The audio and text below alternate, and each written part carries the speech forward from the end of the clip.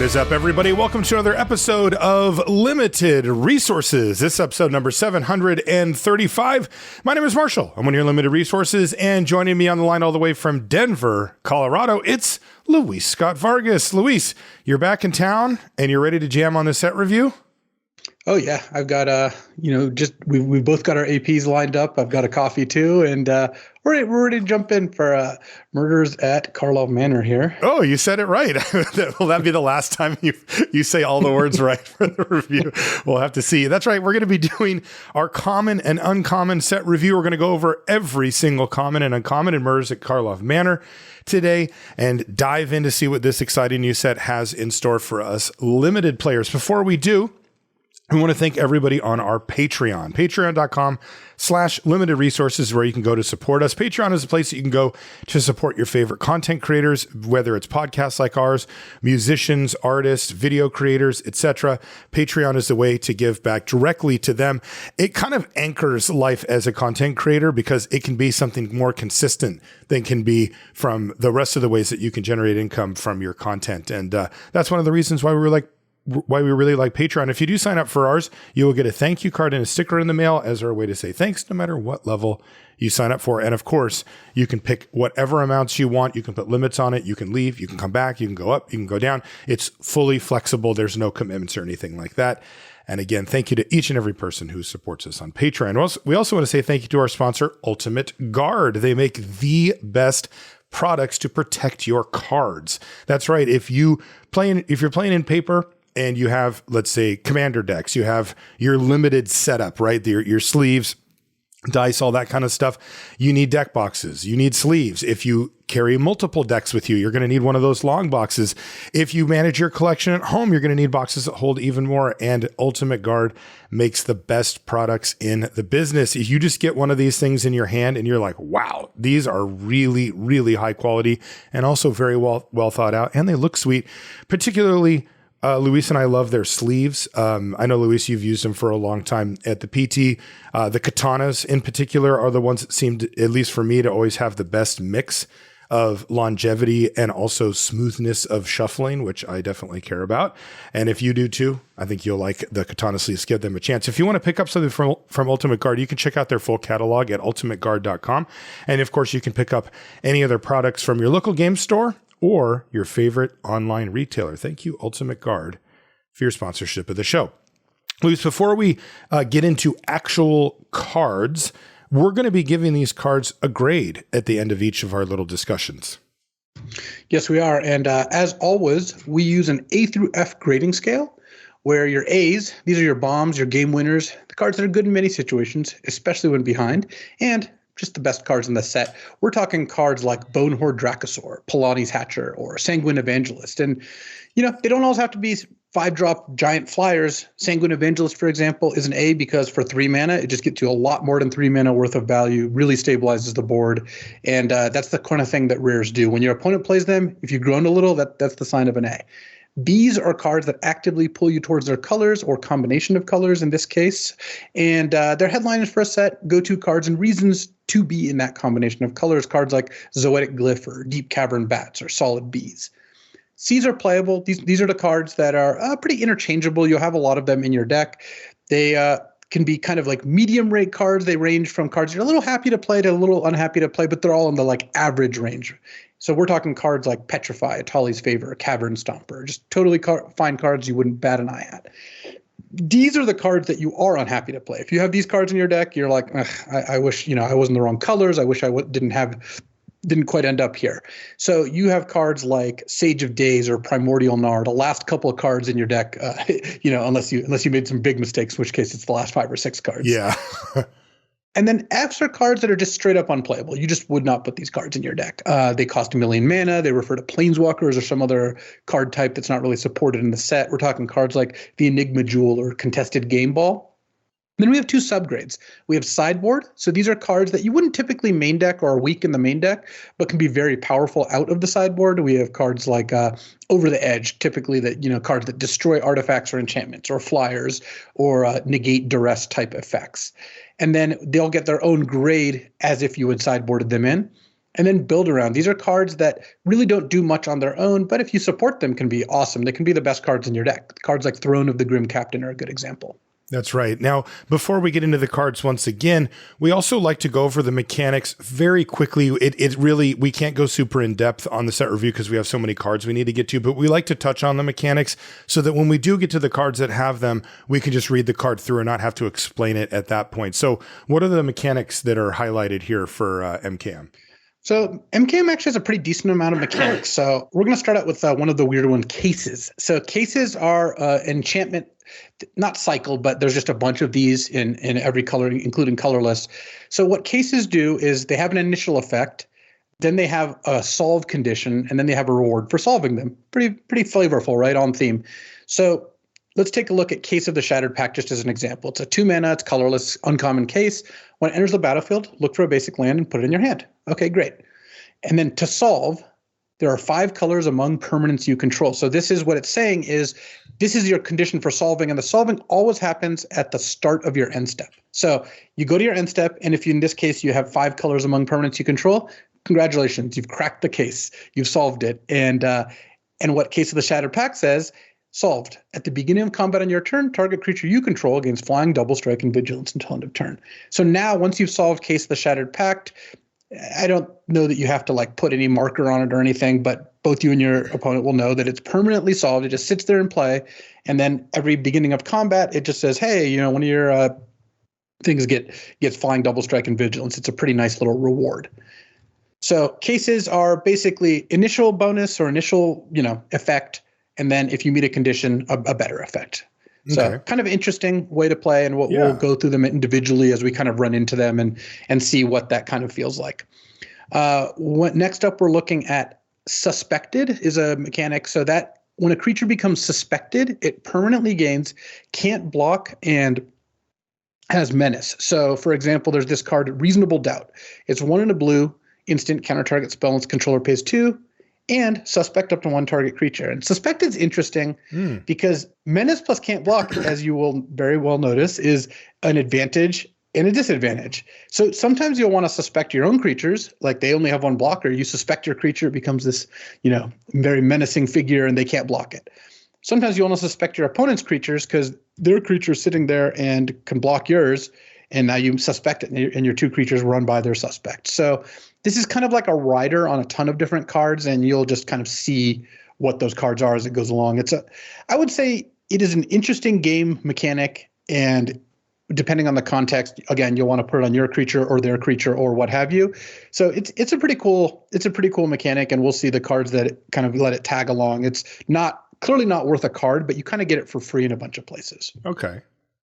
A big one is Disguise, and this is kind of makes me think that putting Khans of Tarkir on Arena was the precursor to this intentionally, because what Disguise is it's Morph, but the face down creature has Ward 2. So basically, it's like, hey, we wanted to do Morph again, but Morph's not good enough. Like putting 3-mana 2/2s in your deck is just not going to cut it anymore. Yeah. So we'll give them a bonus.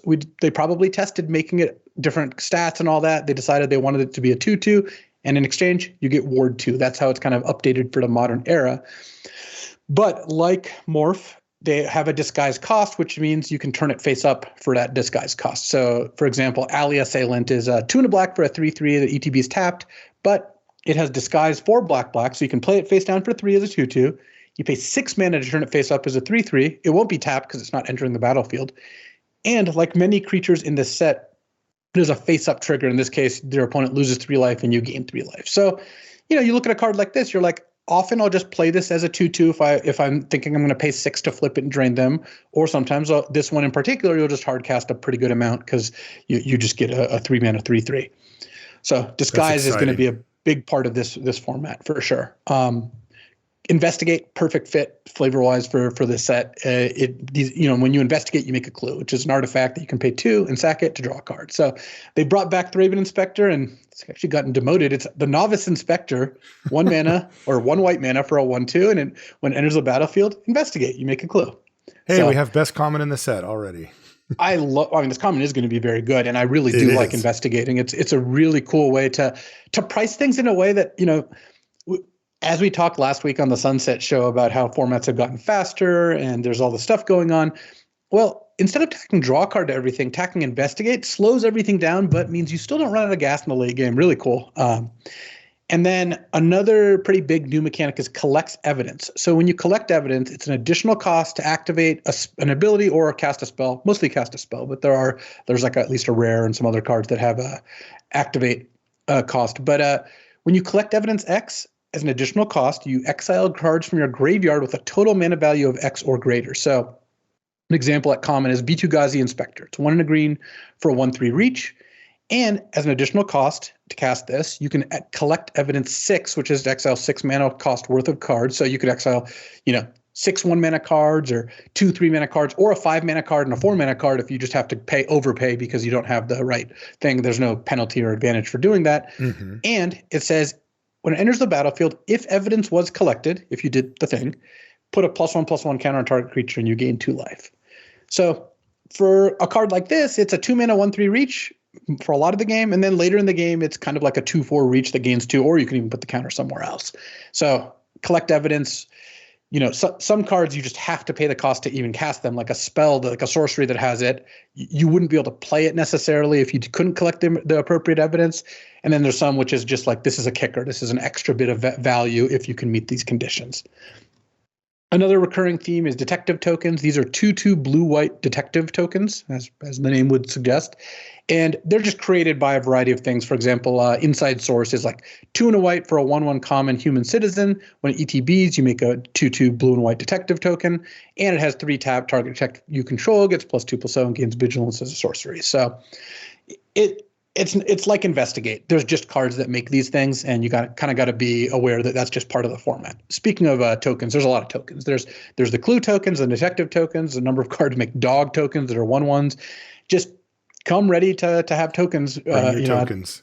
Yeah, and that's been true of Magic for a while. To be honest, this set's not all that unique there. Like when you show up for a Magic tournament now, I highly recommend that you have a lot of correct tokens on you, so to speed up the game, so you don't end up running out of time. There's also split cards, and these are hybrid mana split cards that we've seen in various Ravnica sets. So, for example, Cease and Desist, great name. And I have to rotate my head now. It's one in a green-black hybrid mana instant, exile 2 cards from a single graveyard. Target player gains 2 life and draw a card. Okay, a nice little cycler that messes with the graveyard, can mess with them collective evidence, right? Like, in the dark, you want to hit their graveyard because you don't want them to be able to pay their evidence costs. And then Desist is 4 and 2 green-white hybrid mana. Oh, look at that, Jeff. No, I did it. Oh, that was you? Yeah. It was just so useful. I assumed it was Jeff. Swapped the rotation on that. So 4 and 2 green-white hybrid mana sorcery, destroy all artifacts and enchantments. So you don't get to cast both. You just get to choose one. There's just like they're 2 magic cards, and you can cast one of them. There's no flashing back. There's no fusing them. This is the straight up fire ice split cards from Apocalypse, style of like, you just get your option of which card you want to cast. And they're super flexible because of all the hybrid costs. So for example, you could put this card in a black-red deck and just cast Cease. You could put it in a green-blue deck and cast either half, or you can put it in a green-white deck and cast both halves if you wanted to. Or actually any green deck could just cast both halves. Right. So, but like white-black, for example, a white-black deck could cast both of these halves as well. It's an interesting and very flexible mechanic with, in a lot of cases, a cheaper version and a more expensive version that have different effects that you can kind of see what you need as the game progresses. So kind of a lot of mechanics, but I'm heartened by the look of these mechanics, not knowing how they play. They're not that complicated. Yeah. The cases are probably among the most, but those are on like a card-by-card basis. And I think they look like they play pretty cleanly, part of which because Morph, Investigate, those are both great mechanics. Hybrid, split cards are good. So I'm not seeing anything that's too fiddly or weird, though. Collect evidence is probably going to be harder than most people think to achieve. But if it's often a rider to make a good card better in the late game, that's also a cool mechanic. So I'm excited to get into these cards. These look like a solid set of mechanics. Yeah, me too. These are the type of mechanics that I really like. So let's see how it goes. We'll start off with the gold cards. Normally, there's just a cycle of gold uncommons, 1 per color pair, and we use those as our signposts. In this case, though, there's at least 3 per color pair. So we're going to use those as our mini signposts, and hopefully it'll give us a really good idea of what each of these color pairs is doing. So we'll start off with No More Lies, which is blue-white for an instant. These are not all uncommon. There are two of each color pair are uncommon, and then there's one common from each. This one is uncommon, though, and it says, counter target spell unless its controller pays 3. If that spell is countered this way, exile it instead of putting it into its owner's graveyard. Yeah, this isn't a very themed card, but it's a great card. It's mana leak that even exiles, and anytime you can cast this card reliably in your deck, which is to say, if you're blue-white, you will have this card in your deck. It's not going to be a card that you're going to leave behind. That's right. What do you want to give it? I would give this a C+. Yeah. Like a 2-mana counter is really nice, and being able to just stop. And kind of, it's not unconditional in the sense that it can pay 3, but throughout the most part of the game, this will counter anything, instant, creature, whatever you want. Maybe not a cheap combat trick exactly, but 2 mana is the threshold for counters. The 2 mana counters tend to be pretty good, and the 3 mana counters tend to be a lot weaker. So I like C+ for No More Lies. Yeah. The only question is, can you cast it consistently? Do you have the 2 colors of mana? Yeah. Next is Private Eye, which is funny art. It is 1 white-blue for a 3/3 homunculus detective. It's also uncommon. It says other detectives you control get +1/+1. You mentioned the detective tokens just a minute ago, so there you go. And whenever you draw your second card each turn, target detective can't be blocked this turn. So you end up with a 3-mana 3/3 is already a fine start. Like, I'm not unhappy to have a 3-mana 3/3 sitting in play here. And then if you have other detectives, you're getting a little bonus. The draw your second card theme is one that really is bolstered by investigate if you have a clue. So I kind of like what this does. It doesn't quite justify it by itself if you're not supporting either of the two things. If you have no other detectives and no ways to draw a card, then it's just a Centaur Courser. Obviously, you're not super soaked about that. But the fact is, if you play this and you're rarely getting a benefit of the first part, your other detectives are getting bigger, but you have a bunch of ways to draw extra cards, then I think that this would work out pretty well. I mean, it makes it so at least you can make the Private Eye unblockable, right? Yeah. So it just sits there and cracks in for 3 every time you hit a clue or play a cantrip. That seems fine. Yeah, that seems fine to me too. This card looks solid. It definitely has some build around nature to it. You want other detectives to make this card really awesome. And if you have a deck that can support putting multiple detectives into play, you're looking at a solid B here. If you can't, it's like C+, B- somewhere in that range, a fine card. Yeah, I would say it's probably a C+ card to like initially, and then you could with a little work get it up to B- without too much difficulty. Yeah, and I mean if you're able to really go off, I mean it's easily a B, right? It's a Lord that makes it so that the things can't be blocked. And our last blue-white card is Granite Witness. This one is common. It is 2 blue-white for a 3/2 artifact creature, Gargoyle Detective. It has flying and vigilance. So 4 mana 3/2 flying vigilance.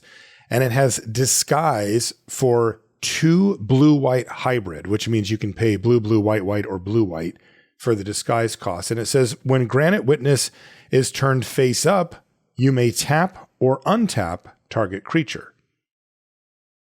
Jeez. Yeah, this card has a lot of things it can do. First of all, 4 mana 3/2 flying vigilance is okay, not like amazing, but given all the rest that's going on, the fact that you could just cast this as a snapping drake with vigilance on turn 4 is nice. And turning it face up to either tap one of their creatures to stop a big attack is nice, or to untap one of your creatures to ambush. Imagine they attack with a 2/2 into your tapped board, and you're like, I'm going to turn this face up and untap my 3/3. And the disguise cost is cheap. Yeah, so it also means you can go like turn 3, disguise this, turn 4, reveal it, attack. You could even do something, and this is a play you will make with this card sometimes, is attack before blockers, flip it and untap it. That way they can't block it. Oh, I guess it has vigilance, so you could just flip it and attack. Either way. Sure. But yeah, you will sometimes just flip this and bash in for 3, and then play another 2-drop on that turn, and you kind of just got a fast start as an attacker. So the overall kind of theme of blue-white here, and note that not all 10 color pairs are represented. It's mostly allied color pairs or maybe it is all 10 actually. Looking at that, they have a lot of gold cards. Sorry. Yeah. The blue-white theme of kind of tempo looks like it is the through line to all three of these cards. And Yeah. when you look at the blue and white cards that are making detectives, that are, have flyers, that are making clues, can also be decent in those kind of decks. Granite Witness fits in pretty nicely to all of that. Yeah, and Granite Witness is a detective itself, which says something. I think, when I look at Private Eye, the card prior there, I think of these detective tokens being made, but like maybe there's just a whole bunch of creatures that just are detectives. And if that's the case, then Private Eye goes up even higher because you're not relying on these tokens. Granite Witness looks fantastic to me. I mean, what a solid common. And remember, whenever you see these hybrid mana symbols like this, if you are just blue-white, they're like colorless. It's just, spend whatever mana you want on that. And that makes it even easier to like pay the disguise costs in this case. Yeah. Great point. And the disguise hybrid slot for these fits into any blue or white deck. Like you can put this in a blue-red deck or a white-black deck and it will perform just fine. I really like Obviously it's at its best in blue-white because that gives you the flexibility of A, hard casting it, and B, flipping it with an easier cost. But I like Granite Witness as C+. I don't have it in the B range, but I think what it does pretty well. It does a bunch of little things, and it's a relatively low investment pick because it can fit into all these different decks. Yeah, one thing to keep in mind with these gold cards as well is that when they do push the gold cards, a set with this many gold cards, the bar does get raised. Granite Witness looks awesome, right? This looks like a really great common, but it's going to be up against other really great commons as well, as we'll find out as we go forward. So next we'll move to blue-black. Our first card is called Fairy Snoop. It's 1 blue-black for a 1/4 Fairy Detective. This is the common of the cycle. It is a 1/4 flying with Disguise 1 and then blue-black hybrid. So 3 mana total. And it says when Fairy Snoop is turned face up, look at the top 2 cards of your library, put one into your hand and the other in your graveyard. Wow. I mean, 3 mana 1/4 flying is a kind of nice little blocker. Like it's going to be hard to get by that. But yeah, getting to get us a kind of like sleight of hand. And when you flip this up is pretty sick, as well as going from 2 toughness to 4 toughness when you undisguise it, when you flip it up. Means that there will be some nice combats or removal spells that work out, in your favor, because that's a pretty decent jump in terms of stats. That's right. Because, that does happen. Remember, you can disguise anytime you want. And a lot of times you'll see 2 disguised, we used to call them morph, 2 disguised creatures double block, and the opponent just has to kind of decide, well, I guess I'll order this one first. And yeah, if they've got a 3-powered creature, your Fairy Snoop can just absorb that hit. But boy, you're getting a 2-for-1 whenever you undisguise this thing. I mean, you're going to have to really convince me to pay 1 blue-black for a 1/4 flyer when I can, I'd much rather invest the mana to get the disguise going if I can. Yeah, I don't think you're going to cast this face up very often. And the fact that it's detective means this is a pretty nice card in a blue-white deck too. Oh, there you go. So you just pay 1 blue and flip it up. Yeah, this is, again, Private Eye makes this thing into a 2/5. At least C+. I guess I would say C+ for Fairy Snoop. I mean, it is somewhat mana intensive. Yeah, I think that we're not going to cut it often. We're going to take it highly, but I think it is a C+. Okay, next is Curious Cadaver. This is 2 blue-black for a 3/1. Wow, another detective. We've got a homunculus, gargoyle, fairy, and now zombie detective all in a row. This one is a 3/1 flyer. This is uncommon. And it says, when you sacrifice a clue, return Curious Cadaver from your graveyard to your hand. Jeez. So it's got stats built to trade. 3/1 flyer is a great blocker. It can block land. It can block, ground. It can block and die every time it blocks because it's a 3/1 while taking out most of the things it fights with, again, at 3/1, which means it's going to end up in your graveyard a lot. That said, paying 2 to sack a clue and then 4 to cast this is not the most efficient loop. So this is a pretty long game effect, but I can imagine you're playing red black. Your opponent cast this on turn 4, and you're just like, oh, I don't have any exile effects. Right. That's going to be a huge problem. You can't ignore a 3/1. It also just attacks you pretty nicely. It does. When you're at 11 and this thing's attacking you, you're just going to spend your removal spell to kill it. What are you going to do? Right. And if they can make a clue, I mean, the key here is that you're getting this back for free. I mean, you don't have to pay extra mana.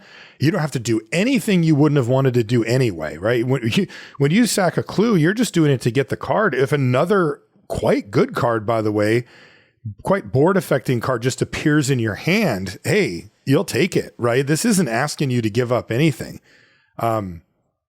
Yeah, I mean, it just feels like if somebody plays Curious Cadaver on turn 4, that's going to be a groan test. Like already you're like, oh man, I don't want to start trading for that and giving into the grind. Like it is just cheap enough that it might be difficult to outrace it.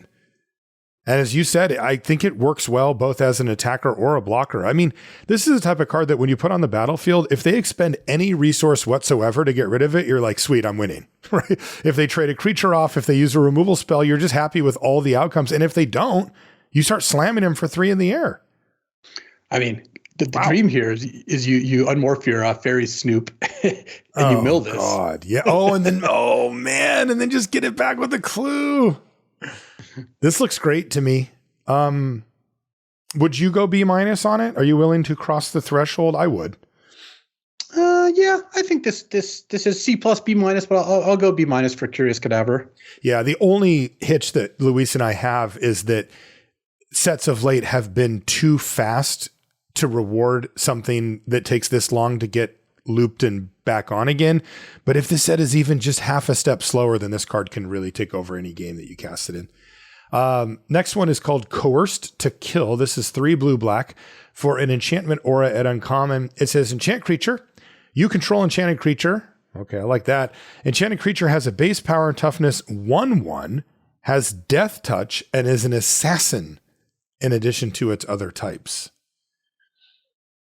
Yeah, this card's awesome. I mean, it does stop you from stealing their 5/5 and just dominating the game with it, but whatever you take is going to trade off because it's got death touch, and it's still a really sick 2-for-1 if you take one of their creatures and trade it for another creature removal spell. That's just a classic 2-for-1. We haven't had such a clean control magic in a while. Yeah, at least a B, if not a B+ for. I would say this is probably a B+, bordering on A-. Look, it's slow, but when they spend 4 mana or 3 mana on a card and you steal it with this 5 mana card, you are still ahead because whatever they're going to use to answer it is going to still take at least a couple mana, and you're getting a 2-for-1. Yeah, and there's some color pairs that this type of thing just decimates. You know, green-red is just like, oh, come on. So B+ ish for Coerced to Kill. That moves us to red-black. Our first one is called Runebrand Juggler, and this is black-red for a 2/2 human shaman. It's uncommon. And when it enters the battlefield, suspect up to 1 target creature you control. And remember, that means that you give it the inability to block, but it also has menace. And this one also has an activated ability, 3 black-red, sacrifice a suspected creature. And for that, target creature gets -5/-5 until end of turn.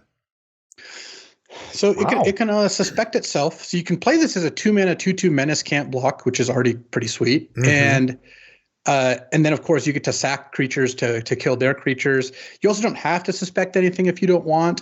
Great early, great late. I mean, this seems very on brand for Rakdos, and I would just give Runebrand Juggler probably a B. I would too. It just looks like an effective card at almost every point in the game. Right. I mean, even just the simple case of like, let's say you curve out 2-drop, 3-drop, 4-drop, and then in the next few turns, you play one of these and just make it so their creature can't block. I mean, it's effectively a 2/2 on your side that's also a removal spell. Like if you're winning a race. I mean, that's a devastating play. So B for Runebrand Juggler. That card looks awesome. Next is Deadly Complication. This is 1 black-red. For a sorcery, this is uncommon as well. And you can choose one or both. Destroy target creature is your first choice, so there's a no-brainer. And then you can also put a +1/+1 counter on target suspected creature you control. You may have it become no longer suspected.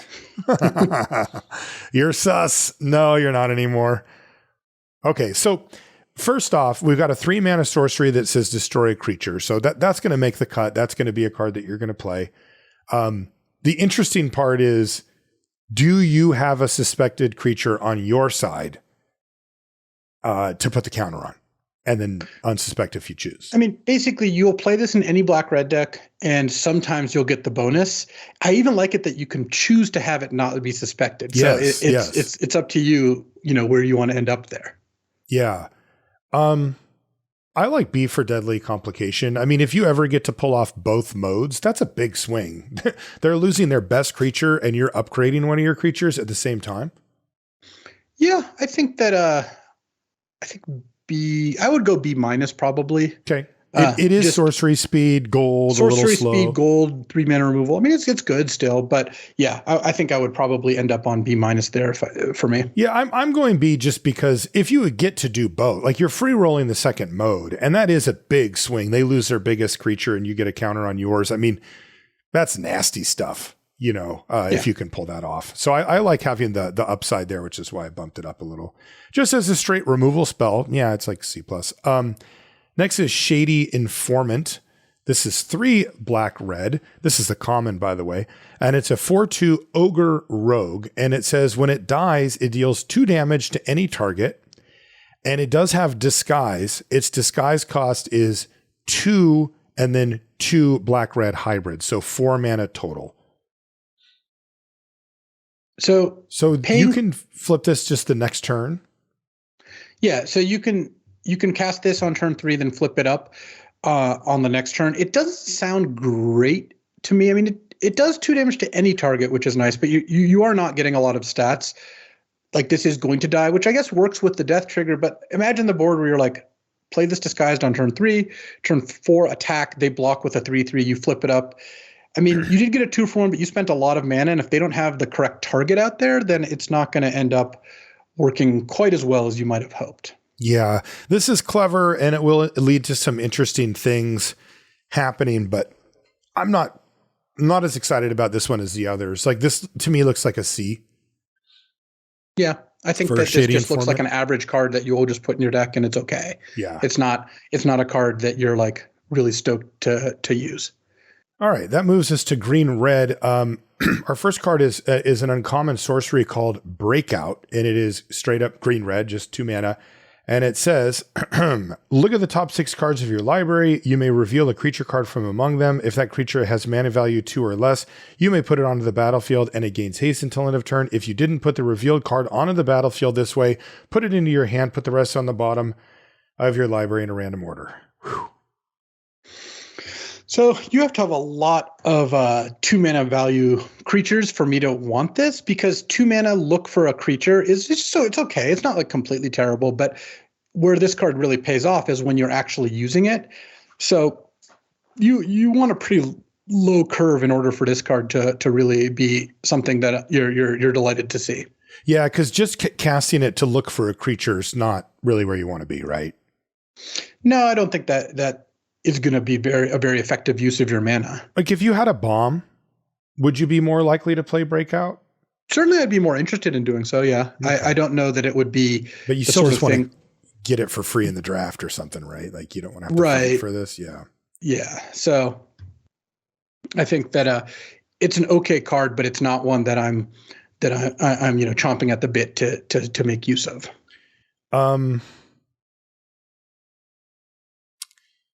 Yeah, I mean, I don't know. It does seem like, if you do hit a 2, you're not down on mana. You get it right away. It even gets haste. You kind of upgrade it. And if not, then, I mean, you're looking at 6 cards and all you need to do is hit a creature to get your card back from Breakout. That's, in any deck that has Breakout, you're going to be a heavy, heavy favorite to do that. Yeah. But how often are you going to want to spend 2 to go get a creature? Almost never. That's just not the way that you're going to want to play, I don't think. No, and I don't really love the consolation prize of, well, you found it. Because the problem is that how often are you really going to want to spend 2 mana to get a 2-drop anyway? Right? Like, that part actually isn't exciting. Normally, you spend 2 mana so that you can set up the next drop, like get a 3 or get something with Disguise or get your best card in your deck, a 5 or a 6 or something like that. So yeah, I don't know. Breakout doesn't seem great to me. I would go like C- D+ on it. Yeah, I think that I think this looks like a card that in some situations you'll be okay playing, but it's like mostly a card you're just not going to be looking for. What about Tin Street Gossip? Look at him just spilling the tea. He's got the tea. It's 2 red green for a 4/4 Viashino Advisor at uncommon. It's got Vigilance, and you can tap it for a red green mana, so 2 mana. Spend this mana only to cast face down spells or to turn creatures face up. So it's a disguise enabler. Like it works nicely with those. And they were very kind to us, and they gave it Vigilance so that you can get it bashing with your 4 mana 4/4 and then start spending the mana either during combat, by the way. That's, declare attacks, it's attacking, and now you can start flipping up disguise creatures or whatever, even after blocks and all that, but also just post-combat. Yeah, I would probably play this in any red-green deck. Like 4 mana 4/4 Vigilance is pretty good. You're going to get value from the Vigilance every game, and sometimes you're going to tap it for mana, and when you do tap it for mana, you're gonna feel pretty good about that. Definitely. Yeah, I like this type of card. I mean, solid stats, it's all upside. There's really nothing to dislike about it, yet nothing blows you away, right? Nothing's like, oh my God, this is amazing.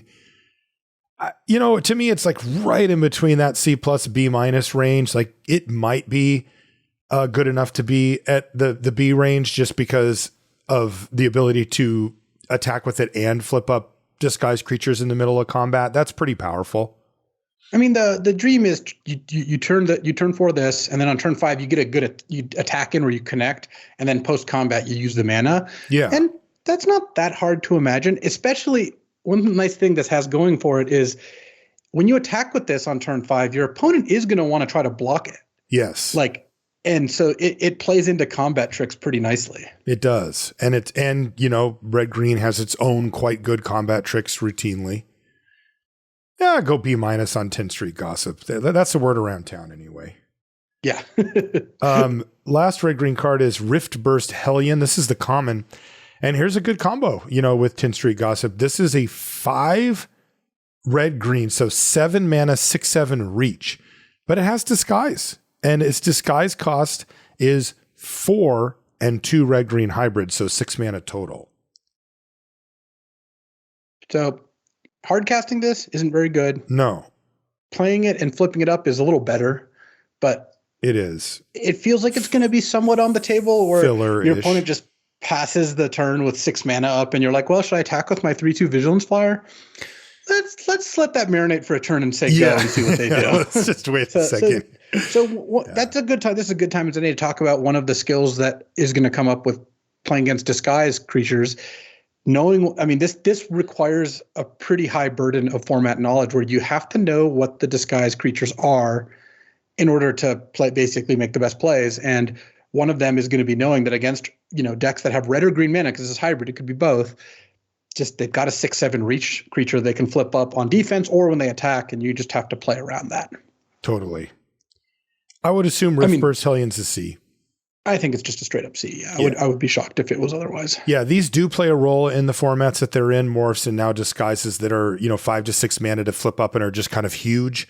They almost always win combat. They fit in with all the other more efficient disguised creatures, and then boom, you just get hit by this thing.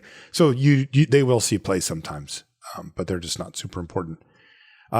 Green-white is next. This is first card's called Sumala Sentry. It's green-white for a 1/3 elf archer at uncommon. It has reach, and it says whenever a face-down permanent you control is turned face up, put a +1/+1 counter on it, and a +1/+1 counter on Sumala Sentry.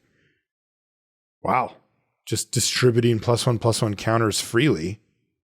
Yeah, this is a pretty nice payoff for running a bunch of disguise creatures, because you get 1 counter on this and it's paid for itself and gotten a counter on the other thing. So when this is in play, all your face down creatures, your opponents are not going to be able to take them lightly. They're going to have to do something about them. Totally. This is a build around. I like tacking reach on it too, by the way. Yeah, that's a nice little addition, I would say. Yeah, it gives you a little bit of time to start getting the mana together, to start putting face down permanents down and then transforming and face up. That's real. Yeah, I would say that this is a straight up build around. Like, you just wouldn't put this in your deck unless the text had value. And it's a pretty decent one, though. This looks like a build around like B+. Yeah. I think the threshold isn't even that high. You just need a couple things. Like you probably need like 3 disguised creatures before this is worth a slot. And at 5 or 6, you're like, yep, this is great. This is actually doing serious. You just need work. one trigger. If you can get one trigger, one trigger's a lot. Yeah. Then that's all we're talking about here. Yeah. So build around B for Sumala Sentry. Oh wow, that artwork is. Yeah, Buried in the Garden is cool. Wow, what is it? I don't want to look at that. That is gnarly. What does it do? It's 2 green white. It's an aura at uncommon. It's an enchant land. So when it enters the battlefield, exile target non-land permanent you control until Buried in the Garden leaves the battlefield. So you bury one of their things in the garden, any non-land permanent. And whenever you tap the land for mana, you add an additional mana of any color. This card's awesome. You take its like essence. Is that what's Oh my God. This is some like back alley disguise shadiness going on here. Buried in the Garden. Buried in the Garden is super cool, and I think that this card is actually awesome. I would actually give this card an A-. Like, and the reason is it kills any non-land permanent, right? Straight up just exiles it. Like, yes, if they kill the land or Buried in the Garden, then they can get it back. But in most game ones, especially, they're just not going to be able to do that. Most decks are not, capable of that. And it's a sick 2-for-1 because now you get a prismatic fixer, like +1 mana. So it's like you spent 4 mana to ramp yourself and kill their best card. That is a really nice combo. Yeah, that card's awesome. All right. 4 mana Oblivion Ring plus Utopia Sprawl. Yeah, I mean, it's even better. Like the Buried in the Garden is just an incredible card. So this is a huge reason to be green-white, and definitely something I'm going to take early and probably splash, depending on what things end up looking like. All right, B+ knocking on A for Buried in the Garden. Next is Crowd Control Warden. This is 3 white-green for a 4/4 Centaur Soldier. This one's common, and it says I should say it has Disguise. So you can disguise it, and it has Disguise for 3 and then 2 green-white hybrid, so 5 mana total. And as it enters a battlefield or is turned face up, put X +1/+1 counters on it, where X is the number of other creatures you control. Wow. Yeah, so going That's pretty a curve wide. topper. It's going to be like a 5 mana 6/6 or 7/7 in the games that are going all right. It's going to be like a 10/10 in the games that have kind of stalled out or going really good. And then the fact that you can disguise and flip it up as a pretty massive disguised creature is pretty sick. This is one of the few creatures that if you're playing against this color pair, and it, by the way, it doesn't have to be the color pair. It's green-white hybrid. So if you're playing against green or white deck, and they're like, it's a stalled board, and they're like, attack you with my stupid disguise creature, you're like, I could die if I don't, like, you're going to have to respect block this thing. This color pair quite a bit. Yeah, it's a sick one. What about a normal curve? Let's say you have a 2-drop, a 4-drop, you played a removal spell somewhere in there, but those 2 creatures are on board, and you're going to play your Crowd Control Warden on 5. It's going to be a 6/6 when it ETBs.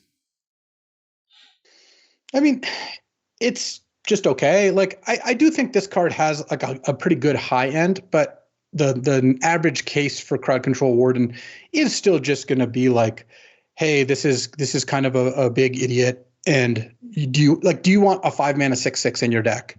Yeah, and that's kind of what I'm asking is like, at what point does it start to impress you? Like a 5 mana 8/8? Not that different from a 6/6. Yeah, I mean it loses to a lot of the same things a 6/6 loses to. So what about a 5 mana 10/10? Yeah, a 5 mana 10/10 is, I mean, the numbers both matter and don't matter. Like, yeah, the difference between an 8/8 and a 10/10 doesn't matter when they have a bounce spell or when they have like a removal spell. Right. Or when they have like a 4/4. If you're a 6/6 or an 8/8 or 10/10, you're beating it either way. But it does kind of matter because of double blocks, because of the fact that, it kills them in 2 hits instead of 3 or 4 hits. I think this is a pretty replaceable card. I feel like you will be able to pick one of these up. Like it's got its shining, moments, and because it has hybrid, like any green or white deck could put it in if it wants to. But this looks like a C to me, which sometimes it'll be a great card, but a lot of the time this is like classic. I'm going to play this on turn 3 and just block their disguised creature when they attack. Yeah. Like I'm not really that invested in this card. Yeah, I agree. I think the days of just rewarding raw power and toughness are mostly behind us. Not that makes this card bad. It's just that it's hard to get super excited about it being just straight up big. That said, it's playable for sure. So C for Crowd Control definitely. Warden. Black-white is next. Soul Search is our first card. It is black-white for a sorcery. It's uncommon. It says target opponent reveals their hand. You choose a non-land card from it. Exile that card. If the card's mana value is 1 or less, create a 1/1 white and black spirit creature token with flying. 1 or less is funny. I guess that maybe for older formats, you can because that's actually do something there. Yeah, But I guess it's a consolation prize. Is that what it is? Yeah. Okay. I mean, this is Castigate from the old original Guild Pact with extra steps, as it were. Like it's got a little bit of extra value going on, and I think it's a fine card if you're white-black. Like 2 mana to get their best card, and then sometimes you get to get a 1/1 out of the deal. Like if you can ever snag a 1-drop, it's probably worth doing it because you still get a card and now you get a 1/1 flying. Yeah. But this looks like a C. I'm not really going to highly prioritize it. Yeah, I'd go C- even on Soul Search. It's a little bit tricky to cast at 2 separate colors. And there's a lot of formats that punish playing cards like this very hard. Next is Sanguine Savior. This is 1 white-black for a 2/1 vampire cleric at common. This one has flying and lifelink. So 3 mana, 2/1 flying lifelink. Already sweet. It also has disguise for 2 black-white hybrid. And it says when it's turned face up, another target creature you control gains lifelink until end of turn.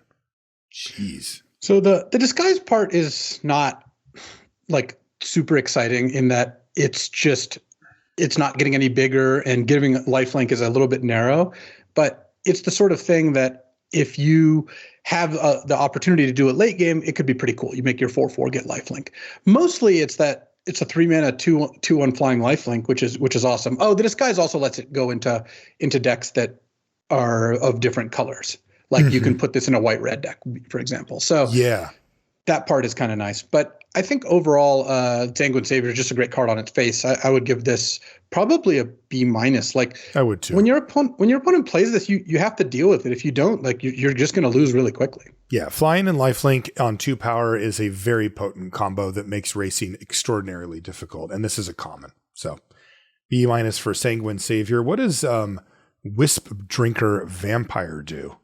So this is 2 white-black for a 2/4 flying vampire rogue at uncommon.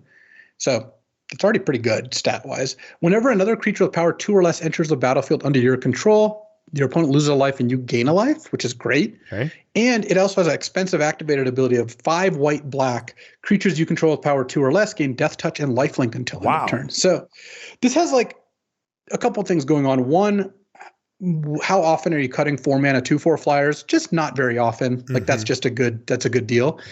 And then the second is how many 2 power creatures can you play, which disguise of course works very nicely with that. This looks like a B+ to me. Like I would just put this into any deck. I would lean towards a lower curve or at least a more disguised creatures because this even makes up for the tempo of casting disguised creatures. Because at this point, casting a 3 mana 2/2 ward you're putting yourself behind. Yes. Like this is again no longer cons or onslaught where creatures kind of were worse and doing that was fine. So I would look at Wisp Drinker Vampire like a really solid payoff for kind of slowing yourself down with disguised creatures and just great in any white-black deck that has a lot of creatures. Like it's not asking much from you. It's asking you to put creatures in your deck. I like the design element of a very defensive statted creature, allowing you to actually buy some time to take advantage of the ETB abilities, plus even maybe work your way up to the 7 mana ability too. I mean, it does it to itself, right? Like worst case, it becomes a 2/4 flying death touch lifelink. Yeah. I mean, dude, like on defense, death touch lifelink is a nice worse combo because you have a couple ways to play this. One is you can just activate this and then attack with your whole squad, and they can't block them because of death touch, and they can't, or at least it's a trade, and then lifelink gains you a bunch of life. And then the other is to just play it defensively if you really need to, though that's obviously not like your first choice. Yeah, I like that card. Wisp Drinker Vampire. Next is blue red. Our first card is Gleaming Gear Drake.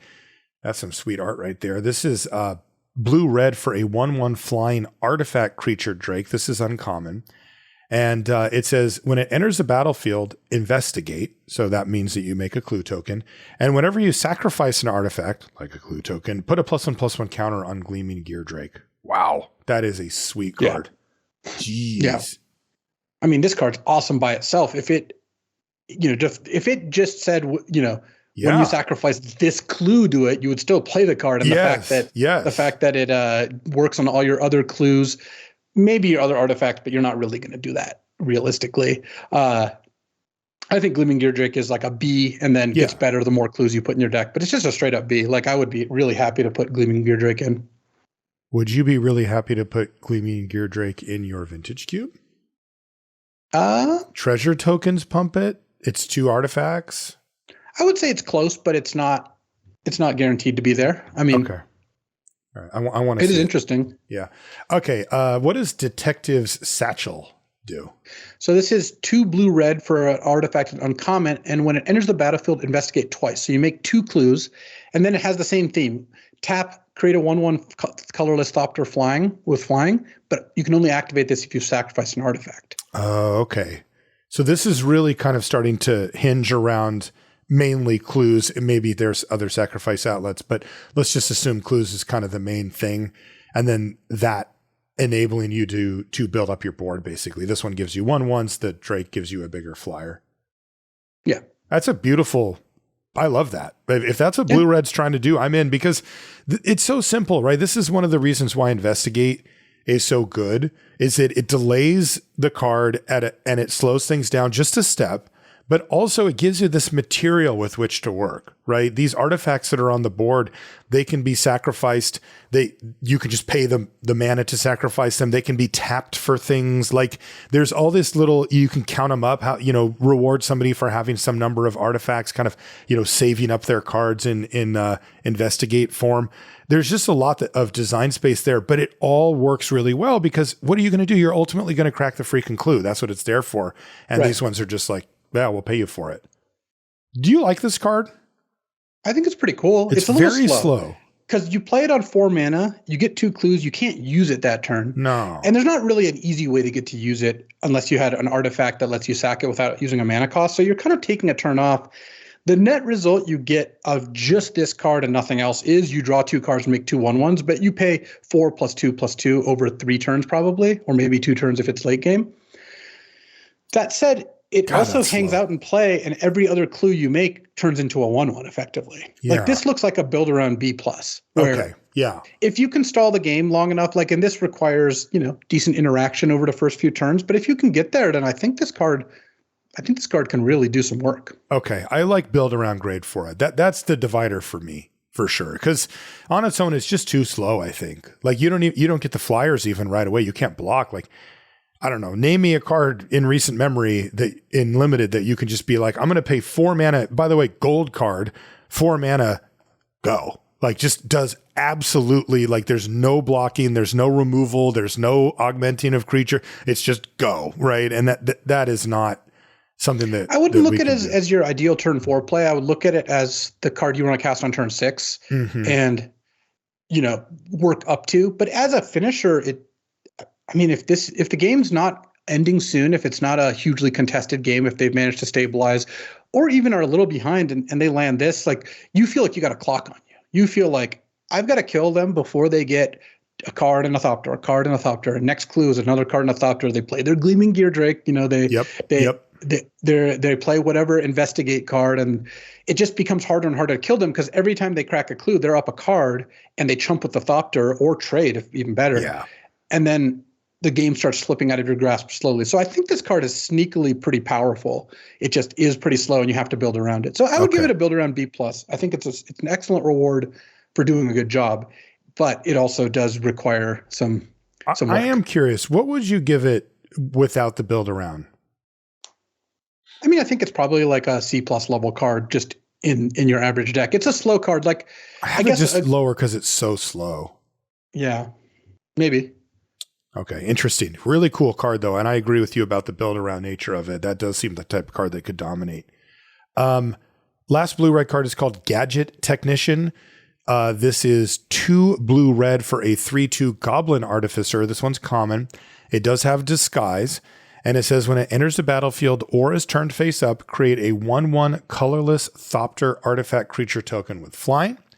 And of course, you may be wondering, what does it cost to disguise? It's cheap. It's 2 blue-red hybrid, just 2 mana. You get a 1/1 flyer. Yeah, that's pretty good. 4 mana for a 3/2 plus a Thopter is pretty good. And then just flipping it up at some point could also be pretty sick. This is excellent. Yeah. I mean, because there's kind of 2 types of disguise creatures, right? There's ones that you are really happy to just pay the mana for them and not worry about disguise. Like you do that as kind of a backup plan when you don't have another 3-drop or whatever. And then there's ones like this, which are either way is fine. If you just get to turn 4 and you draw it, you play it, you make a 3/2 and a 1/1 and a 1/1 flyer and you're happy. But if you don't have anything to do on 3, you just play this, and then on turn 4, you can disguise it and play a 2-drop on the same turn. And those are the types of turns that really get you ahead early in a game. Yeah, great card. This is a pushed one for sure. I like C+ for Gadget Technician. Yeah, I think C+ is great. This card, the way I look at this card is if you draw this in your opening hand and you have no 3-drop, you'll just morph it or disguise it. Mm-hmm. Otherwise, it's a little more efficient to play it on 4. And disguise means it's pretty flexible because, again, any color pair that has blue or red is pretty happy with it. I will note that this one loses a fair amount of its value when you can't cast it face up. Like this in a blue-white deck is a bit less exciting because the efficiency of spending it on 4 is really nice. Yeah, it is. And you do need to get in that case to double blue, which every once in a while is going to come and bite you. Okay, here is green-black, and our first card is Insidious Roots. And look at the artwork for this, Luis. They really let the artist kind of do something crazy here. I like that. No, this one looks cool. That doesn't fit the normal, vibe, which is really cool. Anyway, it's black-green for an enchantment. It's uncommon, and it says creature tokens you control have tap, add 1 mana of any color, and whenever 1 or more creature cards leave your graveyard, create a 0/1 green plant creature token, then put a +1/+1 counter on each plant you control. How am I getting cards out of my graveyard? Yeah, but I mean, I kind of want to do it. Yeah, I don't really know exactly what this card is trying to do, but I think it's a pretty sweet card. Like, I mean, you can get it out of your graveyard with collecting evidence. That's like the number one like inset synergy, right? It's just like, well, let's spend some time collecting some evidence. And number 2 is like raise deads, that sort of thing. Mm-hmm.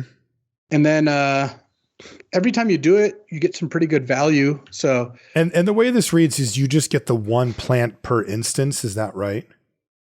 So yes, if you collect evidence and exile 15 cards, you get 1 card. Okay. Like that's not you get 1 plant. Okay. Yeah. It also says all creature tokens. So if you have a bunch of detectives or dogs or whatnot, it actually would work too. Yeah. Okay. I can't imagine playing this card though. It feels like it's got a lot of setup costs because like look at collecting evidence as kind of a theme. So in order to make this work with collecting evidence, you have to A, have a card that says collect evidence, B, have cards in your graveyard that are creatures specifically, that you can exile to pay for that, and C, have Insidious Roots in play. Like this is not a short plan. No. Big setup cost, definitely build around. I mean, I'm going to do it. It's just going to be week 4. It's not going to be. Yeah, this is one that like clearly has high potential. If you trigger this twice and you have like a 1/2 and a 2/3, both of which tap for mana with the promise of more, like that's obviously good. It's this looks like a level 5 build around advanced drafters only. I don't even really have a good concept of it. If I had to give it a snap grade right now, which that's literally what we're doing. We're giving things grades. It's an F. It's closer to an F than a C. Yeah. I could see this settling into like the very rare class of build around D, but when you get there, it's like a B+. Yeah. And that's, I actually like having cards like that in the set. Me too. I think it's awesome. It adds a lot of depth for just maybe 1 slot. But you do have to realize that like day 1 taking this card is likely not going to be too profitable. Yeah. The other thing, the one downside to it is that since it's not a rare, this is one of Black Green's The one downside. One of the downsides is that, this is an uncommon that black green gets, and black green has had a hard time finding its roots, as it were. And we never really it always has to do something vaguely with the graveyard. And this one is exactly like that. But the problem with it is that it just isn't clearly a powerful payoff. There may be something that you can build around to make it work, but this is kind of another one of those. And if it is where we think, which is very narrow, let's call it, well, then, this is a slot that's kind of not going to be used to make black green viable, which I would like to see. Next is Crawl Whipcracker. This is the same cost, actually. It's black green. This one's a 3/2 insect assassin at uncommon, and it has reach. And when it enters the battlefield, you destroy target token an opponent controls. Yeah, so 2 mana 3/2 reach is like something I'm not too unhappy to play to begin with, and then every now and then you'll get to kill a token. They play their Thraben Inspector, and you get to smash their clue. Like, that's awesome. I think that Crawl Whipcracker, yeah, I think this one looks pretty legit to me. Like, I think that you would have to have a reason not to want to run this, and any black green deck will be pretty happy to do so.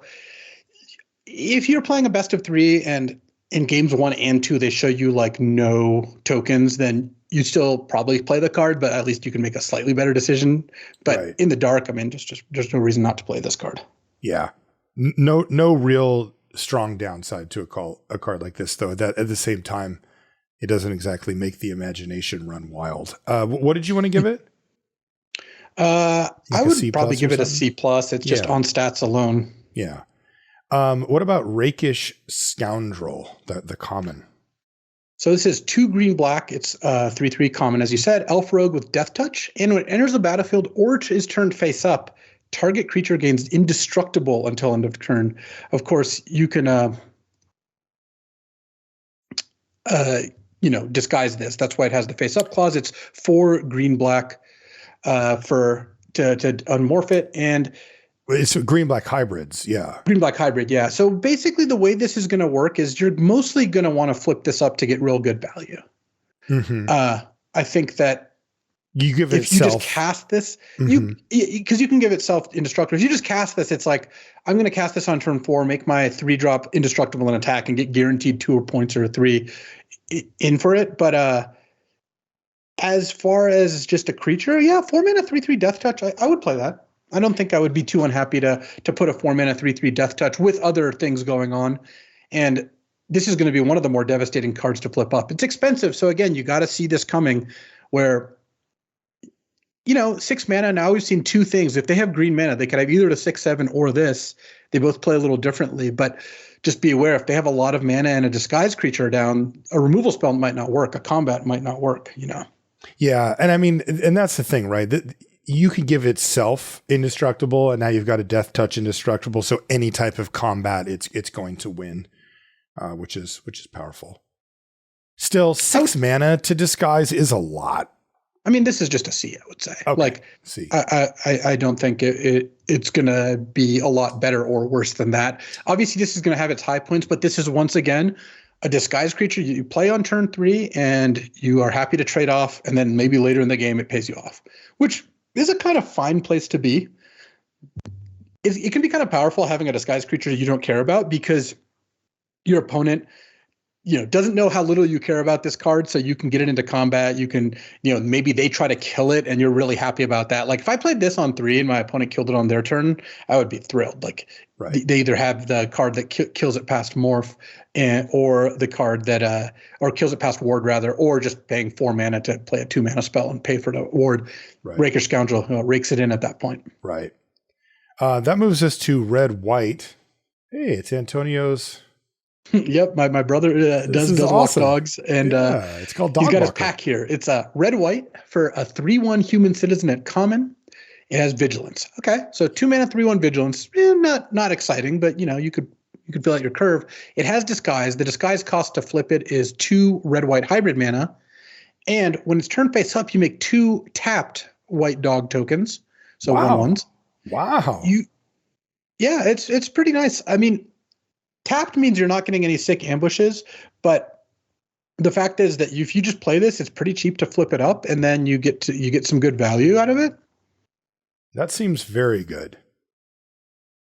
Wow. This is one, by the way, that does not say when it ETBs or is turned face up. This is just Dogwalker is turned face up. So yes, it's not 2 mana for a 3/1 vigilance plus 2/1/1s. Right. They figured that out. Just to be clear, especially at common. but boy, I mean, I think that, there are times when it's just turn 2 and you don't have another play and you're like, okay, fine, I'll just play this thing. But man, you're going to be looking to disguise this like as often as possible. Right. I mean, that's really where this card shines, because honestly, a 3/1 vigilance is just okay on turn 2. I mean, it trades for effectively any creature your opponent has. That's not that impressive. Right. But, getting 2/1/1s left over is very impressive. Yeah, I think that this is one that if you have to play it on turn 2, you're a little unhappy. And if you have to trade it off while disguised, you're also not that thrilled. Right. What do you want to give it? I'll get a C+. Yeah. I think it's a good card. I don't think it's a busted card, but it's one I'm always happy to play, and I'll play in any of the color pairs that have joined this thing. What's this next card? I've never seen this one before. A throwback here. Lightning Helix, red white for an instant at uncommon, deals 3 damage to any target, and you gain 3 life.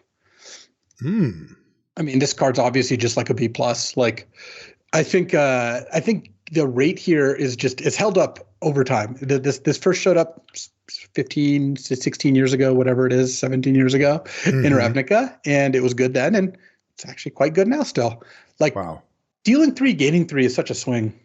That is, yeah. I'm still struggling with how long ago Lightning Helix first came out. But you don't want to think about that. No. So BB plus for Lightning Helix. What about Meddling Youths?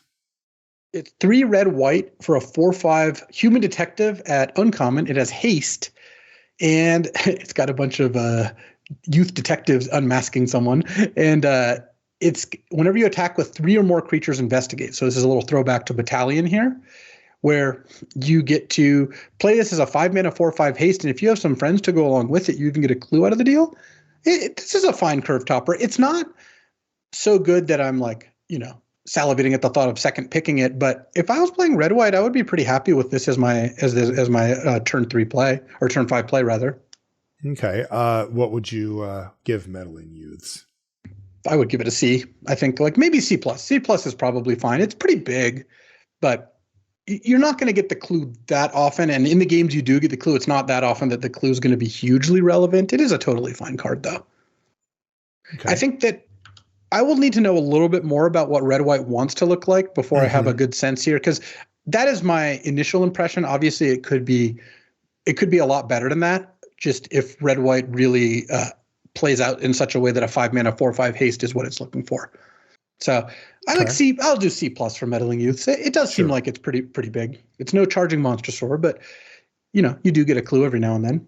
All right, this moves us to blue green. The much maligned blue green is going to be a banger this time, I can tell. All right, here it is. This is our first crack at it is Evidence Examiner. This is blue green for a 2/2 merfolk detective. This one's uncommon.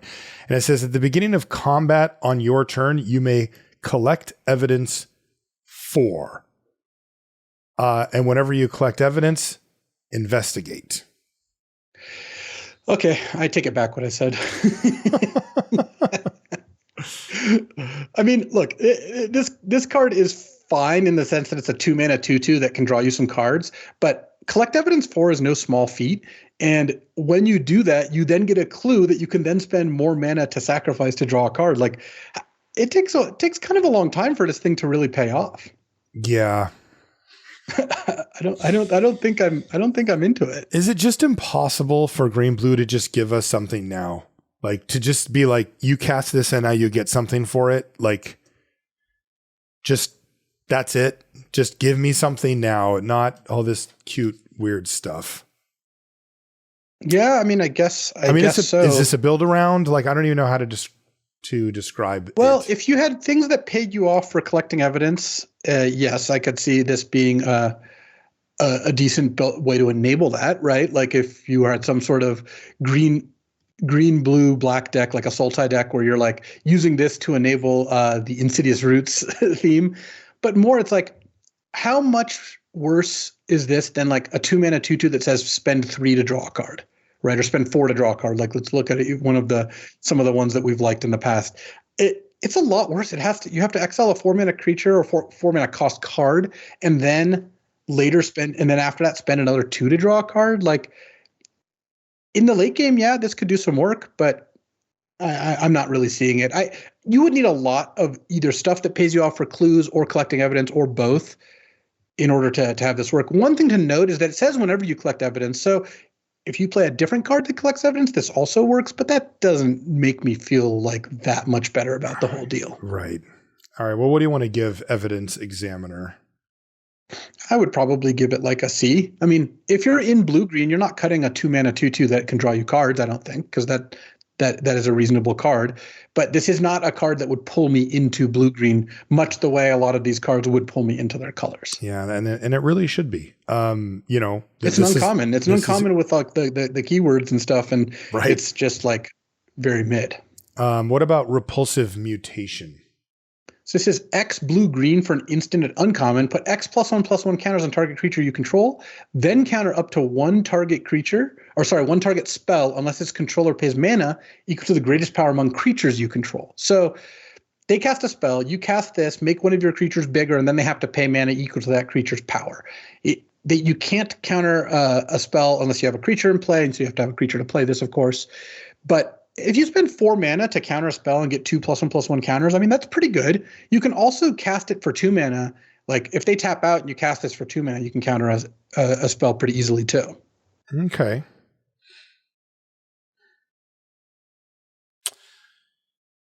Man, RIP blue-green, I guess. I mean, this card looks like kind of okay, but that's about it, right? I mean, this isn't something exciting. This isn't some like consistently awesome, powerful card or whatever. No, it really is not. I think that is this fine to just not even bother with countering things?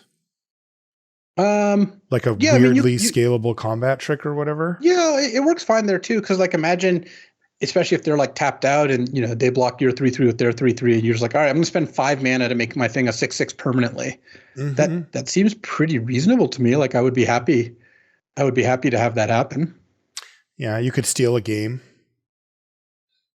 Yeah. Maybe it's slightly better in a world of disguise because like half your creatures have ward 2. So you can kind of feel safe. Like, okay, I can actually get this Repulsive Mutation. Yeah, the ward helps nicely since it means the Repulsive Mutation is likely to land. But I don't really know. I just feel like I'm trying too hard. You know what I mean? I'm like, well, what about this? Like yeah. The good cards, you don't have to try. They're just like, you resolve them and they're awesome. Still, I mean, this does have an upside, right? Of like, there's situations where, it can be kind of a 2-for-1, right? You buff up a creature really big and you get a counter out of it. I mean, the dream is pretty good. Like, if you counter a spell and get a bunch of value from it, like you're gonna feel pretty good about that. But it requires a good amount to have that happen. Like, it's not a freebie to have that happen. So what do you think? I think Repulsive Mutation looks like a C+. Yeah, like, it does to me too. I mean, you're going to put this card into your deck, and you're going to feel fine. And if you're ever blue-green, it's not going to save blue-green. It's not going to be one of your best cards. But I would not like to hear that my opponent had this card.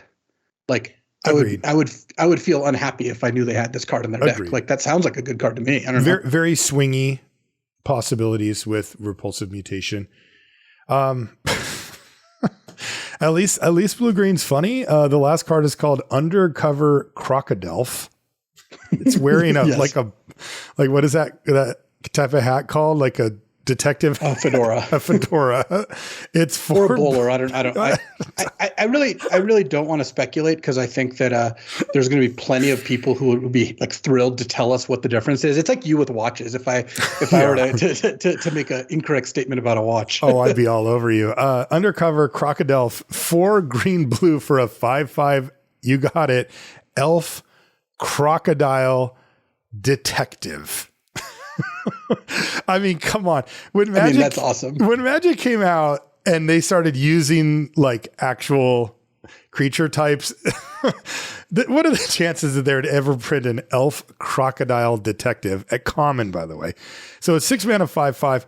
It, as you may imagine, when they make 1,500, new cards a year, more than that. I mean, however many new cards they make a year, thousands and thousands of new cards. Like the infinite monkeys on typewriters theory does lend itself to this. But here we have it, an elf crocodile detective. Is this AI? Like, just give me anything we haven't used yet, AI. And it's like, how about elf crocodile detective? They don't use AI to make their cards, just their art. And this that's a joke, by the way. Don't kill me. Yeah. Sorry. This one's 6 mana, 5/5 with disguise, cost of 3 and 2 blue-green hybrid. And it has an ability, whenever it deals combat damage to a player, investigate. So look, this is another one of the filler disguise creatures. It's a C. I can tell you that right away.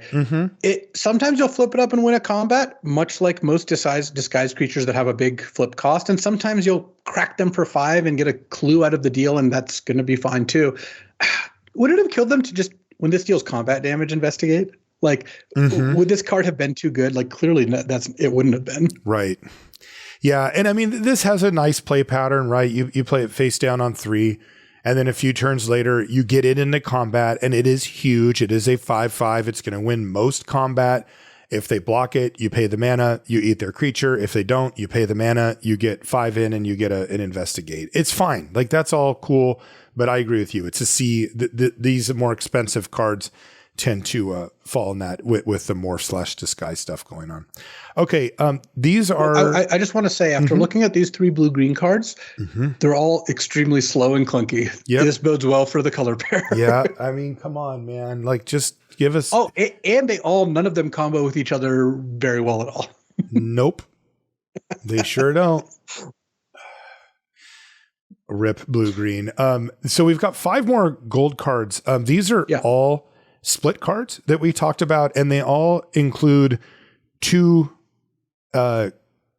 friendly colors against, or in this case, with 1 enemy color. So the first one is push pull, or push and pull. And that is, and by the way, they're all hybrid. So this gets a little bit weird, but push is 1 and a black-white hybrid. And then just to show you how these are templated, pull is 4 and 2 black-red hybrid. So the color that these share are black. So if you are playing black, you can play both sides, either side, I should say, push or pull, assuming that you have, the 2 black mana. If you're only playing red, you could put pull in your deck. If you're only playing white, you could put push in your deck. And then there's a few combinations like red, white, where you could play one or the other, but not both. And of course, you can never actually play both. I just mean have the option on both.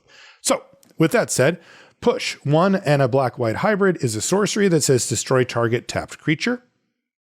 Let's just take that as a card individually. These are uncommon, by the way. Yeah, I would say that that's a card I wouldn't cut very often. I mean, destroy target tapped creature is okay. Like, sorcery is a little tough, but yeah, it's the sort of thing where if you get to a spot where you can cast this on an efficient turn, then you're pretty happy with the exchange. Whether you would be happy to put this card in your deck, I mean, yeah, you would play in a defensive deck. It's not wonderful, but it's playable. Like, if you can on turn 6 kill their 4 or 5 drop that hit you or made you chump once, and that's not ideal, but then you also get to play your 3 or 4 drop on the same turn. Like, you're doing okay there. Okay. And then pull is 4 and 2 black-red hybrids. So 4 black-black, 4 red-red, or 4 red-black for a sorcery that says put up to 2 target creature cards from a single graveyard onto the battlefield under your control. They gain haste until end of turn, sacrifice them at the beginning of the next end step. I mean, this hits pretty hard. It does. You get 2? And you unfortunately don't get 2 from like two different graveyards. Yeah. Like, so you can't just get the whole, the best of all of them or whatever. But it seems okay. This is kind of the sweet spot, I think, for these split cards, right? They can't make them both awesome, right? Because you are getting this, if you're in the right colors, you're getting this flexibility of choosing one or the other. But these are both pretty strong. Yeah. Very different. They both do lend themselves to long games. Mm-hmm. Like they're both a little better for long games than they are for short ones, it would seem like. Let's say you're base black. Are you cutting push and pull? No, I don't think so. I don't think it would be like a card I would be, super stoked to slam early, but it's a fine, like when the game goes long, this does a bunch of different powerful things. Like that seems okay to me. Yeah. One thing I like about pull in this particular format are disguise cards, because a lot of times those get played for 3 and just end up trading off with each other or something else. But they can be 6 mana cards that somehow made it into your graveyard. Normally, yeah. I mean, there's a limit on those. Crocodile into play or something, right? Right. From your opponent's graveyard, because like a lot of these things are going to happen. Mm-hmm. If you're attacking black for 10 and maybe getting a trigger off one of them, yeah, that's pretty good. And you will do that more often here than normal. I guess the thing I like most about push pull is it's a bad removal spell plus a bad finisher, but removal spell finisher split card is like the dream. That is very good. A 1 mana spell or 2 mana spell and a 6 mana spell combined. That's just nice. It's nice to start with. The effects are a little on the weak side. I don't think you'd be super thrilled to put this card in your deck otherwise, but yeah, no, it seems fine to me. Okay. What do you want to give push and pull? I'm going to give it like a C-. Like that's I'm just what I was not thinking that too. I like flexibility, but not that much. So C- for push and pull. Next one is Hustle and Bustle. So Hustle is a blue-red hybrid instant. So you can pay either blue or red. That's it. And it says target creature attacks or blocks this turn of Fable. And Bustle is 4 and 2 green-red hybrid for a sorcery that says creatures you control get +2/+2 and gain trample until end of turn. You may turn a creature you control face up. Oh my God. Bustle comes out of nowhere, which makes sense because Hustle is kind of weak. Yeah, Hustle sucks, but Bustle's like a game ender. Yeah, no, Bustle. I mean, flipping up one of your idiots, you're like 6/7 reach Hellion, and then attacking for 14 points of trample with all your creatures together. The question is how much do you want Bustle in your deck? Yeah, I got that's really going to be it, because Hustle will sometimes happen. Like imagine you have a good statted creature on like turn 2 and they play like a 1/2 or something. They play the Thraben Inspector, but you don't really want to spend a card to do that. I don't know. You can. Basically, my point is you can use Hustle to trade for one of their cards in the early game sometimes at reasonable rates. Like if you have a 2/3 out and they play a disguise creature, but then I guess you have to pay the horde. All right, well, I'm not really that high on Hustle, but Bustle seems like it could be a good finisher. Yeah, Bustle seems really annoying as a finisher, but we do not put a high premium on cards that are only there to help you finish the game, right? They do not help you come back very often. That said, it is powerful. It'll break open a stalemate, no problem. Yeah. I think it's similar to push and pull as far as rating goes, though. It's in that C- range. Yeah, I would say so. Like, if you need this kind of effect and you haven't picked one up, I guess I would take this, but I wouldn't really prioritize this very much. I think so too. And we haven't had a format in a long time that lends itself to a bunch of stalemates where those type of cards really shine. Next is Cease and Desist. So Cease is 1 and a black-green hybrid. This is one we talked about at the onset of the show. It's an instant. It says exile up to 2 target cards from a single graveyard. Target player gains 2 life and draws a card. Target player. Okay, sure. That's actually good templating, because if I cast this targeting your 2 cards and you're like, in response, collect evidence, exile them both, you don't get to draw a card. That would be undesirable. I see. Okay. Yay. And then Desist is 4 and 2 green-white hybrid. So 6 mana total for a sorcery that says destroy all artifacts and enchantments. I mean, this is sideboard split card, right?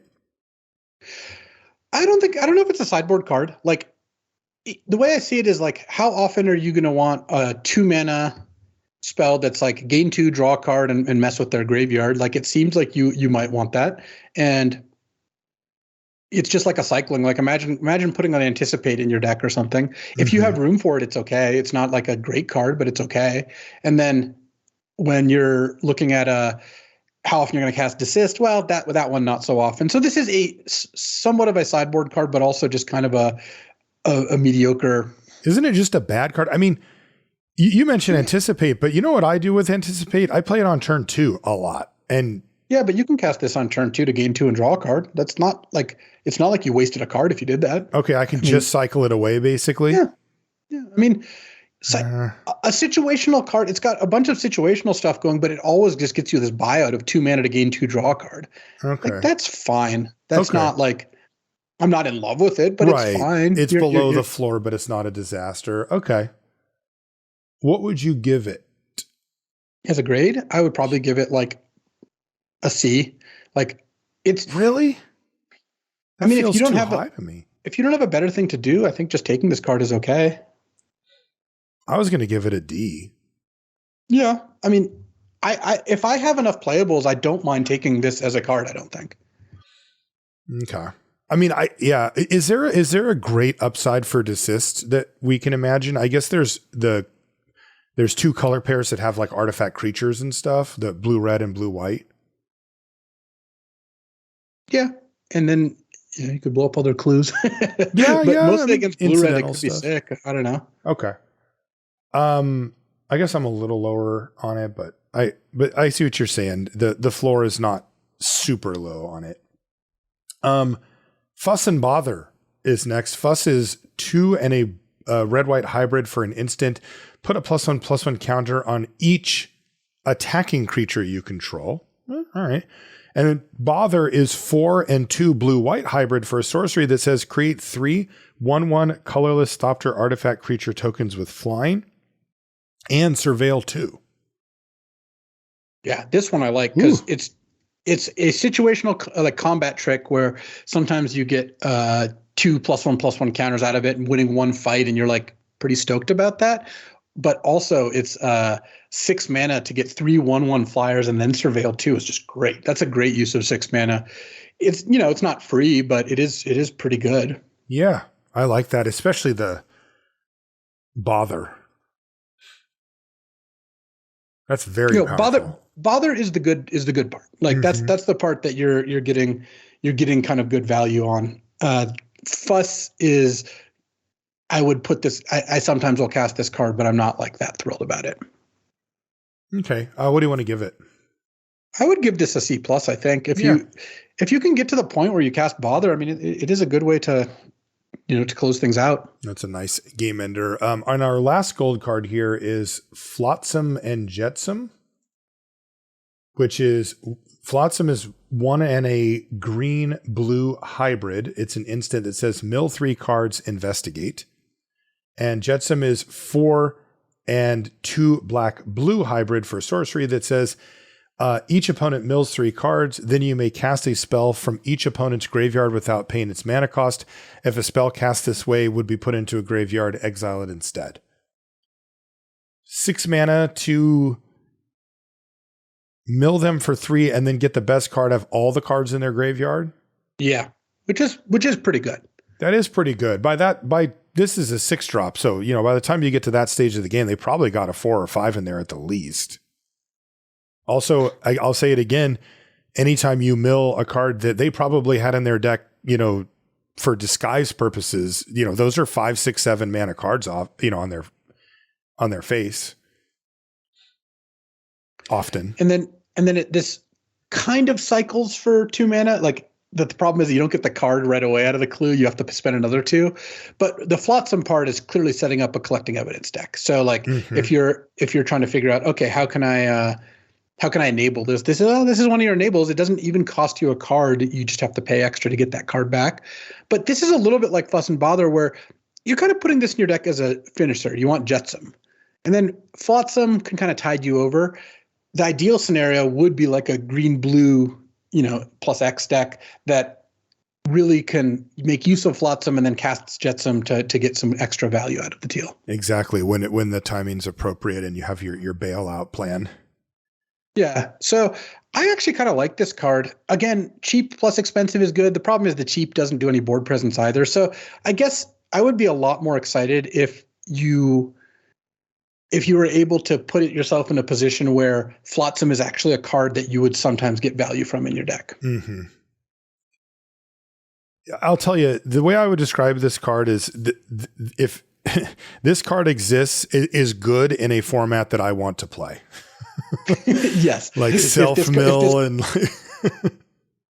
if this card is if this card is the kind of card that you want to use, then you'll be pretty happy. I'm first in line. But I'm skeptical. I would give it like a C. Because in a slow format, it creeps up into the C plus B minus range, and in a fast format, it bottoms out pretty quickly into the D minus range. But we have a disguise / morph format, which, those are generally not fast. So we have a handhold there for that. What do you want to give it? I mean, I would give it probably like a D, but I could see some decks wanting to use it. Okay. If control decks are good enough that Jetsam is just an actual card, then this goes up to like a C. But yeah, it's not a card I'm chomping at the bit to get to use. Okay, we're going to start with blue, and our first blue card is Behind the Mask, which is blue for an instant at common. As an additional cost to cast this spell, you may collect evidence 6 until end of turn. Target artifact or creature becomes an artifact creature with base power and toughness 4/3. If evidence was collected, its base power and toughness, it has base power and toughness 1/1 until end of turn instead. So they kind of combine two different types of cards here, Luis, like one that shrinks down a creature or one that ostensibly buffs it up a little bit, and you can kind of choose where you want to go with that. Yeah. So this is a weird card. So you can cast this as like a Relic's Roar, right, from the last set, where you're like, it's straight up actually just an artifact or creature, like a Clue, for example, becomes a 4/3. Yep. Or later in the game, you can collect evidence 6, which is on the high side. Like that's not free. And if you do, it's a combat trick that shrinks their thing to a 1/1. Looks kind of bad to me. This is kind of two bad tastes that taste bad together. Yes, that is a good way to put it. It doesn't look like either of these is a card I'm that excited about. If it was always both, I would be a lot more amenable, but it's just not. Right. I like D for Behind the Mask. Until proven otherwise kind of card for me. Yeah, I think that's true. I would give it a D as well. I mean, I could see it being a good sideboard card. Me too. These cards occasionally will sneak up and be okay, but I got to see it. Next is Candlestick. This is blue for an artifact Clue equipment at Uncommon. I love it. There's a variety of household type objects that really get their beatdowns on in this set. I think it's very cool. Are they going for the Clue, the game? Yeah, they're doing a whole Clue promotion thing with the Candlestick. Okay. Yeah. This is a Clue equipment, and it says equipped creature gets +1/+1 and has whenever this creature attacks, surveil 2. The equip cost is 2, but given that it is a Clue equipment, you can pay 2 mana and sacrifice Candlestick to draw a card. It's kind of like when we see food attached to things, which that's also a thing here. So I guess the fact that we can bail on this and just have it be like an artifact that we can sack as a Clue at any point really does give us a nice off ramp, to what is otherwise a kind of a conditional equipment. Yeah, I mean, it's a kind of weak equipment, but you can cycle it. I don't know that I really like that. Overall, this looks to be just a bit too anemic for me. You don't really want to equip with it. It doesn't really do that much for you. But then also, once you do that, once it's not being useful, spending 2 to sacrifice and draw a card is also just not a very good rate card. Yeah. Yeah. I mean, this looks like a D to me. For Candlestick. It's a cool design. It's cool, though. I give them props. All right. This is our first case. It's Case of the Filched Falcon. This is blue for an enchantment case at Uncommon. And it says, when this case enters the battlefield, investigate. So you get a Clue token. And then it says to solve, you control 3 or more artifacts. So again, at the beginning of your end step, if you have 3 or more artifacts, this thing becomes solved. And solved says 2 and a blue, sacrifice this case, put 4 +1/+1 counters on target non-creature artifact. It becomes a 0/0 bird creature token with flying in addition to its other types. And of course, the clue token is kind of your go-to. Yeah, so what this is asking you to do is make a bunch of clues and then not sacrifice them at least until this thing flips, at which point you can spend another 3 to make your clue a 4/4 flyer. Yeah. I mean, look, up front, you get one mana to get a clue. So Yep. like this gets you a card back pretty easily. The one thing that's a little annoying is you can't get that card out of it if you want if you want to solve the case. That's like, right. You can't sacrifice all your clues if you want to solve the case. That's obvious. Everyone can tell you that. That's right. Yeah, makes sense. Yeah, so the gameplay is interesting with it. It does force you to choose kind of early. If you play Case of the Filched Falcon on turn 1 and you are looking to do the solved thing, then you leave the clue sitting there and you continue to build your board, and you're already a third of the way there. And if you don't have anything to do on turn 2, you're probably just going to sack the clue because you can't really afford to just sit there and do nothing. Yeah. Low floor or high floor, I should say, on this, right? I mean, it's a 1-drop that gets you your card back and gets a little material on the board. Yeah. And it has a relevant side quest here too. This card's pretty cool. I think I would be reasonably happy to put this into like a blue-red deck where, or any deck that's making other clues, because I think it gives you some pretty decent value overall. Okay. Yeah. I mean, C for Case of the Filched Falcon. Yeah. C plus maybe? I mean, I think it's like a build around B, but like closer to a C, where it doesn't cost you a whole lot to spec on this thing early. Yeah. Next is Curious Inquiry. This is blue for an enchantment or an uncommon. It's an enchant creature. The creature gets +1/+1 and has, whenever this creature deals combat damage to a player, investigate. This is the same long line in a lineage of curiosities that are all okay, but they're really just never great. No, this one does give +1/+1. It like, I mean, the way that people always talk themselves into this, and I want to know if this holds up under scrutiny, is I can wait for an opening, play it, get in once, get my card back. In this case, it's an investigate rather than a card directly in the hand, but still you're getting a card back. And then, okay, fine. If you kill my creature, at least I'm not down a card. Does that hold up? Yeah. I mean, that is legit. Like you are getting your card back, but often you're just going to have this in a spot where you can't really, you connect and then the card becomes, I think, quite poor. Yes, that is, of course, the huge downside to cards like this. Yeah. And I think overall that means that this is just not a card you're going to be that interested in playing.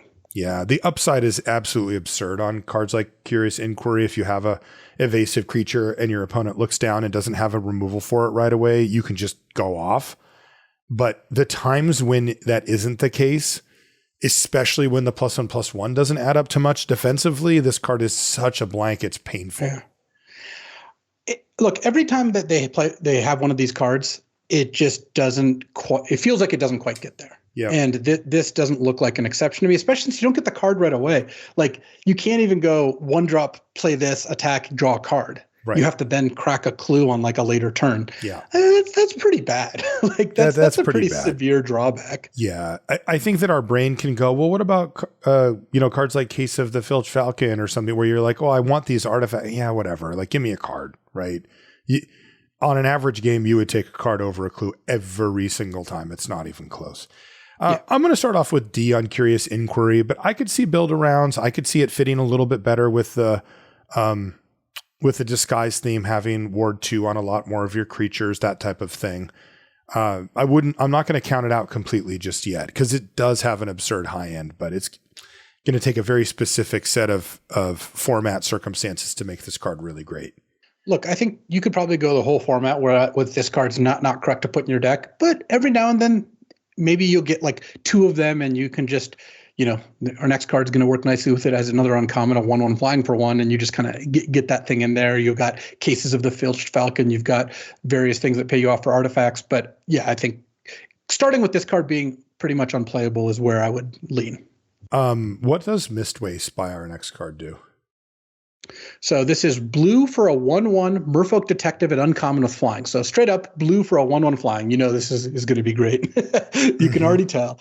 And then you can also spend 3 to play it disguised face down, and then 1 and a blue to flip it face up. When it's turned to face up until end of turn, whenever a creature you control deals combat damage to a player, investigate.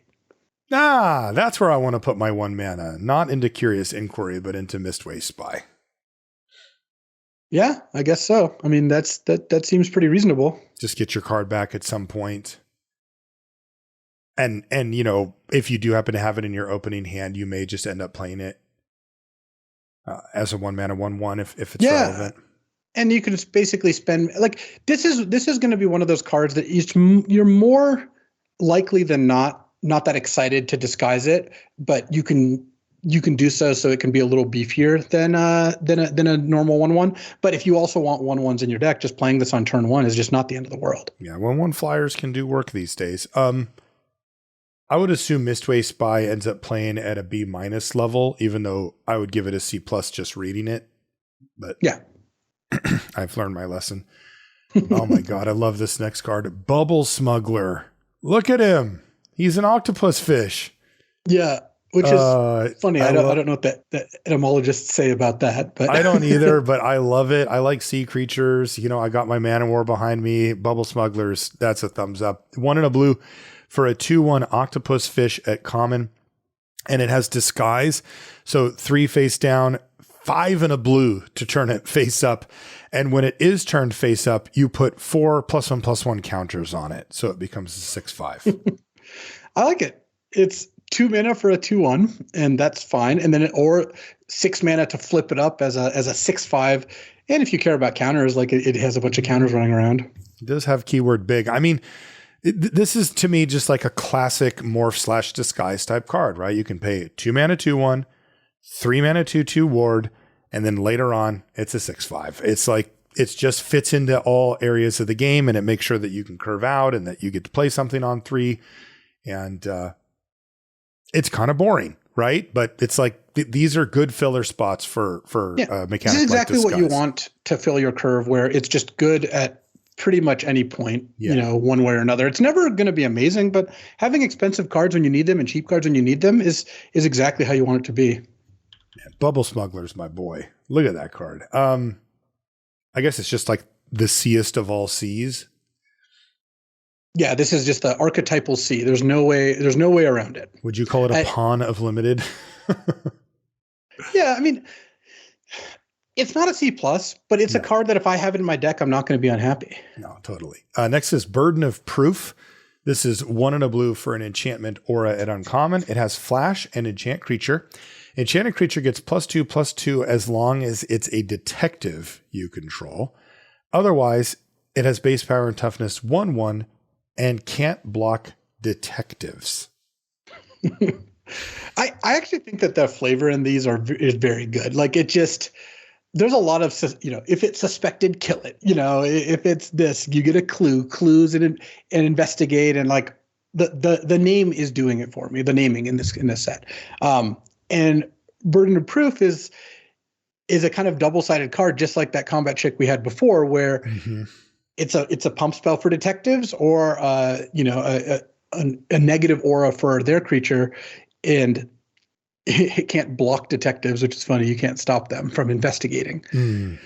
Is it good? Well, I wouldn't put this card in my deck unless I had a lot of detectives, because if you can play this and win a fight, it is good. Like when your 2/2 beats their 3/3 and you're left with a 4/4 for 2 mana, obviously that's just a huge game. Putting it on their creature, well, I mean, at flash, yeah, I'm kind of into it. Yeah. Makes their 4/4 into a 1/1 when it's in combat. That seems totally fine. And sometimes you'll even play it pre-combat if you really want to swing for lethal with your detective, though that part, a little bit more flavor text than gameplay. Yeah. I would say this is like a C in any deck that has a realistic chance of having detectives in play. Like, that it expects to have, it's got 5 or 6 cards that either are or make detectives, and probably like a C minus outside of that. But still, with Flash, I still think it's actually kind of legit. Yeah, it's a weird card because really it's just like a blue combat trick, but it's a good one. Like you'll win. Yeah, this is a real combat trick. You can also use it like when they're attacking you for 5 and you don't even have blockers, you just play this and you're just like, all right, I guess I'll take one. I'll take one or whatever. Yeah. No, I think it's actually pretty good. I'll give C+ for Burden of Proof. Also, I think that I want to up any cards that affect creatures this way that cost either 1 or 2 mana, so that the turn after you played your first disguised creature and they maybe have one as well, if you are the first one to be able to interact, if they are like, okay, we'll just trade disguised creatures, and you say, well, actually, I can play Burden of Proof and pay for Ward, or, even going back to the, what was the card called? Behind the Mask, something like that, where I can pay, early on. I mean, that one, not a great example, but you know what I mean? Anything that can interact and also be able to pay early means that, I think a lot of people are going to feel pretty safe behind their, disguised creature on 3, but if you can kill one or get it out of the way, it might be good. Next is Deduce. Ooh, a 1-word magic card. This is 1 and a blue for an instant. At common, it says draw a card, investigate. So you get one now and one a little later. It's basically just think twice, except instead of flashing it back, you crack the clue. But also it puts clues into play, which is pretty nice for some decks. I look at Deduce as a card that I would play in any deck that's like lacking early plays, like, and just has or is a slot or 2 short and just has a way, ways that it wants to spend its mana. Like Deduce is a good way because it is a 2-for-1. And I would especially like it in decks that actually care about clues. Like if you cast this in your blue deck to turn 1 Case of the Filch Falcon, turn 2 Deduce. It's, well, that's actually kind of slow, but I bet it could turn into something. Like I think Deduce actually looks pretty decent there. It does. So yeah. I think Deduce is a pretty neat card. Realistically, it's like a C-. C-. Like you're not going to, look at this card and be like, wow, we've done it. But no, it'll play nicely. And if there's a control deck, Deduce could be a good part of that. Totally. I like C- for Deduce as well. Next is Eliminate the Impossible. It's 1 and a blue for an instant and uncommon. It says investigate. Creatures your opponents control get -2/-0 until end of turn. If any of them are suspected, they're no longer suspected. Is that part permanent? Yeah. Okay. What do you think? Well, I actually kind of like cards like this. Normally we have these blue cards that'll, give your creatures your opponents control -0 until end of turn. And they never really hold up because you can dream of these scenarios where there's this like mass block happening and whatever. Yeah. But those are actually a lot more rare than people think just because of the way that blocking and attacking works in Magic. But, if I'm going to get a card back off of it, I'm a lot happier with that. Like, because these situational cards can equal a card. Like, it is not impossible or even that difficult to get like one creature, where it's like, oh, I block. Okay, I'll use this thing to shrink down your creature. It no longer is getting through anymore or whatever. Well, you're going to cast this before blocks sometimes. Before blocks. Yeah, because their suspected creatures have menace. You're just they think they're getting a freebie. They're like, I'm attacking with my 2/2 suspect into your 2/3/3s, and you're just like, boom, block. Wow. Yeah, and you get the thing, of course, though, that's pushing any of these rather narrow scenarios is investigation. Exactly. Without the investigation, you would be like, this card's terrible. You'd have to have a convoluted combat situation to get a 2-for-1. Exactly. And now it's like you play a 2-drop on turn 2. They play a 2-drop on their turn 2. You attack, they block, you cast this. Not the worst outcome. Yeah. Like, that's fine. And that makes this card look like a C+ to me, honestly. Like, me too. The fact that it scales and is good with 1v1 creature combat, but insane with like 4v4 creature combat, like that's incredible. Or if you attack with a 5/5 and they triple block and you're just like, boom. Totally. Like real upside on this card, but also the floor is high enough with the. Also, you can just cycle this. You can just like throw it away. Totally. You can spend 4 mana to cycle it. Like you can end of their turn, you just cast this if you don't think the game's heading towards a direction where it will be useful. Does it matter? Help me out with this. So if any of them are suspected, they're no longer suspected, but sometimes we are suspecting our opponent's creatures for their lack of ability to block. Yeah, Is that a thing that matters? Or, yeah. I mean, it is a drawback that sometimes you'll remove the suspicious label when you would have chosen not to, but I don't think that's like a major drawback. And also, there are cards that care about the status suspected.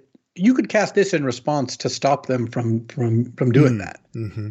Okay, so C+ for eliminate the impossible. Like if they cast that red-black card, I think you could cast this in response, and the +1/+1 counterpart will fizzle because it's no longer a legal target. Oh, interesting.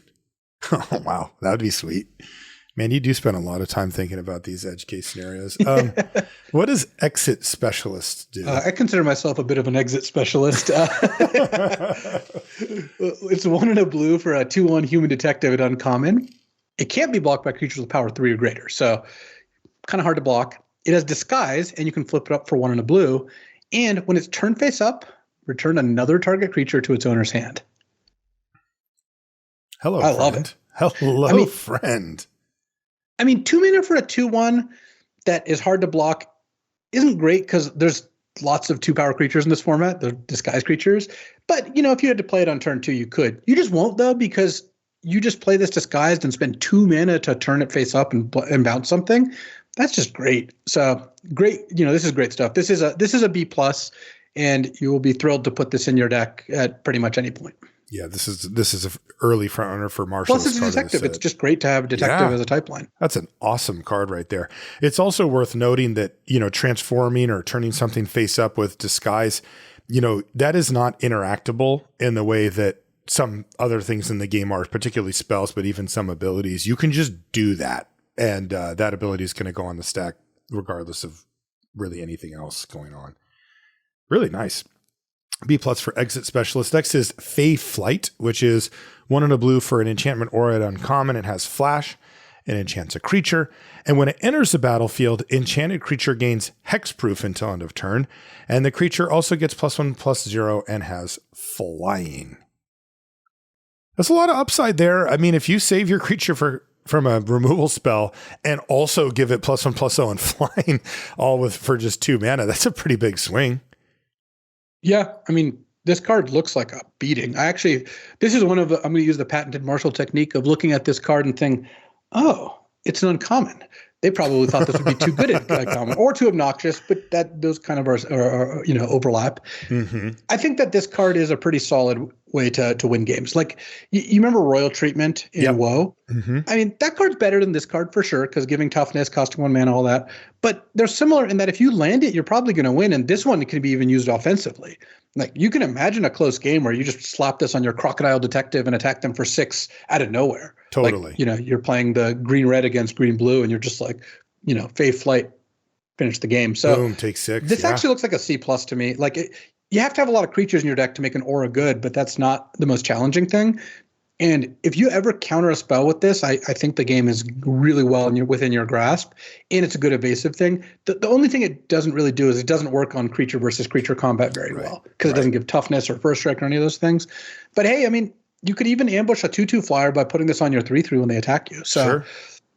And it has hexproof, so I guess they would just kill it in response. But I think Fey Flight is a C+, and it looks like one of the better combat tricks that we've seen. Yeah, this is one of those cards that has a very high upside, and that's what it's getting its grading from.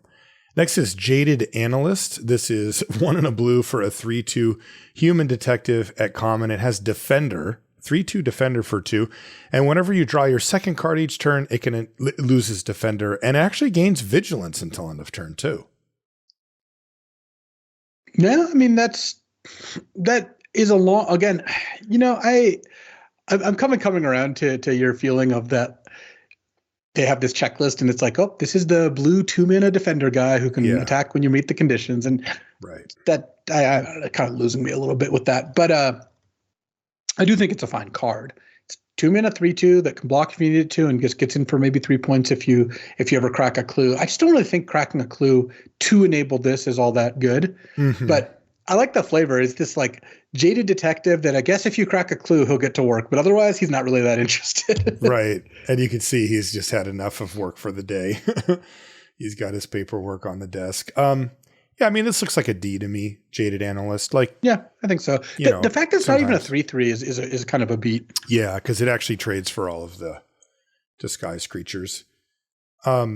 Next is Reasonable Doubt, which is one we looked at earlier. This is a 1 and a blue instant, a common counter target spell unless the controller pays 2, and you suspect up to 1 creature. Really cool card. Yeah. Because I'll give you the grade in a second, but the comments are actually really the important part of the set review, Marshall, not just the grades. Didn't we already give them, though?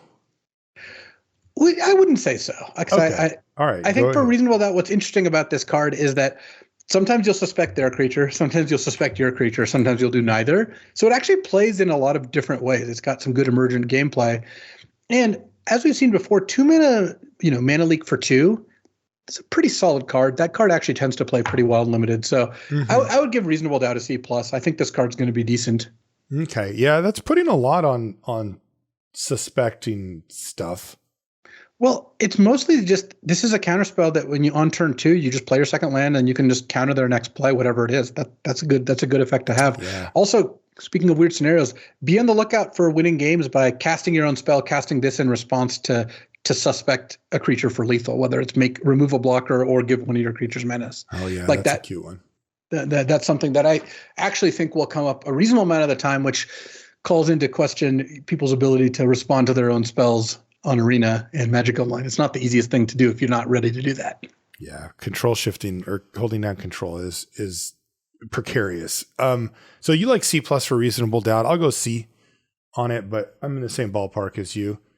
Next is Unauthorized Exit. This is 1 and a blue for an instant at common. It says return target non-land permanent to his owner's hand.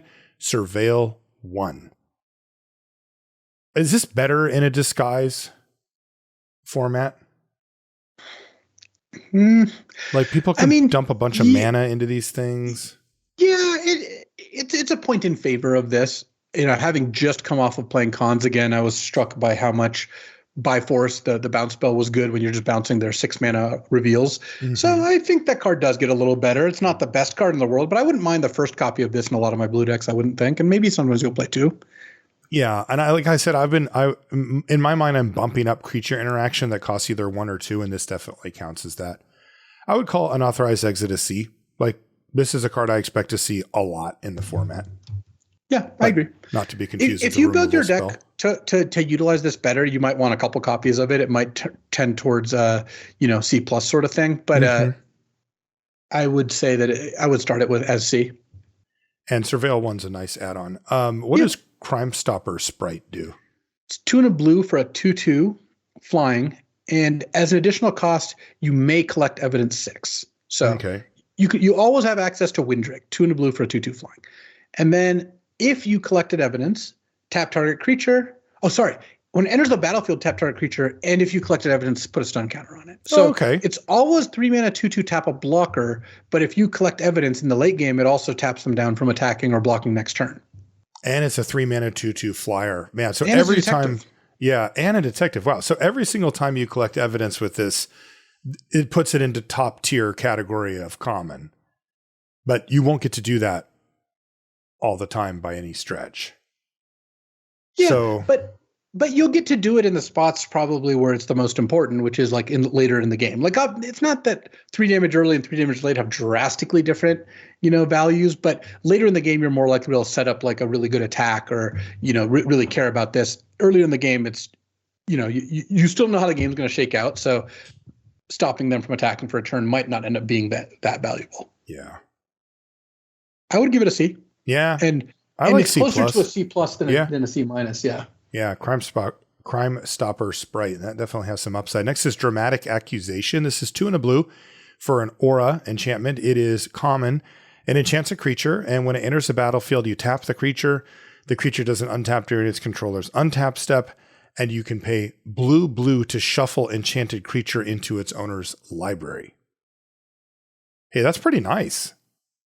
Yeah, it gets around some of the drawbacks with these cards where you initially pay the 3 to lock down their creature, and that is just fine, right? It's not the best thing in the world, but you're definitely not unhappy. Mm-hmm. And then later, instead of them having a bounce spell or removal spell, if you have mana left over, you just shuffle it back in. Though of course they get to maybe redraw their thing. am not.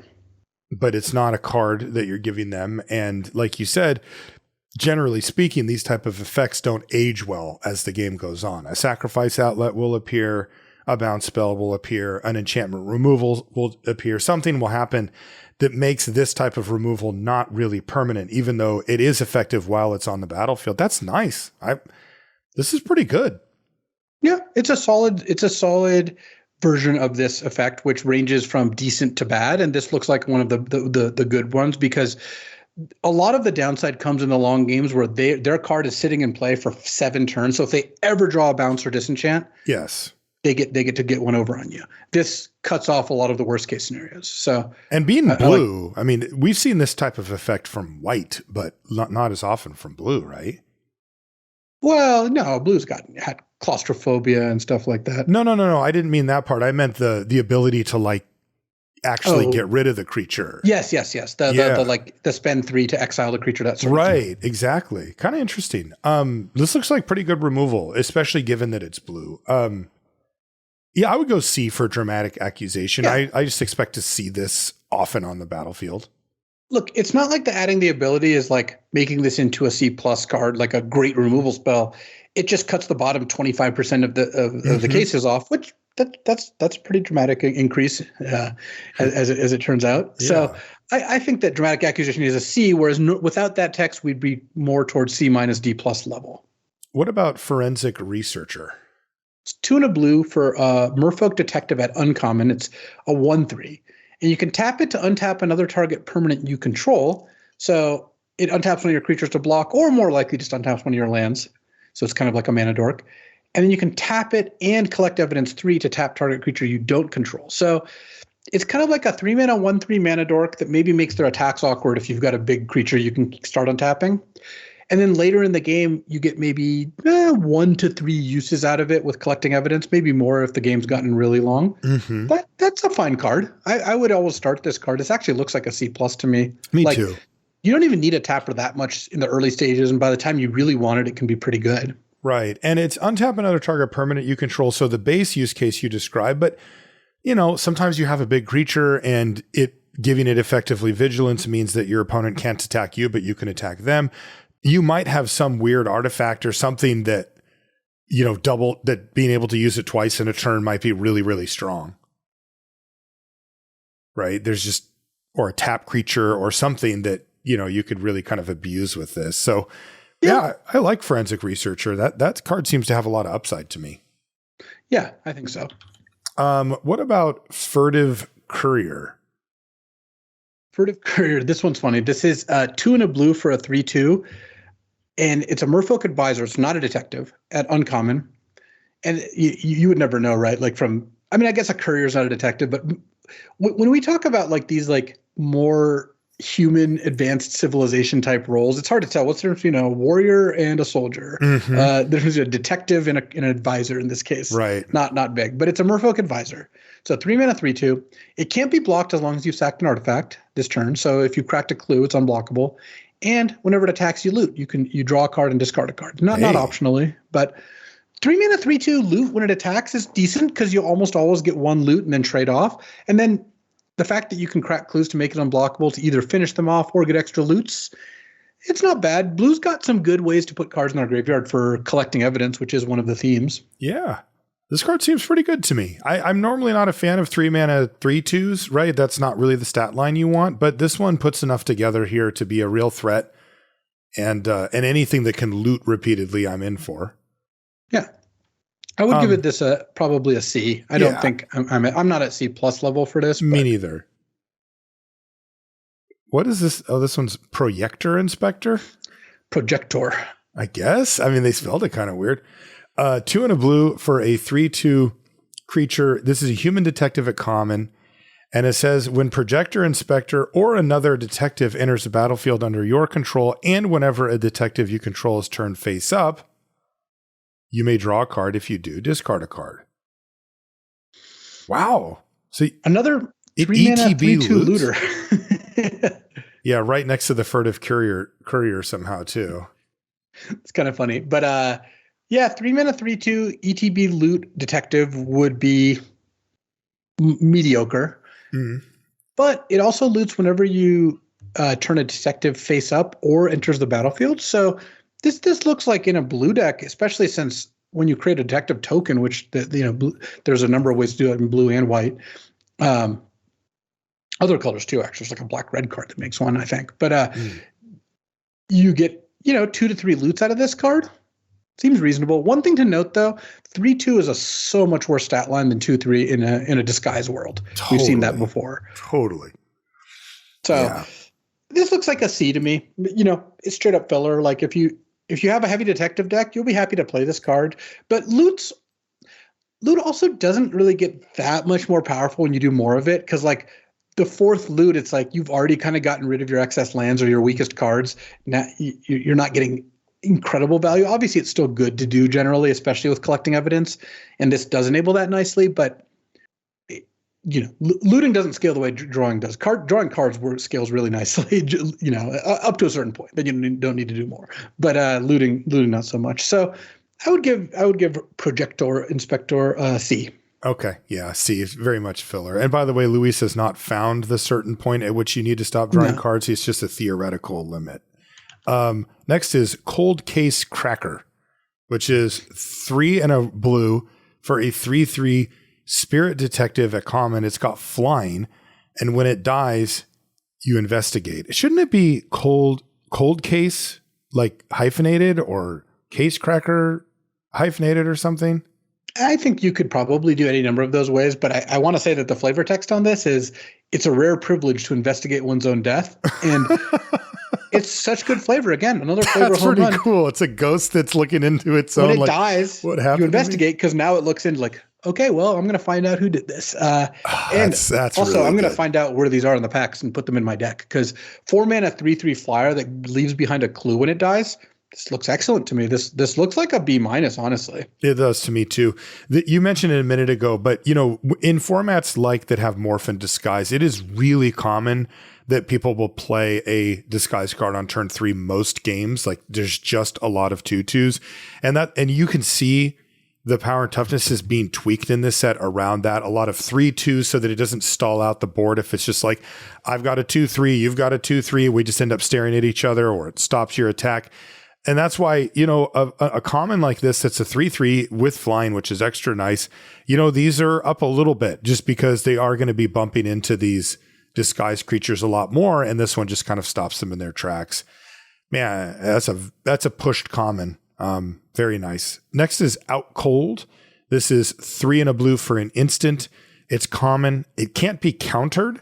And it says tap up to 2 target creatures and put a stun counter on each of them.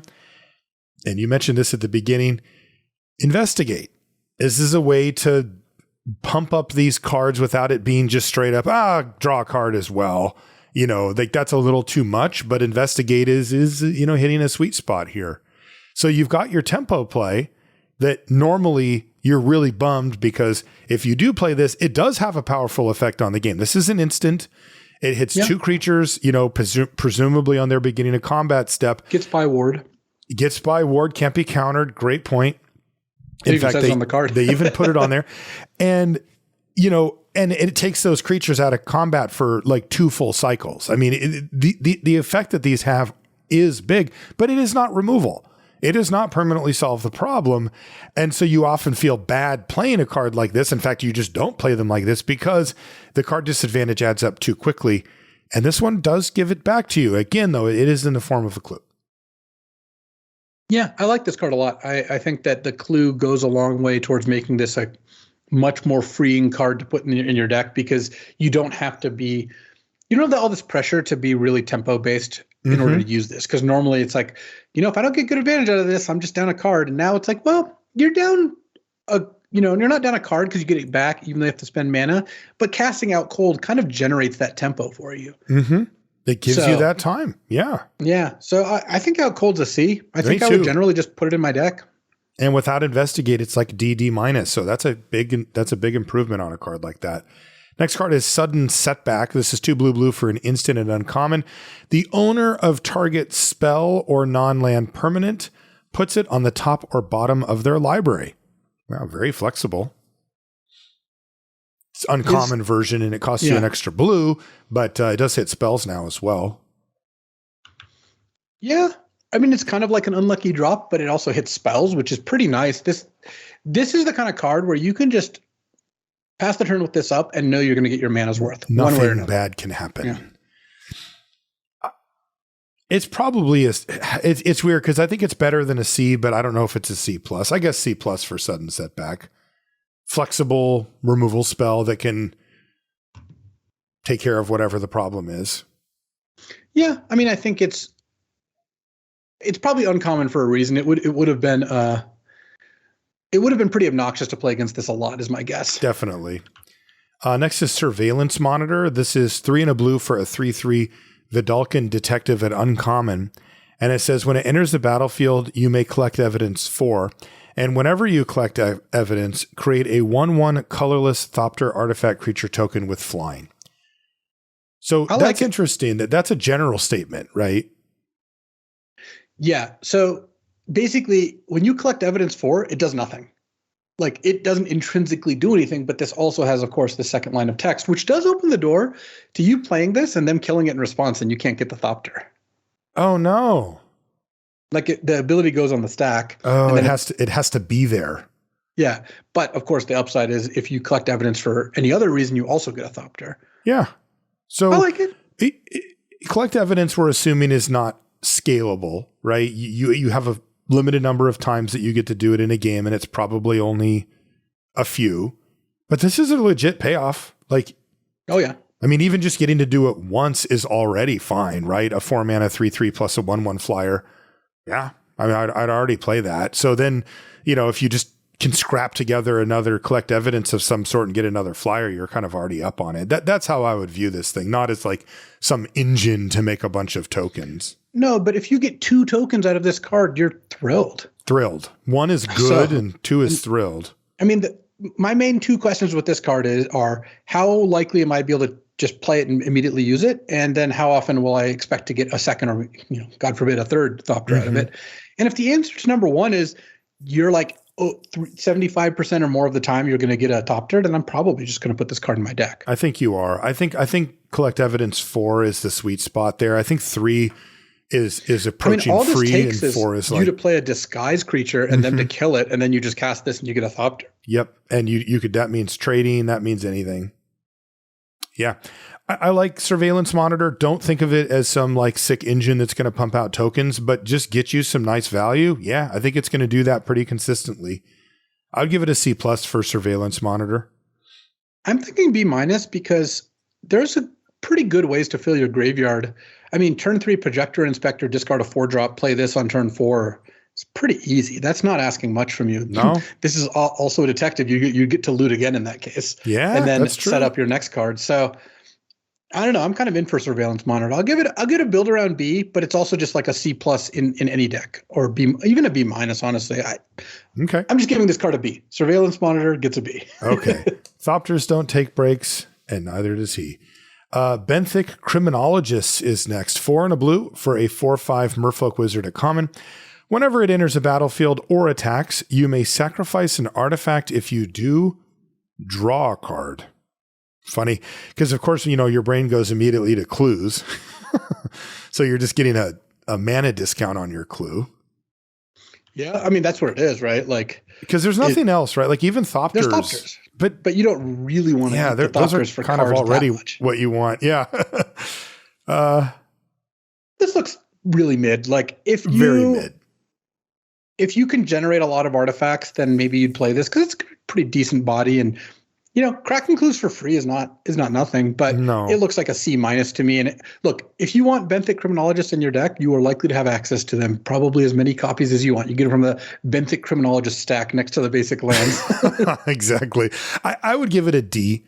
Not because I think it's so terrible, but just the 5-drop slot is so brutal. Yeah, no, you're right. Actually, it is a D in the sense that, like, in this era, this modern era, Ds and the top Ds and the bottom Cs are almost interchangeable. They're very close. Yeah. So Benthic Criminologist, you're really not going to play this card that often. What does Living Conundrum do? Oh, one of my favorite cards in the set. I just love alternate win conditions that make it feel different. And this is 4 and a blue for a 2/5 elemental at uncommon, and it has hexproof. Ooh.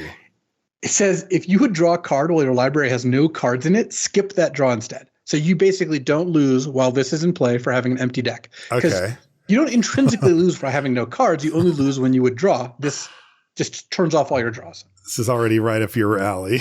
Oh, yeah. And the way you win with this, because now you're not drawing any new cards, as long as there's no cards in your library, Living Conundrum has base power and toughness 10/10 and has flying and vigilance. Oh, amazing. That is sweet. Oh, that is really funny. So how build around do you need to go to make Living Conundrum a thing? Because if you're just playing a normal game, decking is actually quite rare, and you're paying basically a 5-mana 2/5 that doesn't do anything else. Yeah. I mean, it's tricky because you're not getting that bad of a deal by just casting a 5-mana 2/5 hexproof, and just the virtue of having a 2/5 hexproof does push the game longer because it doesn't finish the game and it does extend it. For sure. But what I would look to do with this is just cham on self-mill and looting, and if you get 2 of these, that would be an ideal scenario. The problem you get backed into is if they have an answer to this, then you are all in. You got no new cards coming, and if this goes away, you are dead. You just lose on the spot, basically. Yep. So I think that the Living Conundrum is like a build around B, where if you can reliably just deck yourself, and usually the rate on decking yourself is just not that hard to accomplish because most people don't want to go turbo mill. I mean, you can pick up a bunch of looters and mill cards, and I think you could kind of get there. I don't know. My guess is it's not that good, but maybe it's like a build around C. Would this card have been too good if it had static ability at the beginning of your upkeep mill 1 card? I don't know that it would have been too good, but I think just that's give me a less little elegant design. It's not a good design. Come on, just a little bump, just a little. You just don't need to do that. It's more fun if you have to solve the problem. Yeah, it already has hexproof. The hexproof is nice. I think this card would be really a trap without it. I guess what I'm saying is that you still have to solve the problem if it mills you for 1 every turn. It's not like this just stops all attacks forever or whatever. And it's like, he just gives you a little bump along the way. You're still going to have to play self-mill cards to get there. You can't wait 15 turns or 10 turns or whatever. So build around B for Living Conundrum. Yeah, I think build around awesome. B. Very cool. That again, got hats off to him. It's a real fun one. All right, here's Agency Outfitter. This is 4 blue for a 4/3 flying Sphinx detective at uncommon. And it says, when it enters a battlefield, you may search your graveyard, hand, and or library for a card named Magnifying Glass and or a card named Thinking Cap and put them onto the battlefield. If you search your library this way, shuffle. Should we wait till we get to artifacts to? No, we'll talk about those. Okay, so what do those ones do? So Magnifying Glass is a reprint. That's an artifact that taps for a colorless, or you can pay 4 tap and investigate. So yeah, pretty mid. And then Thinking Cap, also unsurprisingly, it's a 1-mana equipment that gives the equipped creature +1/+2. It has equip 3 and equip detective 1. So it's a +1/+2 equipment that you can spend 1 to equip. Of course, the Agency Outfitter itself is a detective, as you would expect. And so you basically get a mana rock that immediately you can use to equip this. So this is a 6-mana 5/5. If you have both those cards. But you have to put 2 mediocre cards in your deck. Yeah, I would say both those cards are fairly poor. You're not going to be very happy to have those cards. And Agency Outfitter is not particularly impressive as a 6-mana 4/3 flyer on its own. Yeah, I think that's also true. This is not looking good for the Outfitter. I mean, that is clearly powerful. Even if they're mediocre cards, if you get 2 of them for free onto the battlefield and they work together to make this card better. But anytime you draw one or the other, especially without the Outfitter, you're just tanking your equity, right? Yeah, though you do get to put this into play or from your graveyard, so you can loot them away. There's a lot of looting, and it'll bring them back. They kind of solved a lot of the fail cases. That's a little better. Where do you stand on a card like this? I'm always skeptical of cards that make me put mediocre cards. I never thought I'd see a Sphinx wearing what looks like the cap does look like a baseball hat, so that's really funny. They did go Astros or whatever. But yeah, exactly. but I like cards like this. I think this one. So there's a couple ways to look at it. One is, do you play this when you have one of the two? And do you play more than one copy of each of them? I don't think you actually do because of the way this works. It'll find them from anywhere, so you really don't want to draw them. And then do you like how much do you want to go in on this? I kind of feel like Agency Outfitter is worth it if you have all three. I wouldn't take it highly, nor would I take the other cards highly. I would kind of assume it's more on what are those cards open than are those cards passed to you, because you get them for free. What's the rarity on those two cards? I think they're both. Yeah, it looks like they're common. A Thinking Cap is common, and then Looking Glass I think is also common, probably. Magnifying Glass. Magnifying Glass. Let me just check, but and let's see, but yeah, it looks like it's common, but I think that this card is a pretty neat one. I do too. If I had to land somewhere on it, I would still land on the skeptical side. Putting two mediocre cards in my deck to complement a third mediocre card isn't usually the recipe for success, but it does feel like the time when you get to play your Agency Outfitter, they kind of covered their bases and you're going to get the whole package if you have it. And that does actually sound pretty enticing. You know, a shortcut to this would be if I could play Agency Outfitter and take those cards from outside the game, like i.e. from my sideboard or whatever, or if it just created tokens that were copies of those, great. Like then this card actually, you know, would be kind of a no-brainer. 6 mana, 5/5 flying that leaves behind two pieces of cardboard that still do something, right? You know, if it gets answered. So our job is to try to figure out if it's still great if you actually have to draw those sometimes, especially the times when you don't draw Agency Outfitter and you're just like, Magnifying Glass, your move. Your opponent's like, LOL. You know, it's like, that's pretty embarrassing. Well, if you think about it, Magnifying Glass does ramp you to the Agency Outfitter. So, but if you don't have it in your hand, like, you know what? I'm going to put this in the "you're going to have to beat me with it" category. I want to see some people put together the combo and see how good it really plays out, because the upside does seem to be there for me, but there is significant downside with watering down your deck to this level. So I think it's a build around like C+. But one thing I want to note is I love how they covered, you know, all the different zones. If I draft this combo and I want all three of the pieces, well, you obviously have this piece, and then I want both the other pieces, and B, I'm just going to prioritize looting and surveilling. I want to maximize the chances I never end up with those cards in my hand. That's great. And looting and surveilling will do that. And I think if you can do that, I actually think you end up in a pretty good spot. Okay, so build around grade for Agency Outfitter clearly, and you're going for the full, all of it. You want the two pieces, and you want to loot them away and all that. Last blue card is Hotshot Investigators. This is 5 and a blue for a 4/4 Vidalcan Detective at common. It says when it enters the battlefield, return up to one other target creature to its owner's hand. If you controlled it, investigate. I mean, I want to like this card, but like, it's really tough in a world where like exit specialists exist to be like, all right, let's just get up to that 6 mana. You know, that's another knock on Agency Outfitter. It's just like in a set that has disguise, just playing straight up 6 drops is really tough, because you can get 6 drops that you can just play for 3 mana and have interact the board and do things up until you have the 6 mana and then invest it later into it to get something big. These ones are just one dimensional. It's like, hey, you don't have 6 mana, I'm out. And when you can pick that up against even mediocre cards like Bubble Smuggler or whatever, just random common disguise creature, like they kind of dunk on cards like Hotshot Investigators and Agency Outfitter.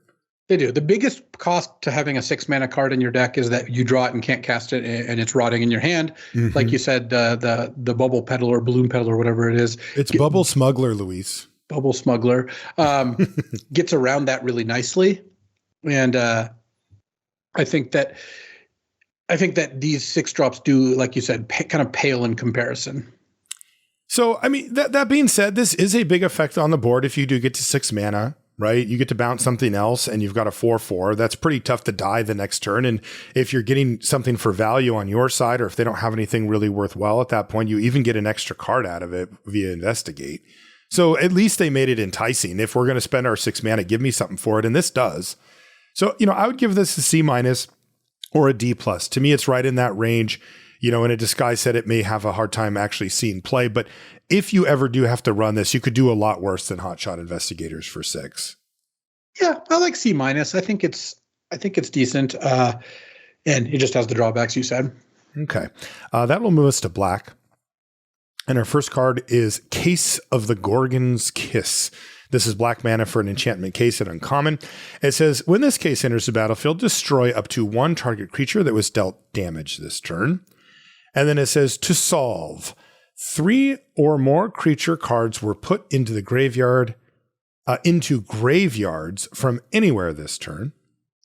And if it is solved, this case is a 4/4 Gorgon creature with Death Touch and Lifelink in addition to its other types. This one I'm not super high on. So it is nice that it's from anywhere because looting and surveilling can help. Mm-hmm. But I don't think this is a very difficult one to solve. I don't think it's difficult to solve. The ETB is just not that good. Like, it's okay, but it's really not that exciting to like, we've played with a lot of effects like this. They always play worse than they look. Always. Mm-hmm. Like, I don't think a single one has actually played that well. No. The 3/1 flyer from WoW, the Stingblade Assassin. Right. Those are the only ones that are even close, and those come with a creature. And the Neo one that costs 1 black that kills a damaged creature and you draw a card. Like, it just turns out like trying to get those things to work is just not trivial at all. No. And as a result, I don't value that. And solving it's really hard. This actually just looks like an F to me. Like, okay. I mean, a 4/4 lifelink Death Touch is not bad, but it's very good. Yeah, it's that very you've invested good, a total of 1 mana into, but getting it transformed just looks really difficult. Yeah, I'm not really sure how you're meant to do that. Like, clearly part of it, it's like, play this, kill the thing. Like, I attack my 2/2 into your 4/4. You block. I play this post combat, kill that. But where am I getting the other card? The third one is the hard one. Creatures trade all the time in combat, but it is difficult. And frankly, if you're in black and somebody's just like, attack with these, and it's just like, but one of them's clearly just designed to have one of the creatures die, they can just not. And people figure that out pretty quickly. I'm with you. I just think playing against idiots generally. Right. That's the problem. Is Case of Gorgon's Kiss just becomes too face up at some point in the draft as well. So D- F range for that one. Next is Fester Leech. This is black for a 1/1 zombie leech at uncommon. And it says whenever it deals combat damage to a player, you mill 2 cards and you can pay 1 and a black, and Fester Leech gets +2/+2 until end of turn, but you can only activate it once each turn. I mean, this one's an uncommon, but they really don't mess around with these 1-drops. I'll tell you that. No, I mean, this is just unblockable for a while, and it's not optional to mill 2. Mm-hmm. But this, I mean, look at this with Case of the Gorgon's Kiss. Yeah. No, this is really good in a collect evidence deck. You're just like, you slam this on turn 1, and you're probably getting 2 to 3 hits in if that's what you're looking to do. Mm-hmm. And even later in the game, it's still a 3/3, a lot of the time. And it'll set up your, what's it called? Your evidence and all your raised dead stuff. Yeah. And then maybe your 2/5 Living Conundrum deck too. There you go. Fester Leech Conundrum combo. The problem is the Fester Leech just kills them too fast. Like, this thing's going to pile on a bunch of damage. I mean, I like B- for Fester Leech. Seems efficient, good, powerful. It's a 1-drop that really brawls nicely. Like, you're not asking, what else can you ask for, Right.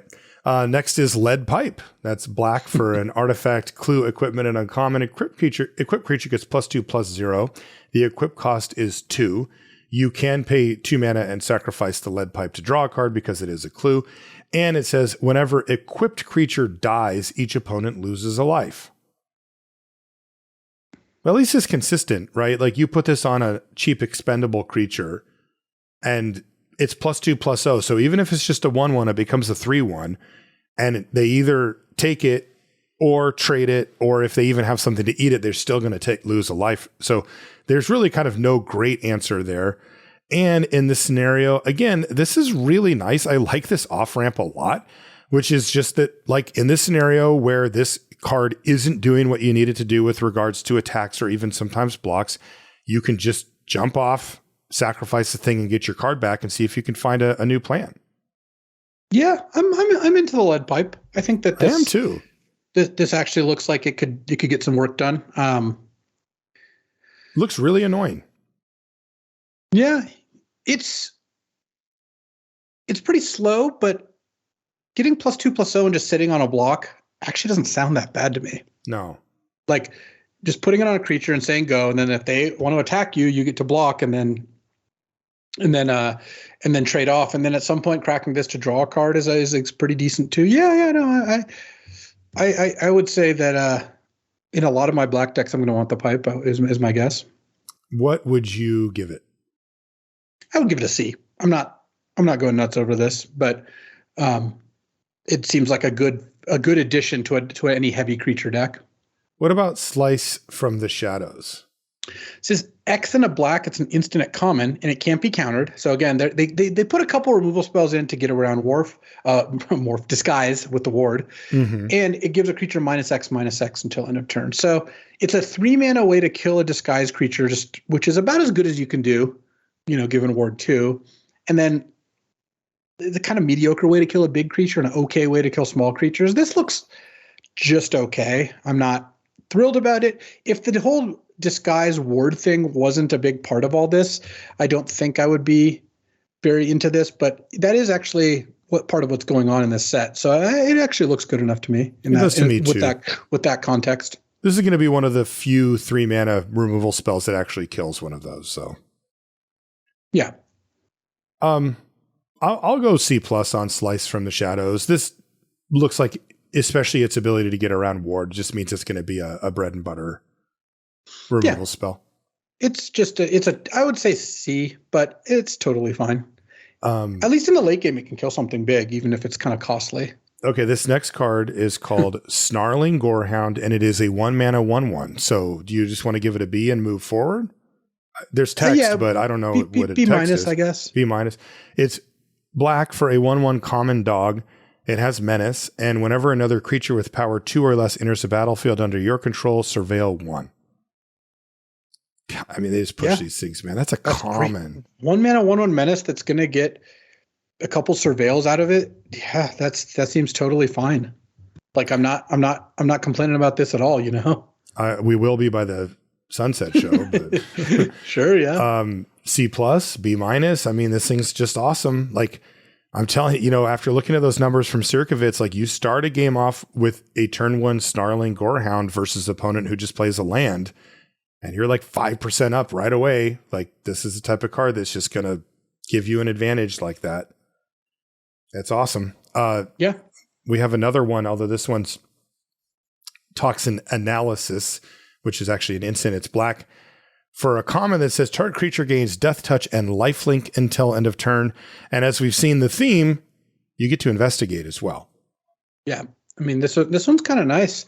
Like trading off your creature for theirs, gaining like 2 life, and maybe you trade it up like to a more expensive creature, and then you get your card back with the clue. If you have room for a combat trick, this looks like a totally fine one. It looks like a C to me. Me too. This is exactly the same as the blue card, right? Where these type of effects usually don't make the cut, but if you're going to throw an investigate in there, that'll push them over the top. If you're giving us free value, then we'll take the free value. We are not ones to turn that down. Next is Extract a Confession. This is 1 and a black for a sorcery. A common, it says an additional cost to cast it. You may collect evidence 6. And it says each opponent sacrifices a creature. If evidence was collected, instead, each opponent sacrifices a creature with the greatest power among creatures they control. Wow, that is a huge difference. I like this. This is really cool. Because if you just play this on 2, you're going to nab whatever they have, and that was kind of the point. Their 1-drop or maybe their 2-drop or whatever. But in that awkward middle stage where they have 3 creatures, including one that you wouldn't really want to edict away or pay a card to do that. Yeah, you can just wait on the collecting evidence. And now it hits their biggest thing. And every single time we've seen this effect, edict effect that hits the creature with the greatest power, it's been awesome. Like it always just kills exactly what you want. It just does the thing you want. Yeah.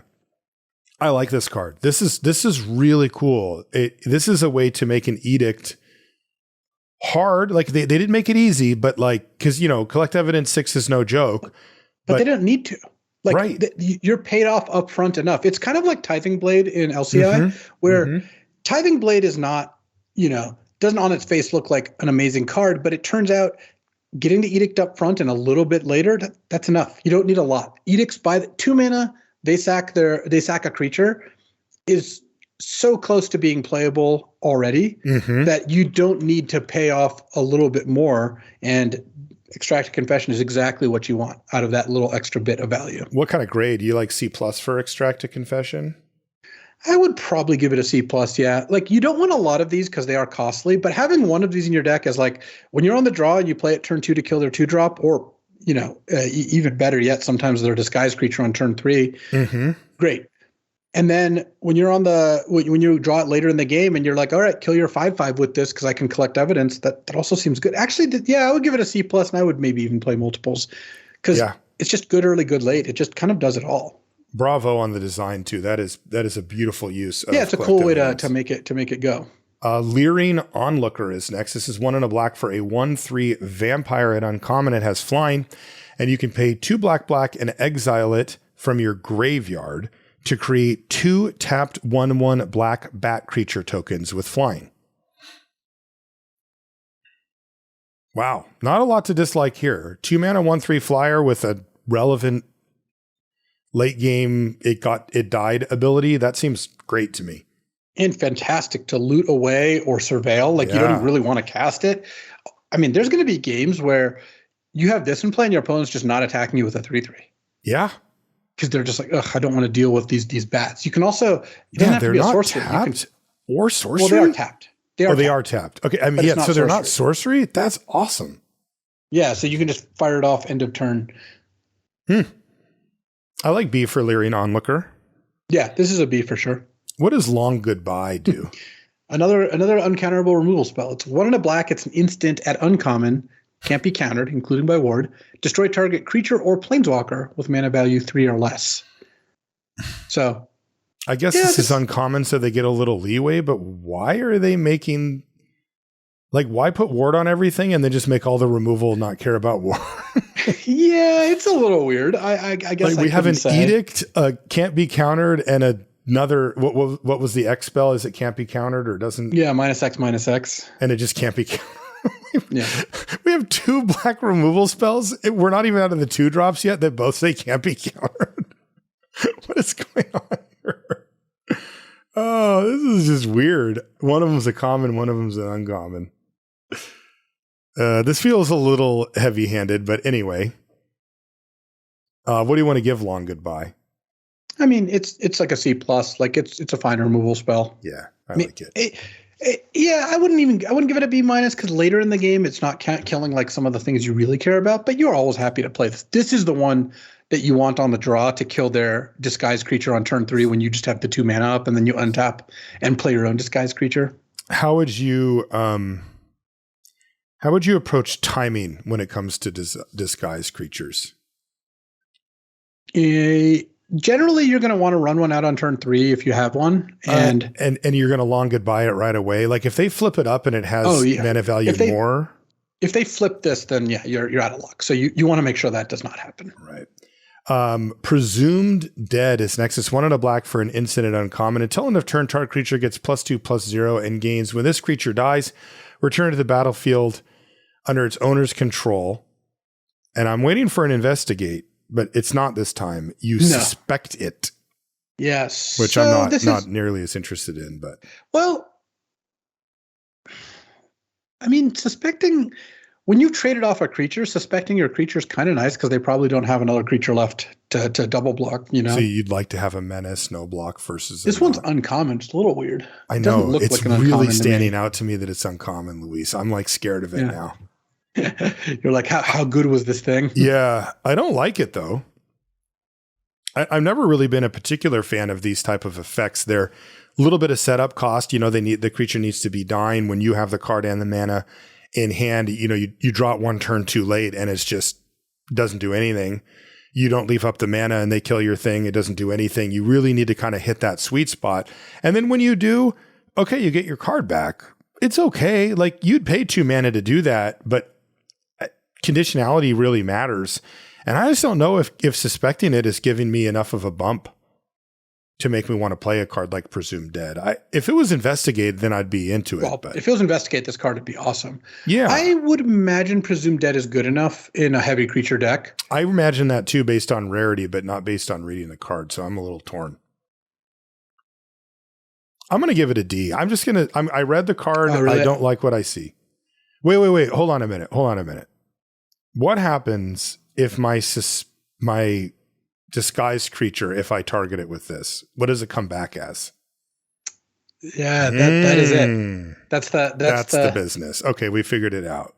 Yeah, that's why it's probably uncommon. Otherwise, that's a good call. Otherwise, it would be really obnoxious. So probably this is probably closer to like a C plus then. Yeah, it is. Okay. And you're trying to like Tron it up or whatever. Right. And you're just trying to get some 6 or 7 drop out of your 3 mana creature. Okay. That's cool. That's a cool combo. Next is Repeat Offender, which is 1 and a black for a human assassin. It is common and it says, and it's a 2/1. So 2 mana, 2/1. And it says you can pay 2 and a black. And if Repeat Offender is suspected, put a +1/+1 counter on it. Otherwise suspect it. So you can turn it into, for 3 mana, you can turn it into, the first one will get you a 2/1 menace that can't block. And then the next 3 mana that you spend will put a +1/+1 counter on it over and over again. That is a heck of a lot of mana. I would not pay 3 mana just to suspect my creature. I would not pay 3 mana just to put a +1/+1 counter on my creature. A 2 mana 2/1 is already something. Look, in a format with Disguise, 2-drops get better because everyone's going to have tons of 3s. So playing a card on turn 2 that will trade for their 3-drop sounds pretty good to me. It is good. And this is a mana sink in the late game. So I don't mind it. Okay.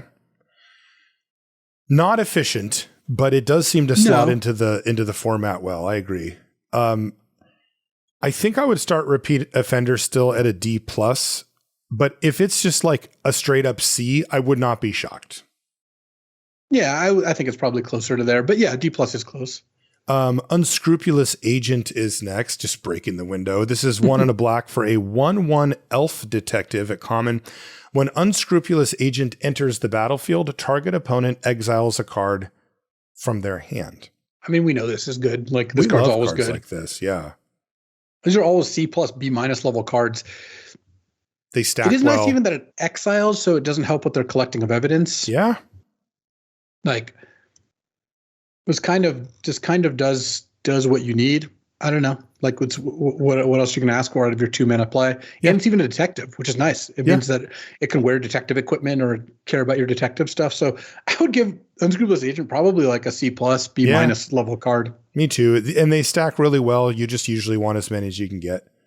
Next is Alley Assailant. This is one we talked about earlier. This is 2 and a black for a 3/3 vampire rogue at common. It ETBs tapped, but it does have disguise, and you can undisguise it for 4 black, and when it's turned face up, it drains them for 3. Yeah. It's a lot for a common.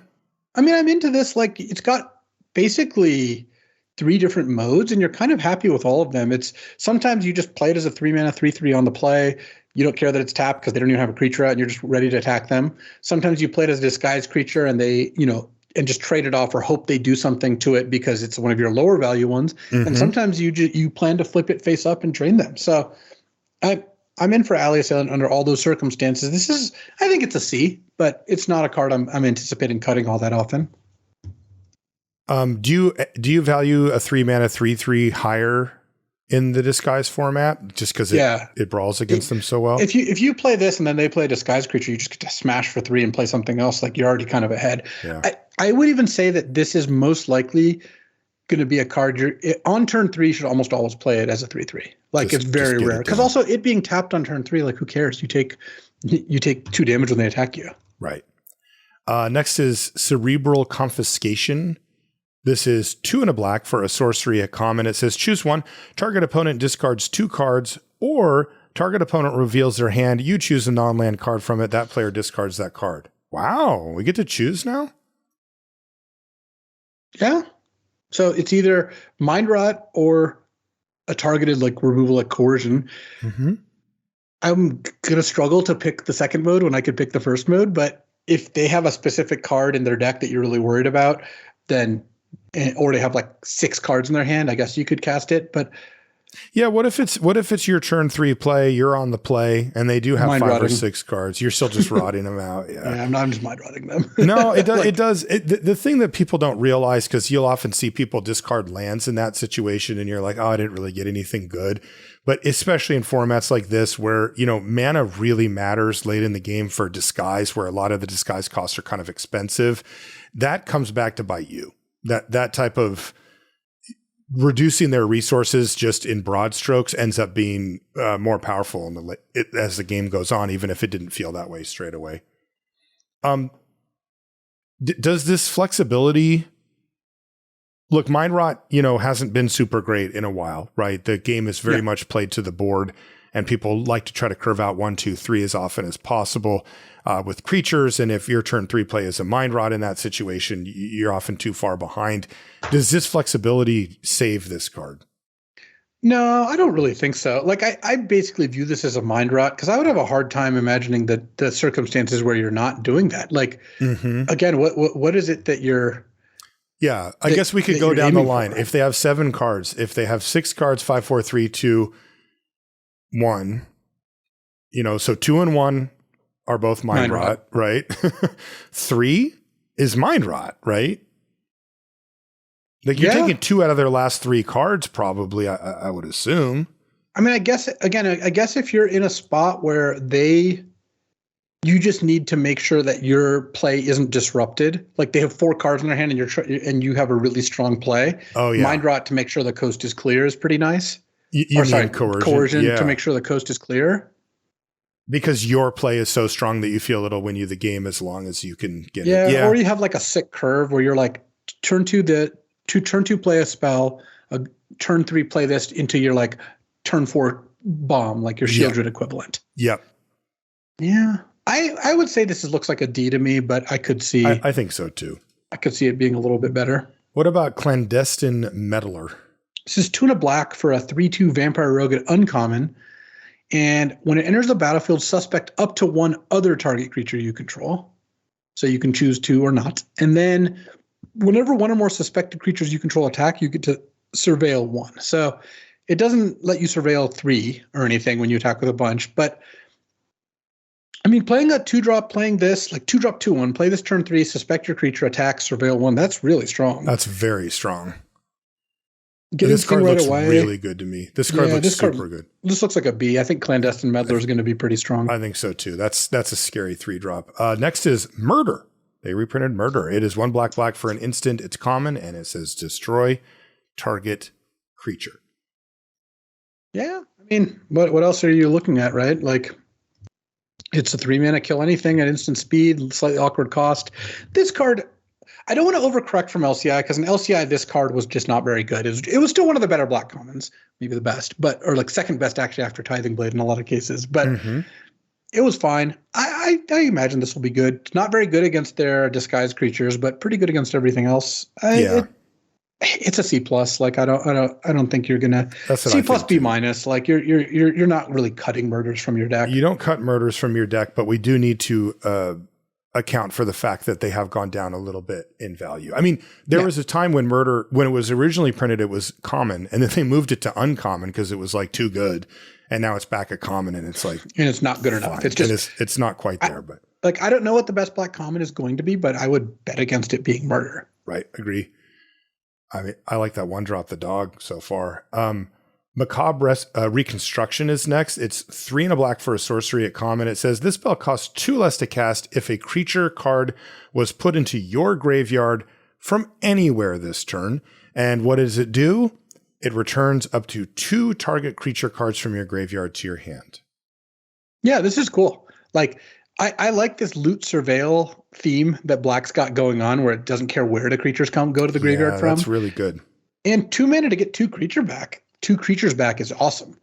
Also, at the point in time when this card is at its best, like as far as effect wise, paying 4 mana for it is not the end of the world. No. I like see one of these reconstructed. One of these could go a long way. Yeah. All right, Macabre Reconstruction gets C, closer to C minus, but still. Closer to C plus, but yeah. Night Drinker Moroi is 3 and a black for a 4/2 vampire at uncommon. It's got flying, and when it enters the battlefield, you lose 3 life. They went old school with this one. It has cumulative upkeep. No, I'm just kidding. It has disguise for black. Yeah, so look, you can cast this for 4 mana and turn 4, a 4/2 flyer is a beating. Losing 3 life is, of course, a thing, but at the point in the game where the drawback is going to be at its worst, you could just disguise it. It only costs 1 more mana total to do that. And then you don't lose the life. So I'm pretty into Night Drinker Mora. This looks like a B minus to me. Like me just too. A really solid, efficiently costed attacker at any point in the game, really. Yeah, I'm really interested in any of the disguise that only costs 2 mana. I really think that turn 3 playing these and then turn 4 flipping it up, especially if it has some type of flip bonus, and then also playing something for 2 mana is going to be a really common play pattern. And this one smashes. I mean, oh yeah, it gets in there. That is turn 4. You are being hit by a 4/2 flyer. Like that's a lot of damage. Next is Rot Farm Mortipede, which is 3 and a black for a 3/4 insect at common. And it says, whenever 1 or more creature cards leave your graveyard, Rot Farm Mortipede gets +1/+0 and gains menace and lifelink until end of turn. Yeah, this goes the other direction like on the theme of now you're using your Macabre Reconstruction to trigger this thing. Yeah, this looks like filler to me though. I think Rot Farm Mortipede looks like a D. Like in it, look, if you have the deck where this card can do some work, like the collect evidence build or whatever, you're going to get a couple of these, and your opponents and the other people at the draft table are not really going to contest you for them. That's the problem. And it's limited. It just gets +1/+0 and menace and lifelink that once or twice a game at the very most. So you really have to be in the market for a 4 mana 3/4 insect, and I don't think you're going to be. I would say the Mortipede probably gets a D. Yeah, I like cards like that, but yeah, just the world we live in doesn't leave much room for that. Next is Slimy Dual Leech. Wow. What's better than 1 leech? It's 2. Yeah, slimy ones too. This is 3 and a black for a 2/4 leech. It's uncommon, and it says at the beginning of combat on your turn, target creature you control with power 2 or less gets +1/+0 and gains death touch until end of turn. Yeah, and this is not another. So by itself, it's a 2/4 for 4 that attacks as a 3/4 death toucher. Nice. Sweet. And more importantly, you play this on 4 and then pump one of your other creatures, and then it attacks with +1/+0 and death touch, which is also pretty nice. Totally. And it works with disguised creatures. So yeah, that's nice. I like that card. Yeah. The Dual Leech looks like I'd say B minus, probably. B minus. I'm into it. I wish it did something on defense, but yeah, I was going to say it's not great defensively. That's probably its biggest concern, but it's still pretty good. It's a 2/4. Its 2/4s are decent on defense. Yeah. Also, what I like about this is with the +1/+0 and death touch, this one makes action happen. It makes creatures go to the graveyard, and that looks like what Black is really trying to do. Good point. That it does want that to happen. What does Soul Enervation do? It says 3 and a black. It's an enchantment and uncommon, and it has flash. And when it enters the battlefield, target creature gets -4/-4 until end of turn. And whenever 1 or more creature cards leave your graveyard, each opponent loses 1 life and you gain 1 life. So does this get around Ward? No. Ward procs off abilities as well. So it's 4 mana to kill a creature, of most sizes, I would say. Yeah. And then it also just maybe pings once or twice, or if you're really going for it more times. This is a cool build around because you can put this into any deck. 4 mana to give a creature -4/-4 is fine. And then if you have cards, at instant speed, and then you have cards that combo with it, It can trigger a few times. Also, it's got a nice little feature of it's an enchantment in play. If you find a use to do that, you can like bounce it for value. Yeah. You know, if you have a bounce spell that targets an online permanence, there's not that much in the way of like sacrificing it for gain, you know, that we're not in the bargain set. But I would say Soul Innervation is a pretty high floor build around where it's kind of paying you most of it up front. And if you get even 2 triggers, then you're just like you're playing with house money there. So definitely that looks like a C to me. I would go a little higher, I think. Yeah. Just C+. I'm not going crazy, but C+ for Soul Innervation. I mean, it's draining them every time too. Like that adds up. Yeah. I would say yes, C+ on Soul Innervation sounds good. Next is Agency Coroner. This is 4 and a black for a 3/6 Ogre Cleric at common. You can pay 2 and a black and sacrifice another creature to draw a card. If the sacrificed creature was suspected, you draw 2 cards instead. Nah. I think where I would be looking at this card mostly would be, am I short on 5 drops? And if I am, sure, 5 mana 3/6 is pretty big, and it has an ability that's decent. Do you remember the Cirith Ungol Patrol from Lord of the Rings? Mm-hmm, that actually played well. Yeah, that card's a lot better than this, and that card was still kind of, middle of the road. So we were surprised. This looks pretty weak to me. It looks like a D. I do like that if you sack a suspect, you draw 2 cards instead. That's cool. But it is cool, but as we said, the bar for these 5 drops is so high. And a D doesn't mean it is a really weak card when you play it, or even when you put it in your deck. It just means you don't really need it in this case. Yes. Like there's a lot of replacements for it, and this is not a card you're not really gonna feel like you're lacking when you don't have this. So yeah, D for Agency Corner, though it plays, I'm sure, perfectly fine. Yeah, I would say it just doesn't add up. Yeah. Which is the name of our next card.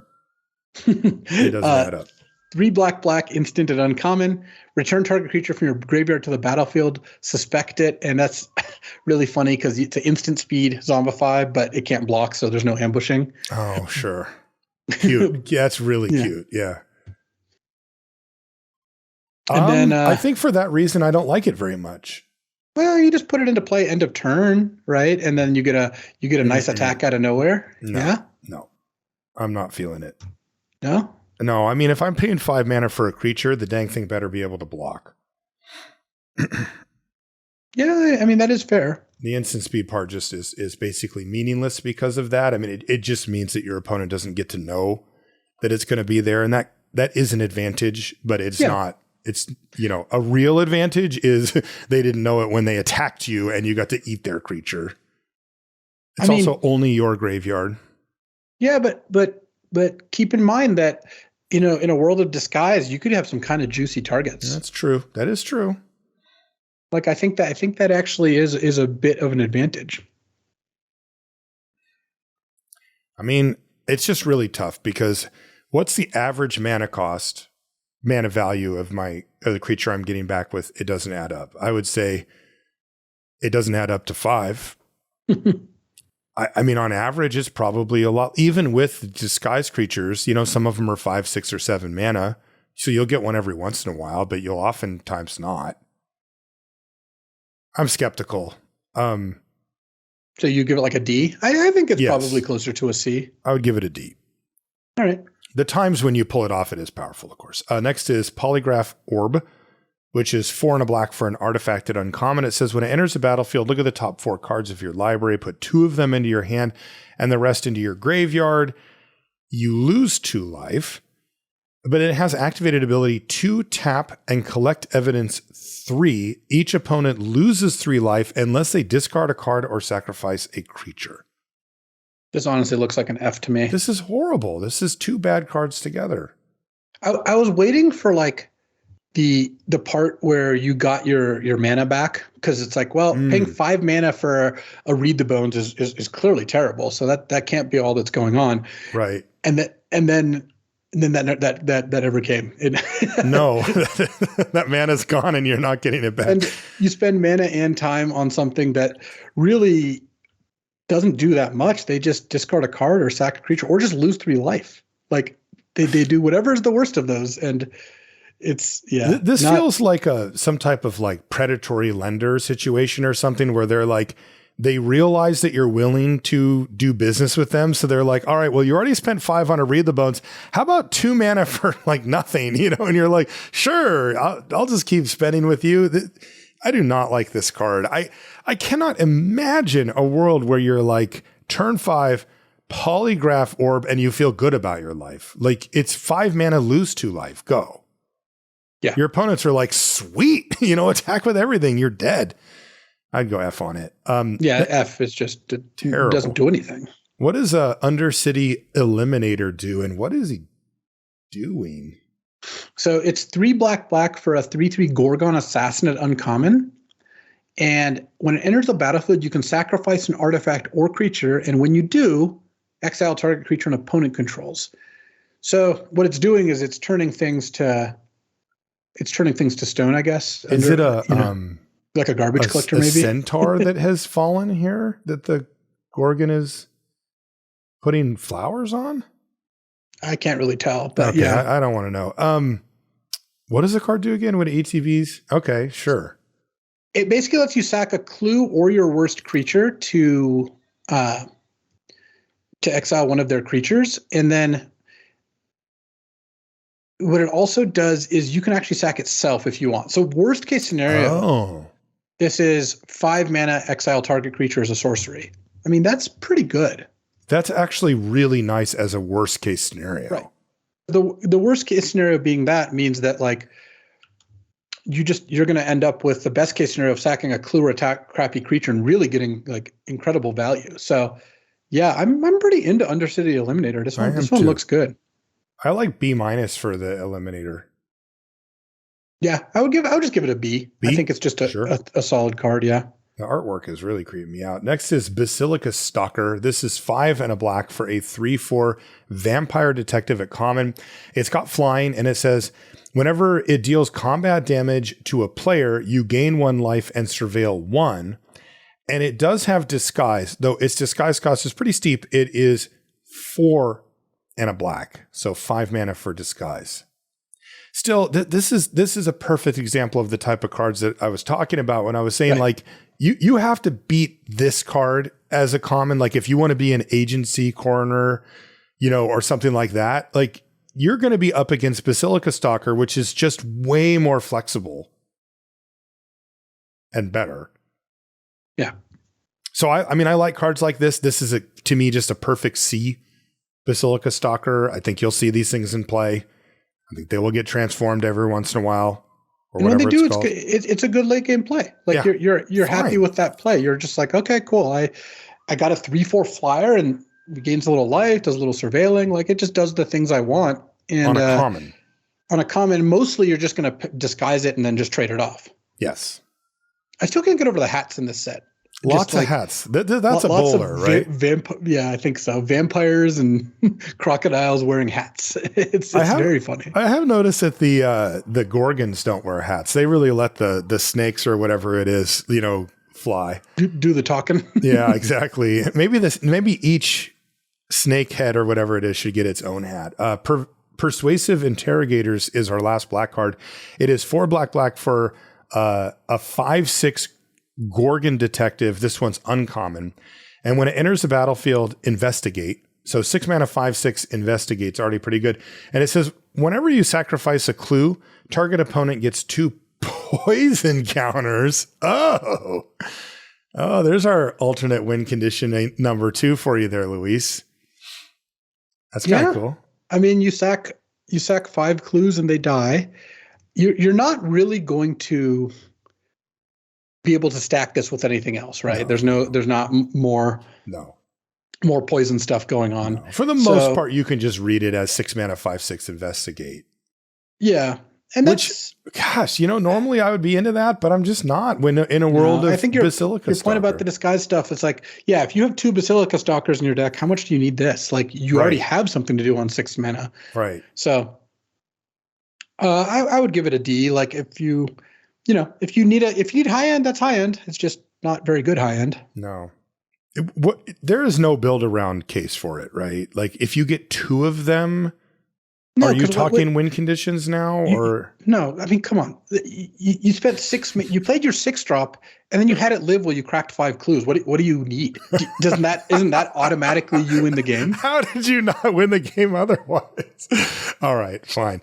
That'll move us over to red. And our first red card is called Convenient Target, which is red for an aura. It's uncommon and enchants a creature. And when it enters the battlefield, suspect enchanted creature. Again, it has menace and can't block. And the creature gets +1/+1. And you can pay 2 and a red to return Convenient Target from your graveyard to your hand. This card actually does look kind of a beating, to be honest. It does actually, doesn't it? It's a removal spell if you're on the beatdown path, or ups your attack level. And if they kill your creature, you can buy the thing back for reasonable enough price, 4 mana total, to get it back from your graveyard and onto the battlefield on something else. Yeah. I mean, that's tough. This looks like it. I mean, just imagine the stupid Hellhound on turn 1, turn 2, you cast that plus like another 1-drop or something. Yeah. This thing's a beating. It is an uncommon, so you won't see these everywhere, but I think we'll be happy about that, because this card seems that's a lot for your 1 mana. I like Convenient Target at B. I just think it's part of a really good aggressive deck that you take as many as you could get. Yeah, I kind of feel like if I saw this card, my opponent play this card early, I would just groan and be like, I'm in for a long game. Because this card really does a lot there. It's going to be tough. It's a 1 mana remove a blocker, or it's just going to be responsible for a lot of damage getting in. Menace and +1/+1 is a nasty combo for 1 mana. Yeah. Felonious Rage is next. This is red. For an instant at common, it says target creature you control gets +2/+0 and gains haste until end of turn. When that creature dies this turn, create a 2/2 white and blue detective creature token. So they kind of combined a bunch of different things here. Yeah, right? there's a lot going on. So the base case is just use this to trade up your 2/2 for their 4/4, and you get a detective to kind of get your card back there. Yeah. Because you're down a card. Mm-hmm. The haste part means I guess sometimes you can just beat them down. Right. But then you're probably not getting the other part, or at least it's not quite as advantageous. It needs to either win you the game that turn or put you in a basically unlosable spot if you're going to fire it off just to give the thing +2/+0 and rage and haste. But that does happen. I mean, if you're on the beatdown path and it's turn 5, sometimes you go 4-drop, Felonious Rage, attack with everything, and your opponent's like, okay, you got me. It seems fine to me. This looks like a playable combat trick. So not much more to ask than that. I would give it a C or a C-, something like that. Yeah, I'm not jumping out of my seat with this card. I think it's probably like a C-. This next card is hilarious. It's so funny. The art on this is great. That art is incredible. Frantic Scapegoat. It's just that it's an actual goat. It is red for a 1/1 goat at uncommon. It has haste because it's running away. And when Frantic Scapegoat enters the battlefield, suspect it. Oh my God. This is unbelievable. When one or more other creatures enter the battlefield under your control, if Frantic Scapegoat is suspected, you may suspect one of the other creatures. If you do, Frantic Scapegoat is no longer suspected. I mean, this is really good too, right? That is awesome. 1 mana, 1/1 haste suspected is just like, boom, play this, attack for 3 damage, 4 damage, right? Just off the bat. Yes. And then later you can just transfer the suspicion to something else if that's a better thing for you to do.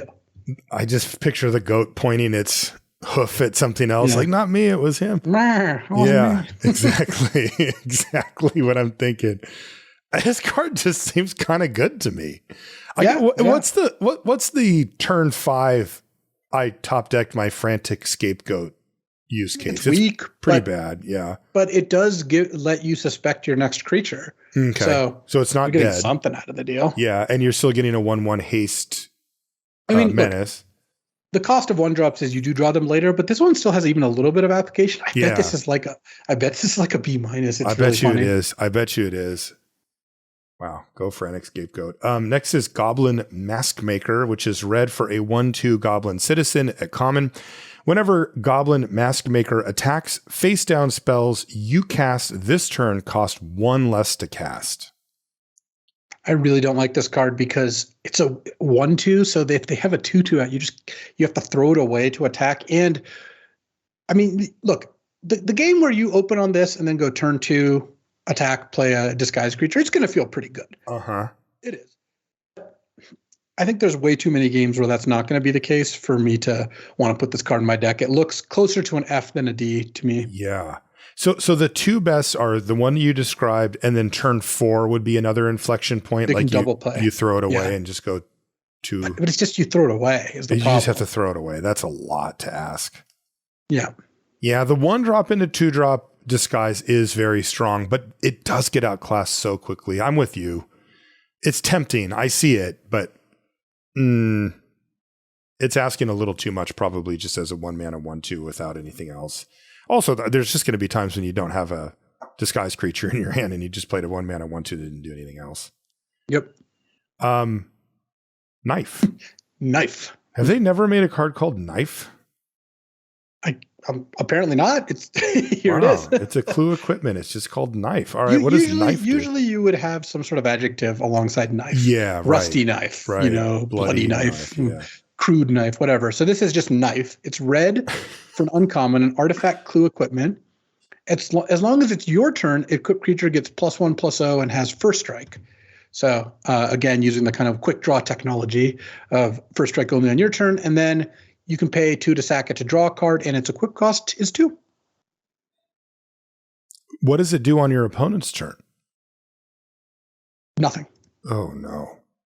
It just nothing. You don't even get the +1. You don't even get the +1/+0. That's tough. Yeah, it's not. That's really tough. Why?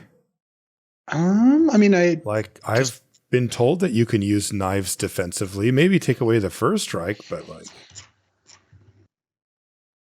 weird. This one I don't like as much. I'm tempted by the mana symbol here, or the set symbol here being uncommon, and I have really liked these so far. I've really liked the ability to sacrifice them when they're not applicable, but man, it just does stone nothing if you ever have to block. I know we all imagine that our deck runs flawlessly and that we're the aggressor and everything, but I've played enough Magic to know that sometimes your aggressive deck needs to block or do something. I'd rather not play a card that just does absolutely nothing, outside of cycling itself away.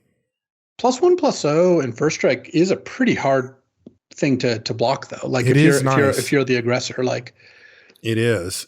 So I guess the times when it's not doing that, you just simply sacrifice it and you don't kind of forces you to. Or you just leave it around if you've got other things to do, and then later you start getting into it. This is probably okay. It probably is. I'm going to go D+ on Knife. It is a not super high impact card regardless. Yes.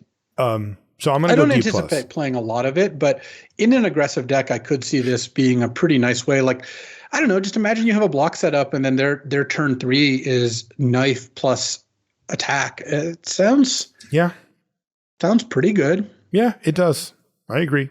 I'm going D+. Where do you want to go with Knife? I'll go D+ on that as well. All right. Shock is next. This seems really important here. Red, instant, common, does 2 damage to any target. And as I mentioned before, I'm bumping up particularly removal that can deal with 2 toughness creatures for 1 mana, but 2 mana as well. But I mean, this has got to be the best one. Yeah, I would imagine so. Kill a face down thing when you've got 3 mana available. I mean, it's about the best you're going to do outside of the black ones that for whatever reason can't be countered. Yeah. And then shock is generally just good, right? It kills really any small creature besides just disguised ones. And it even can go to the face if you're, particularly aggressive. So I like shock at, the C+B- range, depending on how it fits. I haven't quite sorted that out yet, but it would be right in there. What's really funny about it to me is that shock went from being like shock initially was pretty good, and then it kind of got worse over the years. But now it's actually started to get better because the curve has started to get lower and the games have started to get faster. I mean, so, I feel like we need a shock like in every set now. Like, so we can compete with these stupid one drops. What do you think for grade? I said C plus B minus, depending on how it slots in it, after the dust settles. Yeah, I would say B minus is probably closer to than C plus. Like it's kind of splitting the difference in there. Mm-hmm. What about Torch the Witness? Oh my God, what happened to this thing? It got torched. I think that's pretty clear. They torched Bigfoot? It's X and a red, sorcery at uncommon. It deals twice X damage to target creature. And if excess damage was dealt this way, investigate. If it did more damage than its toughness? Yeah, so if they have a 3/3 and you cast this for 3 mana, it will deal 4 damage and you'll get a clue. Pretty good. It's also 2 mana for 2 damage. Like sorcery, but yeah, I like this card though. I think this card is gonna play pretty well. I'm just not gonna play it because they killed a Yeti on this thing or whatever. Well, maybe that's just what it looks like now. Yeah, it probably was majestic before getting torched. Oh, well, it got torched good. So I think Torch the Witness is a B. Like you're just going to be happy to play this card. Any it even removal scales fairly well. 1. Yeah, agree. 2 for 1 removal is great. Concealed Weapon is next. It's 1 and a red for an equipment. It's uncommon. The creature gets +3/+0, and the equip cost is 1 and a red. But interestingly, this card has Disguise for 2 and a red, so you can play it face down. And when it's turned face up, you get to attach it to a creature you control. It's literally a concealed weapon. It's great. That is very, very cool. The artwork's cool. The design is really cool. This is a neat use of Disguise. It's great against removal. They go to kill your concealed weapon. You just flip it up, and then creature removal no longer works on it. Oh, that's really sweet. Can't target an artifact equipment with a card that can only target creatures. This seems strong to me also. Just 2 mana and 2 mana to equip for +3/+0. I mean, that turns actual any creature on your battlefield into a must deal with. 1/1s become 4/1s. I mean, and if you have any sizable creature, you're just slamming so hard. Of course, it works extra good on things that have flying or lifelink or trample or anything like that too. This is strong. This concealed weapon looks really good. Yeah. Like a B? I think it's a B. Like it's a little low impact as if your creatures are trading off. Like if you don't have better toughness than their creatures, because just +3/+0, like it doesn't make your 3/3 beat their 3/3 any harder, right? But the fact that it's got all these different modes of like flipping it up in response to removal, flipping it up to attach to a creature to win a fight in a good way, just casting it as a disguise creature and trading it off. Imagine turn 3 you play the stupid Windrake. Turn 4 you just cast this and equip it for 2 mana, attack them for 5. Like that all sounds great to me. It's a lot of situational stuff that I think combines to really work. Yeah, me too. Demand Answers is next. It's 1 and a red for an instant at common. As an additional cost to cast this spell, sacrifice an artifact or discard a card, and you get to draw 2 cards. I mean, this looks pretty good. Like, I'm fine with Thrill of Possibility, right? The instant speed, just 2 mana, discard a card, draw 2 cards. If you've got nothing better to do, it's not like it's an amazing thing. And then getting to sack an artifact like a clue token or a Thopter that's on its way out sounds pretty decent to me. Like this is filler. It's kind of like C- level filler just because you don't have that much room in your deck for cards that don't do anything. But it does help with like if you've drawn 2 cards this turn, discarding a card, it can be pretty nice for collecting evidence. It's a way to get your 6 drops into the graveyard to collect some evidence. So I think that it all kind of adds up pretty nicely there. Okay. Yeah, C- for Demand Answers. Next is Expose the Culprit. This is 1 and a red for an instant. It's uncommon. You can choose one or both. Turn target face down creature face up, and or exile any number of face up creatures you control with Disguise in a face down pile. Shuffle that pile, then cloak them to cloak a card, put it onto the battlefield face down as a 2/2 creature with ward 2. Turn it face up anytime for its mana cost if it's a creature card. So you don't just redisguise them? Or is that... Is disguising them. But you don't get to flip them up for their mana cost on disguise, so it's different, right? Like it's adding an extra layer somehow? Because I'm assuming you can still flip them up if they're face down with their disguise cost. It's not exactly the same, but it's similar. Like if you had a creature with disguise, you would now have a different condition for turning it face up, which is kind of funny. Yeah, I don't understand this because it can only target things that have disguise. Like it would make sense if you could just hit your other creatures with it, right?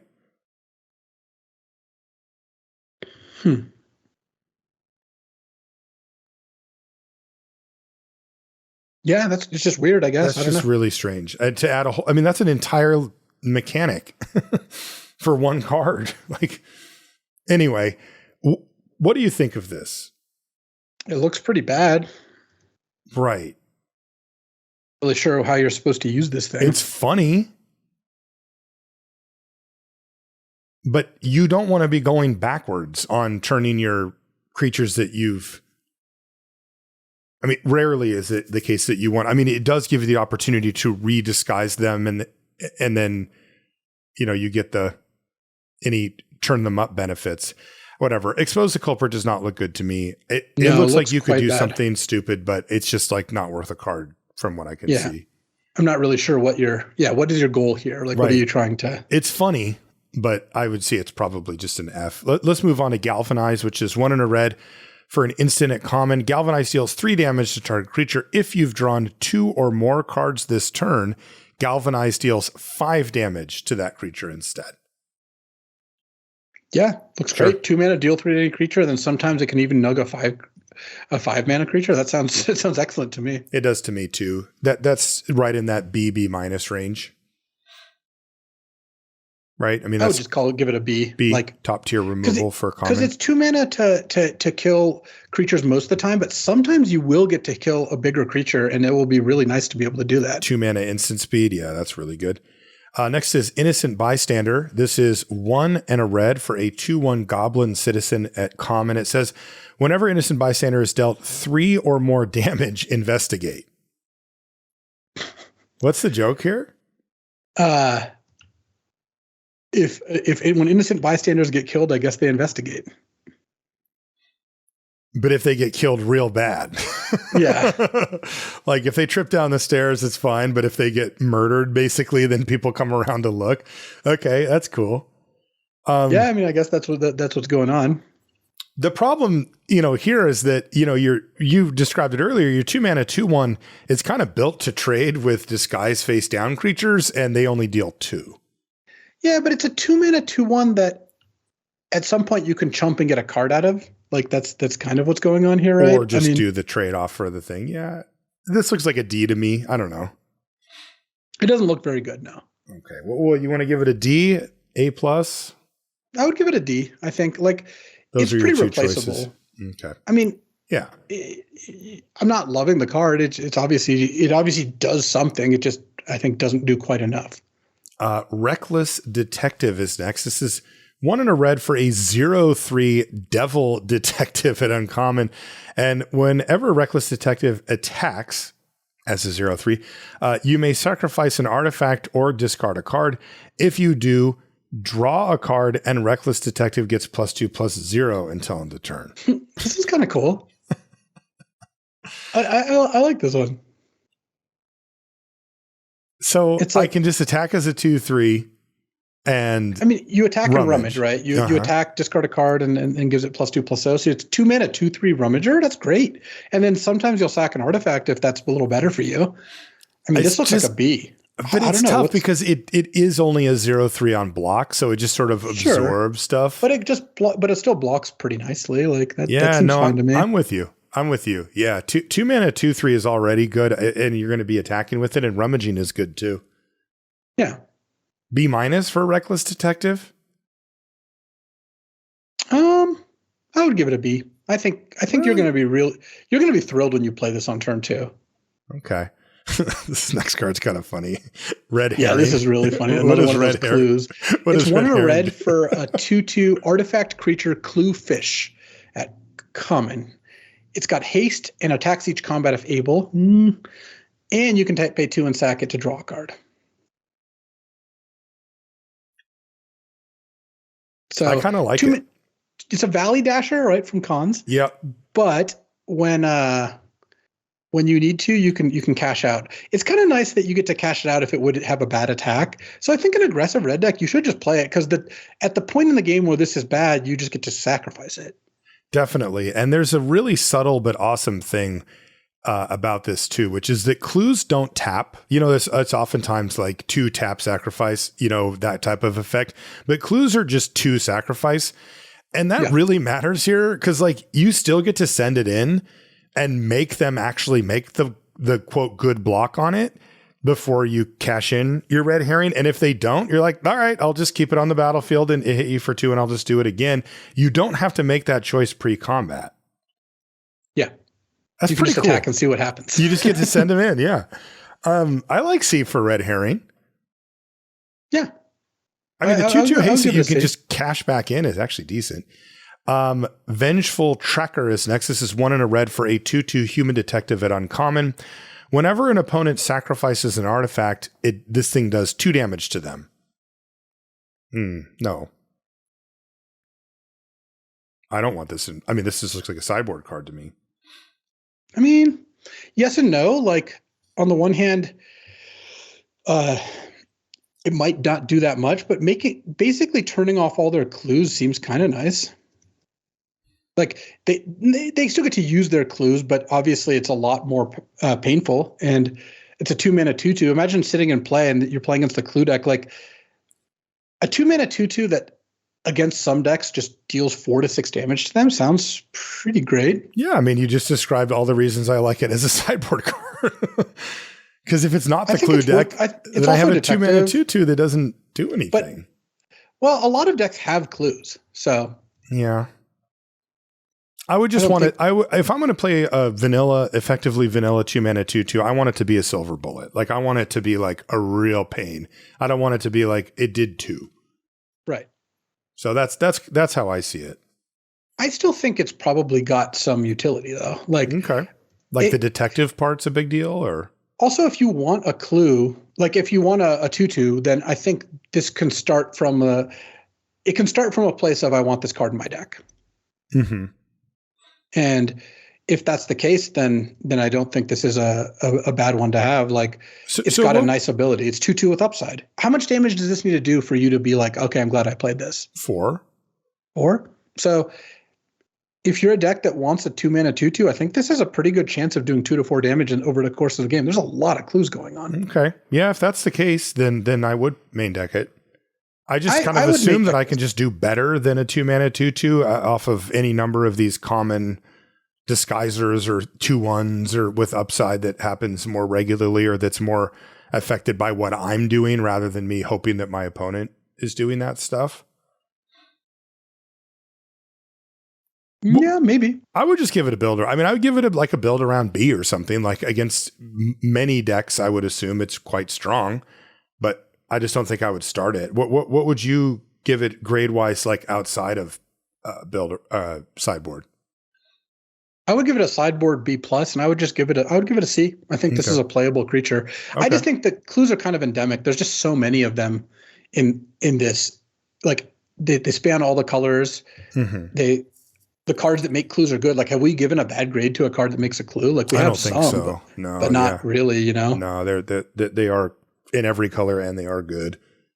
All right. Next card is Case of the Burning Masks. This is 1 red for an enchantment case at uncommon. It says when it enters the battlefield, it deals 3 damage to target creature an opponent controls. So you're getting 3 mana for 3 damage sorcery speed here. And it says to solve 3 or more sources you controlled dealt damage this turn.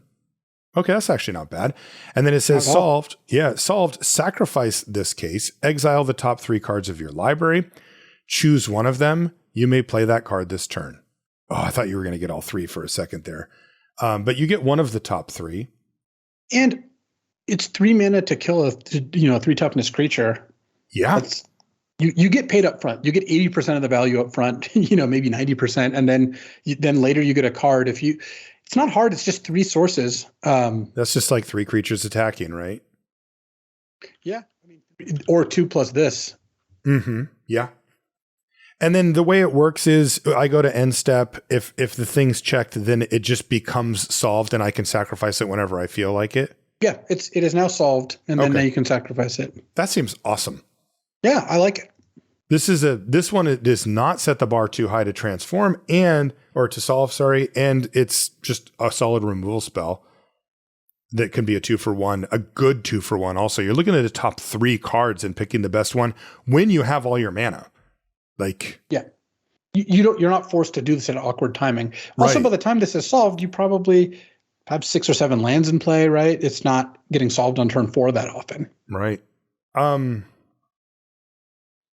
I want to go at least a B. I think I would go B+ for a case of the Burning Masks. Like removal spells that are potential card selection 2-for-1s that I'm in. What grade would you give 3 mana sorcery deal 3, right? We would give it like a C and like C+. A C+ or a C, yeah. And then when you look at this, that's just gonna cantrip most games at some point. Not every game, but most games it's gonna end up cantripping. Yeah. And that makes this a pretty easy B+ for me. If I do and a triple block, it's the best out of the top 3. Yeah, it's card selection as well. What happens if I triple block? Yeah, they all deal damage. But do they all do damage no matter what? Yeah, it doesn't matter what toughness the creature has. Oh, if they're 1/1 attacks, well, triple blocking is it doesn't actually care. You can't do it. It doesn't work on their turn.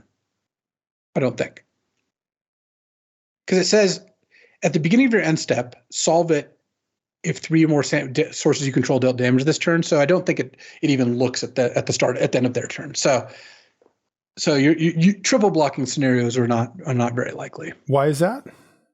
It says if unsolved, solve at the beginning of your end step, and then it says to solve 3 cells damage this turn. So Gotcha. It only looks at the end of your turn. Understood. But whatever, that doesn't change. Okay, cool. Yeah, no, that's sweet though. It just send in 3 things and get it flipped.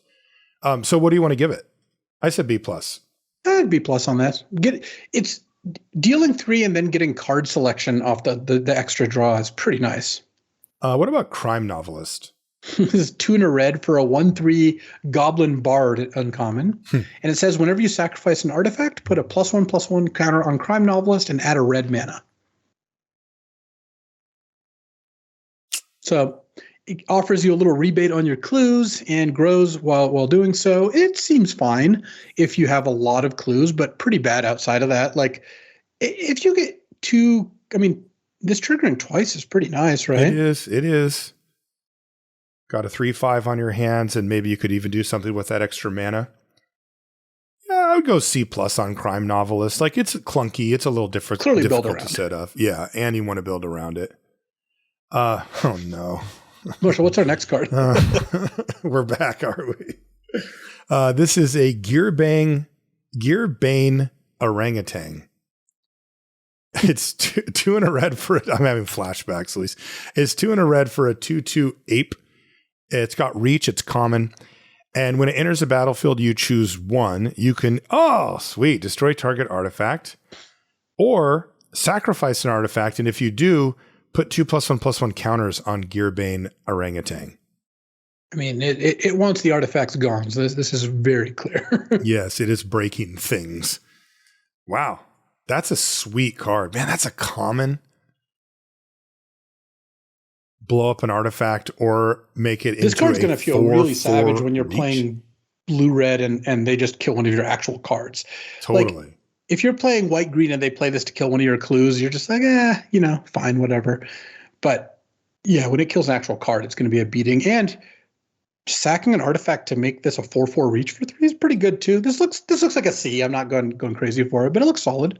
Yeah, I'll go C+ on it. I mean, I think that like the second mode is be actually. Honest, you're doing that for other reasons. Artistic ones, shall we say. Yeah. The next card is The Chase is On. It's 2 and a red for an instant at common. It says target creature gets +3/+0 and gains first strike until end of turn. Investigate.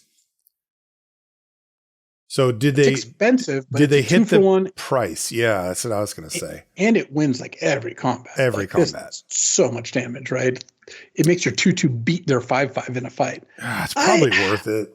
Yeah, it's probably fine. It doesn't seem like incredible to me, but I bet playing one of these is pretty good. I think so too. Just attacking on Investigate while removing stuff from their board. You can use this defensively as well if you have to. It's just, that is a recipe that works. I would say C for The Chases On. It is still clunky. Yeah. You don't want lots of these kinds of cards, but right. I think the first one's probably solid. Yeah. Harry Dronesmith is the next. This is 3 and a red for a 2/3 human artificer at uncommon. And at the beginning of combat on your turn, create a 1/1 colorless Thopter artifact creature with flying. It gains haste until end of turn. Sacrifice it at the beginning of your next end step. So you get it every time though? Every turn you get a 1/1 that has to attack, or it doesn't have to attack, but obviously it's going to, and then it gets sacrificed. Where I like this is it gives you endless fodder if you have things that care about artifacts. Like you could sack it to Gearbane Orangutan. You know, it generates a decent amount of value if you can do something else with it. Sick combo with Crime Novelist. Yeah, definitely. Also, it makes Vengeful Tracker better having this in the format. Your Vengeful Tracker will ping every time they sacrifice this if they're on opposite sides of the board. So yeah, just another mark in the column for Vengeful Tracker. There you go. Harry Dronesmith seems really good. Well, how good is it if you have no combos? Still worth it. Yeah, it's probably fine. He just gets to ping for 1 a turn. It doesn't work with equipment. You don't have a window to equip them, unfortunately. Oh, that is annoying. But if you have this, I feel like you can pick up 1 or 2 things that let you sacrifice the artifacts, of which there are many, and that turns this into a really good one. Yeah, I like B- for Harry Dronesmith. It requires some work, but I think it pays you back. Yeah, that looks.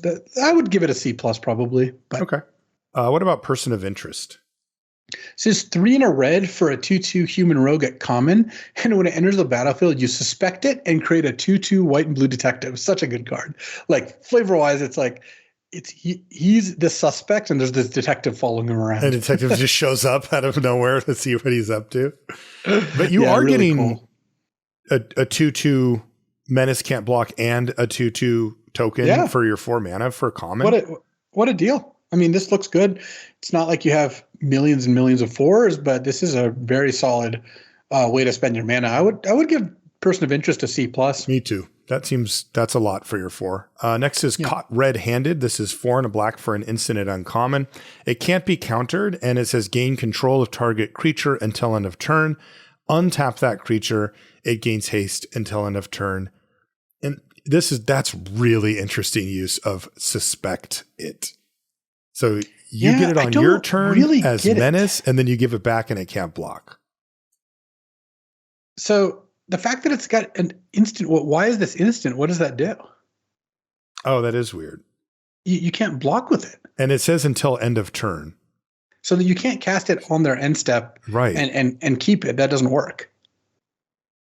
So they basically made, what was it, Ray of Command, or what was it called? Yeah, Ray of Command is the original one. But you can't block with this, but you could still take something out of combat? Yeah, I guess. Like they're like, attack you with everything, you're dead, and you could say, caught red-handed, steal your creature. So it's no longer attacking me. Yeah. I survive combat, and then when it goes back to them, it can't block, and you could kill them. I'm reaching here, Louise. I have no idea if that would be worth making this thing an instant to open up that possibility. I really don't like this design because it tells you a lie. It's like, oh, it's an instant speed threat, but it's like, but you can't block with it. So it's like, okay, well, what does that do for me? Right. And the answer is nothing. The fact that it's an instant doesn't really matter. Right. It just lets you take a creature out of combat temporarily. Or if like, you're like, all right, beginning of combat, they're like, all right, tap my tapper to tap down your 4/4. You're like, all right, caught red-handed, your 6/6 attack you. Yeah, exactly. Like, you could do that, but it's like, I think it's really weird. Like, it's puzzling, but not in like a, ooh, I wonder what the mystery is. It's puzzling into like, why is this like this? And right, because it's good to go for one of those kinds of feelings, and I think generally not good to go for the other when you're designing cards. Mm-hmm. How good is it? Not very. It's a 5-mana threaten, so it's kind of hard to combine it with a sack effect. But does the suspect thing make it better? Well, it makes it better because like it's better on your side and theoretically worse on theirs. Yeah, because if you're the one casting threatens, you'd rather A, get the hit in because of menace, or at least more likely to. Not that they really want to block their own creature that often anyway. Mm-hmm, but true. Then B, now it can't block the next time you go to attack, which if you're the one threatening, that's probably good. But this card looks bad to me. It looks like a D. I don't know. If you have a lot of ways to sacrifice, especially at 0 mana cost, which there's just not that much of, then maybe this works out. But it's a D, and its design offends me. Okay. Next is Cornered Crook, which is 4 and a red for a 5/4 Viashino warrior at uncommon. When it enters the battlefield, you may sacrifice an artifact. When you do, Cornered Crook deals 3 damage to any target. Yeah, man. I mean, I just keep saying the same thing over and over about these 5-drops, but like this looks good, right? Like 4 mana or 5 mana 5/4 that can kill a legitimate threat if you have an artifact laying around. That's pretty strong. Yeah, I mean, it's the kind of card that if you can reliably use it, it's very good. Because playing this, sacking a Clue or a Thopter even to kill their like 3 or 4 mana card, awesome. And at 5/4 is pretty big. If you can't, though, it's on the weak side. But I imagine you'll be able to make this work, especially if you have this early enough in the draft. And also, they just throw out clues like candy here. Clues and Thopters just everywhere. Yeah. And it does do any target also. So that is a legitimate way to finish the game off. I like Cornered Crook. I would give it a C+ or a B-. It's right in that range for me.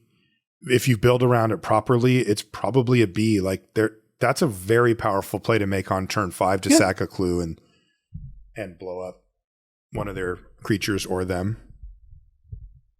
Yeah, I think this looks like a B to me. Like you just have to put a little bit of work in to make sure it functions. But when it does, it's going to be really good. I love the names of the set are they're very, really very good. Yeah, it's Offender at Large. It's 4 and a red for a 5/4 giant rogue. Just a gigantic rogue running around trying to cover her face when she's 3 times the size of everyone else. And it's got Disguise, and you can pay 4 and a red to flip it up. So it costs the same as it costs to flip. It's 5 mana either way. It's a 5/4. And when it enters the battlefield or is turned face up to 1 target creature gets +2/+0 until end of turn. So this is just straight up C level filler disguise creature. The cool thing about disguise creatures is the floor is really about a C. It's kind of hard to be too much worse because there's enough good ones that your opponent's going to try to kill them, and they're going to get onto the board and let you kind of afford more expensive cards by getting to cast them for 3. Yeah, C level for sure though. Next is another good name, Rebel Belt Braggart. It's a 4 and a red for a 5/5 Viashino warrior at common. And when it attacks, if it's not suspected, you may suspect it. Kind of the best of all worlds where you don't have to suspect it and it gets to block the first turn anyway. And then by the time you do attack, which is when you want it to become suspected, you get to just give it menace. Yeah.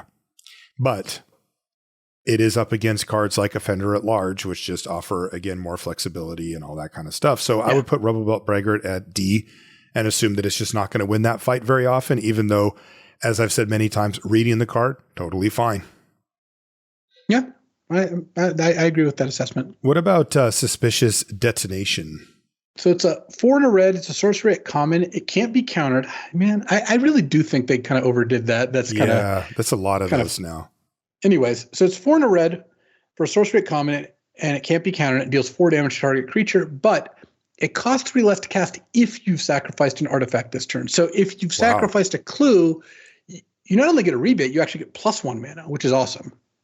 And if you manage to sacrifice something for other purposes, like a Thopter or something, it could work out nicely as well. I think that Suspicious Detonation is probably just about filler level, but every now and then you're going to be pretty happy that you had this card in your deck.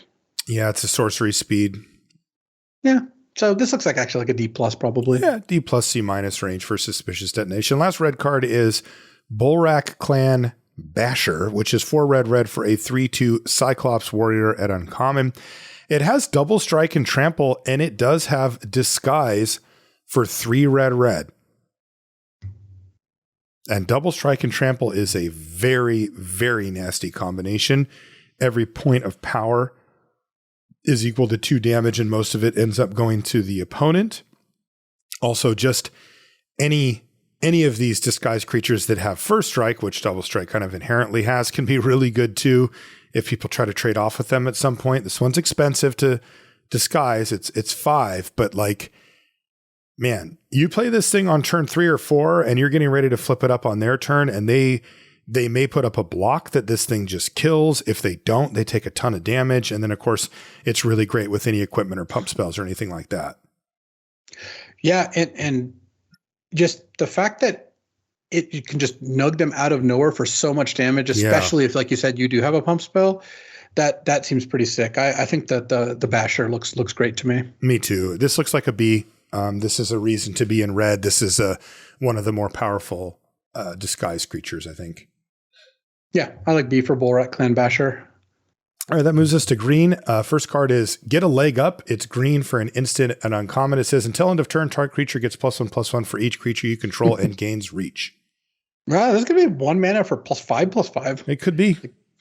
That's not nothing. Yeah, in a creature heavy deck, I guess I would always play this card. And in a not creature heavy deck, well, just don't. Just don't play it, yeah. But I think it plays as a B in a creature heavy deck. I mean, that is a lot.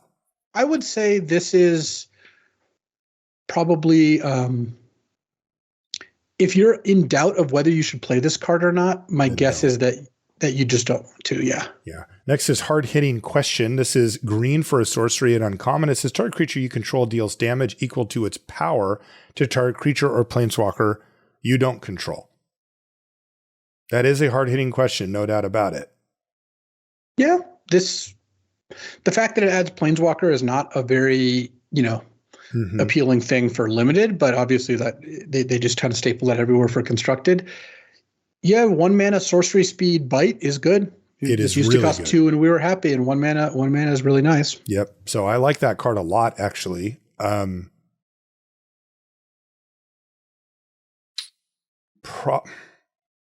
much better is it with the is there any tricks you can do with ward with this? No. I mean, you just have to pay with ward. It's good with your warded creatures. I meant with your ward. Can you? Well, they're less likely to be able to disrupt it. Yeah. Yeah. Like At any rate, if they have 2 mana up, that they're not really killing your disguised creature. Yeah. Unless they have one of the 17 cards that are uncounterable, of course. Yeah, of course. I like C+ to B- range for hard-hitting question. Yeah, I do too. I'd probably be a B-. Like when you have a good curve and you can play this for kind of as a freebie, it's really, really strong. You can almost anytime you can kill an opposing creature and still make a relevant onboard play, it's powerful, and this sets that up. Next is Hedge Whisperer, which is green for a 0/3 elf druid detective. Is that a pig? Yeah, you're going to find out soon enough that it's a boar. It's a boar. It is uncommon. It says you may choose not to untap Hedge Whisperer during your untap step, and then you can pay 3 and a green, tap it, and collect evidence 4. So 4 mana and collect evidence 4 and tap the thing. Target land you control becomes a 5/5 green plant boar creature with haste for as long as Hedge Whisperer remains tapped. It's still a land. Activate only at sorcery speed, and I suppose you can't choose. You can choose, of course, to keep it that way and just keep your 5/5 hedge boar pig thing going. Haven't seen this, you may keep it tap text for a long time. It's kind of funny. Yeah. So it's a 1 mana 0/3, and then at some point you can collect evidence and send it in.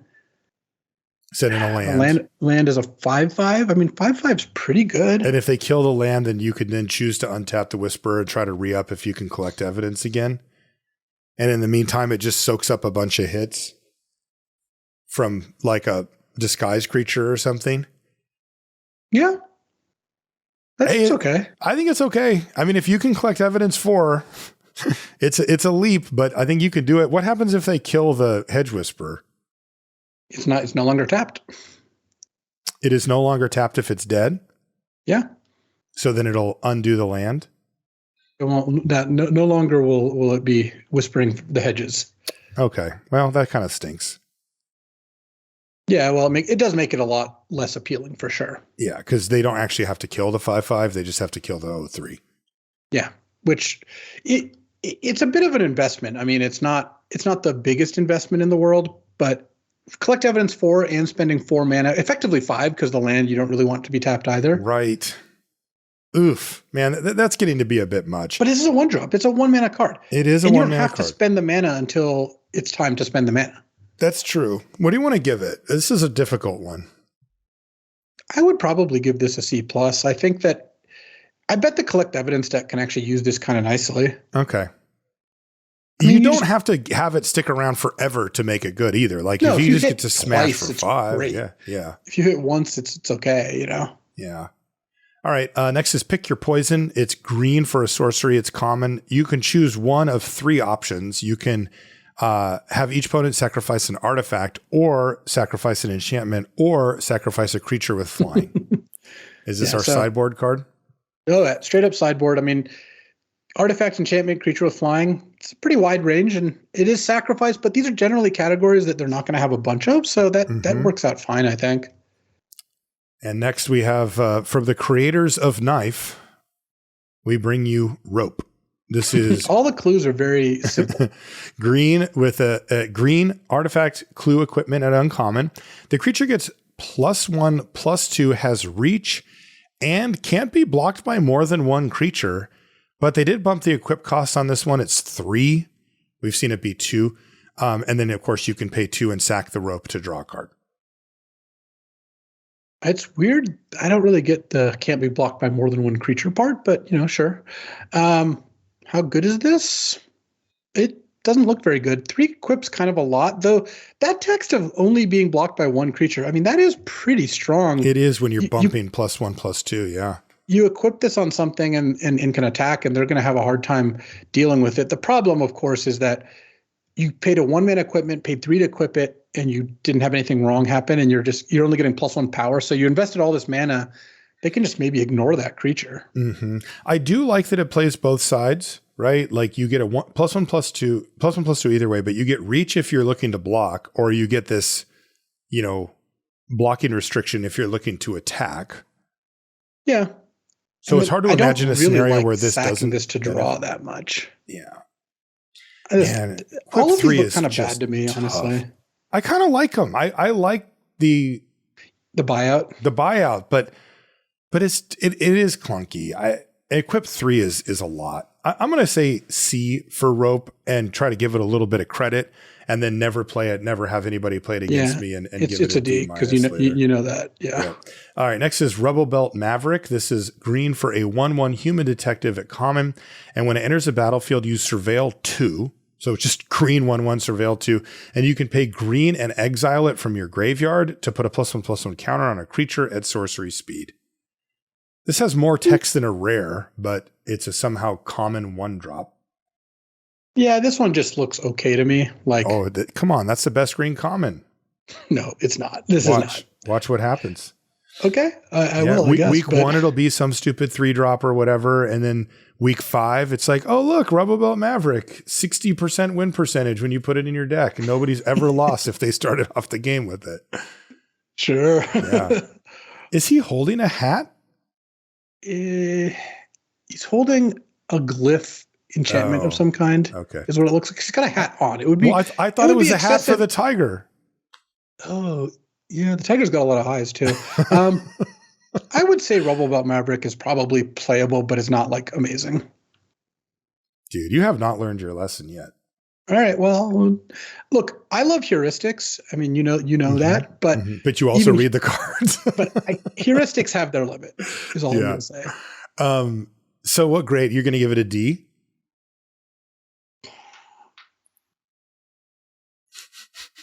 I would give it a C minus. All right, I'm going to go C plus on Rebel Belt C Maverick. plus. Yeah. You're out of control, dude. Next is Aftermath Analyst. This is 1 and a green for a 1/3 elf detective at uncommon. When Aftermath Analyst enters a battlefield, mill 3 cards. You can pay 3 and a green and sacrifice it to return all land cards from your graveyard to the battlefield tapped. I suppose that there's some build around, not building around this, but this could be part of building around something else where the 1 and a green for a 1/3 that mills you is like really nice. I assume that the sacrifice part isn't come up super often. Yeah, there's something here. I mean, there's not a lot to complain about, but I want it to be enabling or doing other stuff a little more pointedly, you know? Right. I mean, what I mean by something here is not really this card itself. It's just there's been a number of mill cards, and then there's some cards that really do pay you off for milling. So I think that you look at all that stuff together, and I feel like there is, if you get enough of those things, then there are some payoffs for them. Yeah, I mean, it might just be evidence collection support too. And maybe it is cool if you get like 2 lands out of it. I mean, you could sacrifice this thing whenever you want. Yeah. You would have to get a lot of lands out of this to be good, right? Like, you would, yeah. Like it's not a complete free roll here. Like, no. What do you want to give the analyst? I have no idea what to give this card. A C? It looks like a builder on C, where like this is a part of. I would only put this card in my deck if I cared about the first line about the milling 3. Yeah. So there you go. If you care about that, then put Aftermath Analyst in your deck. If not, then don't. Next is Fanatical Strength, which is 1 and a green for an instant at common. Target creature gets +3 and +3/+3 and trample until end of turn. That is a very potent combo. +3/+3 and trample is definitely what you want out of your 2 mana combat trick. We've seen that card be extremely good, staggering size in LCI, and that was a fast format, but still very good. And I would imagine it's pretty good here too. I like rock solid C for Fanatical Strength. Yeah, that seems right. Next is Flourishing Bloomkin, which is 1 and a green for a 0/0 plant elemental at uncommon, but it gets +1/+1 for each forest you control. And then it also has Disguise for 4 and a green. And it says when it's turned face up, search your library for up to 2 forest cards and reveal them. Put 1 onto the battlefield tapped and the other into your hand and then shuffle. Dang. That's pretty cool. Yeah, this is neat. So you can play it as a 2-mana 2/2 if you've drawn 2 forests. That's obviously like not the most exciting. And then you can disguise it, flip it up, and then it gets +1/+1 because you put 1 into play already, and then another +1/+1 next turn. I bet this is pretty good for ramp decks too. Also, sometimes you're going to cast this as a 2-mana 4/4 in the middle of the game. Definitely. Because if you have this card, you're going to be biasing towards forests, obviously. And that could be pretty neat, I think. This looks really strong to me. I mean, nothing is like amazing, but I like the ramp ability, and I like that it does get big enough to matter, and it only costs 2 mana. It doesn't really ask much of you. Yeah. I think that the Bloomkin looks like a B- to me. It does to me too. B- for Flourishing Bloomkin. Next is Nervous Gardener, which is 1 and a green for a 2/2 Dryad with Disguise green, just the single mana. And when a Nervous Gardener is turned face up, search your library for a land card with a basic land type, reveal it, put it into your hand, and then shuffle. Love it. That's solid. And it's a 2 mana 2/2? 2 mana 2/2, and then you can also just disguise it and basically 4 mana 2/2 draw a card, with the card being a land. I mean, that's pretty sweet. That's really good. I like C+ for Nervous Gardener. That seems like the type of card that's going to see extensive play in the format. Yeah.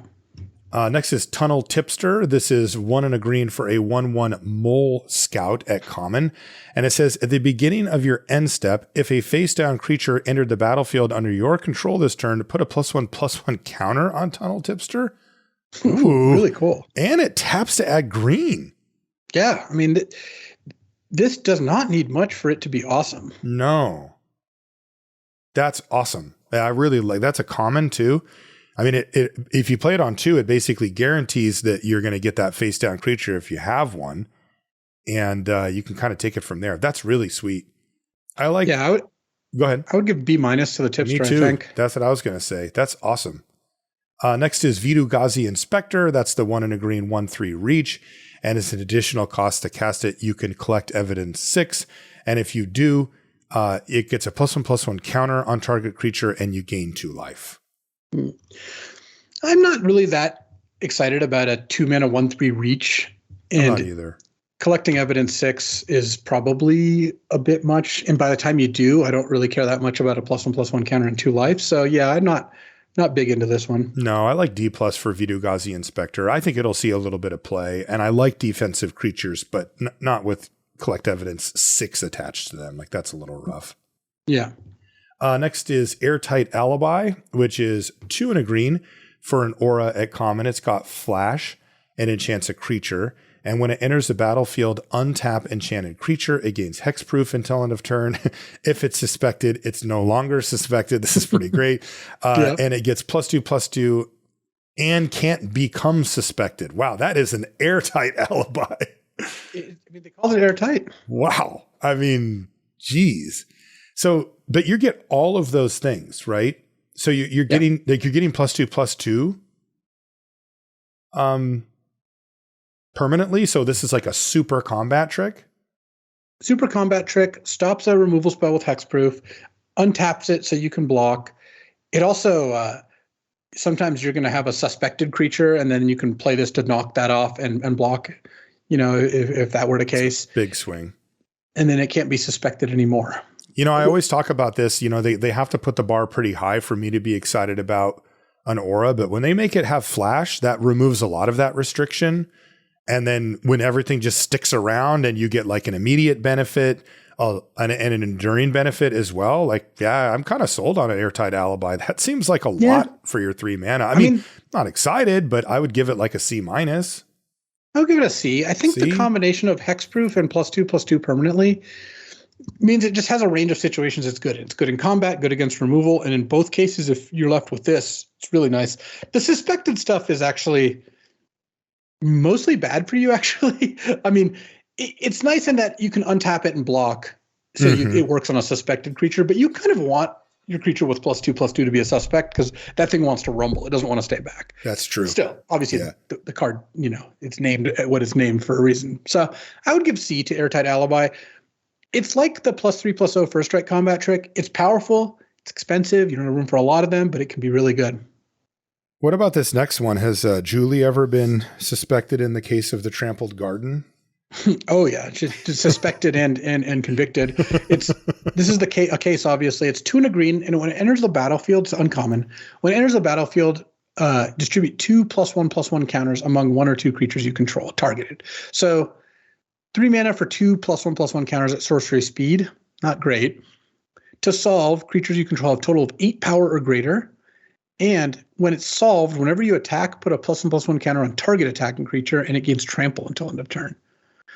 This feels like a bit of a win more to me, where you're getting bad rate to begin with, 3 mana for 2 +1/+1 counters at sorcery speed. And then if you have a massive army, right, if you have, a 2 4/4s or a 4/4 and 2 2/2s, this flips. And then getting a +1/+1 counter trample whenever you attack is pretty nice, but it's not worth this whole rigmarole. This doesn't look very good. No, it's also particularly bad right next to Airtight Alibi, which gives you some of what you get here, but more, and you don't have to do any extra work. Yeah. Yeah, I like D for Case of the Trampled Garden. Yeah, I would give it a D as well. Pompous Gadabout is, look at this guy, is 2 in a green for a 4/2 human citizen at uncommon. It has hexproof as long as it's your turn, and it can't be blocked by creatures that don't have a name. So disguised creatures, which is the main thing you'd worry about with your 4/2 for 3. But I still don't really like 3 mana 4/2s. Yes, he does do his little fancy stroll past disguised creatures, but he still dies to a lot of 2-drops. I mean, every single one in existence, I'll say. So I do like hexproof on your turn. It means you're pretty safe when it comes to combat tricks, and this guy invites combat tricks. Like, you attack with this, they're blocking. Yes. So I would give it a C. I think that there's going to be times when it does totally fine. It's a lot of stats, at least. Yeah. This one looks really nice with things like Airtight Alibi. Right, where you just have the green light. Okay. It kind of has Provoke, right? So indeed. So C for Pompous Gadabout. Next is Sample Collector, which is 2 and a green for a 2/3 Troll Detective at uncommon. And whenever Sample Collector attacks, you may collect evidence 3. When you do, put a +1/+1 counter on target creature you control. Yeah. I feel like collect evidence 3 is the sweet spot where you actually can plan on doing that like twice over the course of a game. Where when you get up to the 5 and 6, it's kind of a, unless you're really supporting it, it's probably going to be a one-shot most of the time. I mean, it scales up kind of nicely with disguised creatures. One disguised creature that dies could be 5 or 6 by itself. So, but I like Sample Collector. I think if your opponent plays this is the kind of card where I would want to play the 1/3 that mills you for 3. Yeah, right? You play that on turn 2. You play this on turn 3. Your opponent has to deal with this, or it's like a 3/4 attacking on turn 4. That's pretty strong with implied future value. So I would give a B- to Sample Collector. Yeah. I would want to try to enable it though. Yeah, build around B-, but it's not a hard build around. It's just like you can put this into any deck. You should just keep in mind that you want to collect samples. Is this card really called Slime Against Humanity? It is. It's 2 and a green for a sorcery at common, and you create a 0/0 green ooze with trample, and then put X +1/+1 counters on it, where X is 2 plus the total number of cards you own in exile and in your graveyard that are oozes or named Slime Against Humanity. And then you can have any number of cards in your deck named this, but that doesn't matter for limited. That's already a rule for every card for limited. So the first one's a 3-mana 2/2. The second one's a 3-mana 3/3. The third one's a 3-mana 4/4, and so on and so forth. That is not impressive. You get credit if you mill them. Yeah, I know someone at some point is going to get like 7 of these and still maybe lose because your opponent ignores the first 2 and then bounces the next one. Yeah, exactly. This is cute and stuff, but I mean, it looks like I wouldn't go for this. Looks like a build around F. Yeah, build around F. You did it. Next is they went this way. This is 2 and a green for a sorcery at common. Search your library for a basic land card, put it onto the battlefield tapped, and then shuffle. I was going to say, man, with those creatures, like I don't want to do a spell that just does this, but they do pay you back. It's Investigate. Yeah. I'm still not the most excited by this just because spending your turn 3 to put a land into play isn't the most tempo positive play. And then giving you a card that you can sacrifice to draw a card and spend mana on that also does not, help in the tempo department. One thing that's kind of nice about this is it does put a 3-mana sorcery in your graveyard for collecting evidence. Like turn 3 Sample Collector, turn 4 Cast, they went this way, attack as a 3/4, and then I guess you probably wasted a mana with your land drop though. I don't like that part. There's something there. My guess is this is closer to a D than anything else though. Yeah, that's what I would assume too. There are certain formats where these type of cards shine, but we haven't seen one in a while. Next is Bite Down on Crime. Is this like take a bite out of crime? I think that's the joke, but okay. It is going that direction. 3 and a green for a sorcery at common that says an additional cost to cast it. You may collect evidence 6. This spell costs 2 less to cast if evidence was collected. And it says target creature you control gets +2/+0 until end of turn. It deals damage equal to its power to target creature you don't control. So they're really embracing the bite thing. Yeah, and I think that's recognizing that fight cards don't play that well as greens like high tier removal because they have such a big failure point, which is if your opponent bounces or kills your creature. Well, both work that. If the opponent casts a pump spell on their creature, or if the creatures are tied, it's bad. So requiring you to have a 4/4 to beat a 3/3 is very different than requiring you to have a 4/4 to tie with their 4/4 or a 3/3 to tie with their 3/3. The removal spell part actually still works, which is part of why these green sucks, right? There's times when it's good. There's decks that are good. You can make green good. There's times where it's awesome. But Black's baseline is 3 or 4 mana kill any creature, right? Red's is 2 mana deal 3 or 1 mana deal 2. Green's is a highly risky play of cast this, hope you don't mess with my creature. they at least made it so green wins ties and doesn't lose super badly to combat tricks. Combat tricks still stop them from working, but you at least don't lose your creature too. So Yeah, I would expect to see more bites and less fights, just because green kind of needs that help. As for this card, 4 mana, it basically kills anything with the +2/+0, and then sometimes it'll be a 2 mana play because you are able to collect some evidence. Yeah, I like that. This looks like a C. I mean, okay. C plus. Sorcery speed is a little tough. But, yeah, it really is. But usually you do want to cast these on your turn anyway because you want to take advantage of the +2/+0 on attacks. Next is Chalk Outline, which is 3 and a green for an enchantment at uncommon. Whenever one or more creature cards leave your graveyard, create a 2/2 white and blue detective token, then investigate. Well, there's a build around. Yeah, I mean, this is a straight up build around. There's no other way around it because this does nothing and by itself. And it also doesn't pay you off for like a normal thing that happens in Magic, which is creatures leaving your graveyard. That's just not a normal game action. It's not like when a creature dies, that at least just happens over the course of the game. Right. That being said, getting a 2/2 whenever you investigate with a creature is pretty nice. Whenever you collect evidence? That's what I meant. Collect evidence. Getting a 2/2 and a card every time that happens is really good. And there's raised deads also work. Like if you have, the macabre reunion, whatever, get a creature back, that also triggers this. This looks like a build around B to me. Same. Like, this gives me hope. If you can pick up a Chalk Outline and maybe one of the other cards that care about creatures leaving your graveyard, and then you're black-green, you have some collect evidence cards, you have some cards that get creatures back from your graveyard, all of a sudden you really got a stew going. If Chalk Outline triggers twice, at that point I think you're ahead. You got 2 2/2s and 2 clues. Totally. Yeah, this is like, come on, Wizards, please just make Chalk Outline good. Like, that's all. Well, it's too late. They've already made it. Let's just see. We need something. we need it to be, something to aim for here, because this is perfect, right? It gives you board presence and long-term advantage. That's what you want. Build around A+. Let's see if they can meet that bar. Next is Greenbelt Radical, which is 3 and a green for a 4/4 Centaur citizen at uncommon, and it has Disguise for 5 green, and it says when it's turned face up, put a +1/+1 counter on each creature you control. Creatures you control gain trample until end of turn. You can do that at like faster than instant speed. It costs 7 mana. Like it is not cheap, but the casting of this is actually pretty nice. 4 mana 4/4. Like you could just run this out. This is nice because this is actually a split card in the way that this guy's creatures often are, which is casting it is good, flipping it up is good. And in this case, flipping it up is better. So I would always play this card, and I would probably pick it pretty highly. This looks like a B. I also like that it's a ramp payoff. Yeah, don't be afraid to cast this and trade it off as a disguised creature. But honestly, if you don't think the game's going that way, just wait 1 turn and cast it as a 4/4. Totally.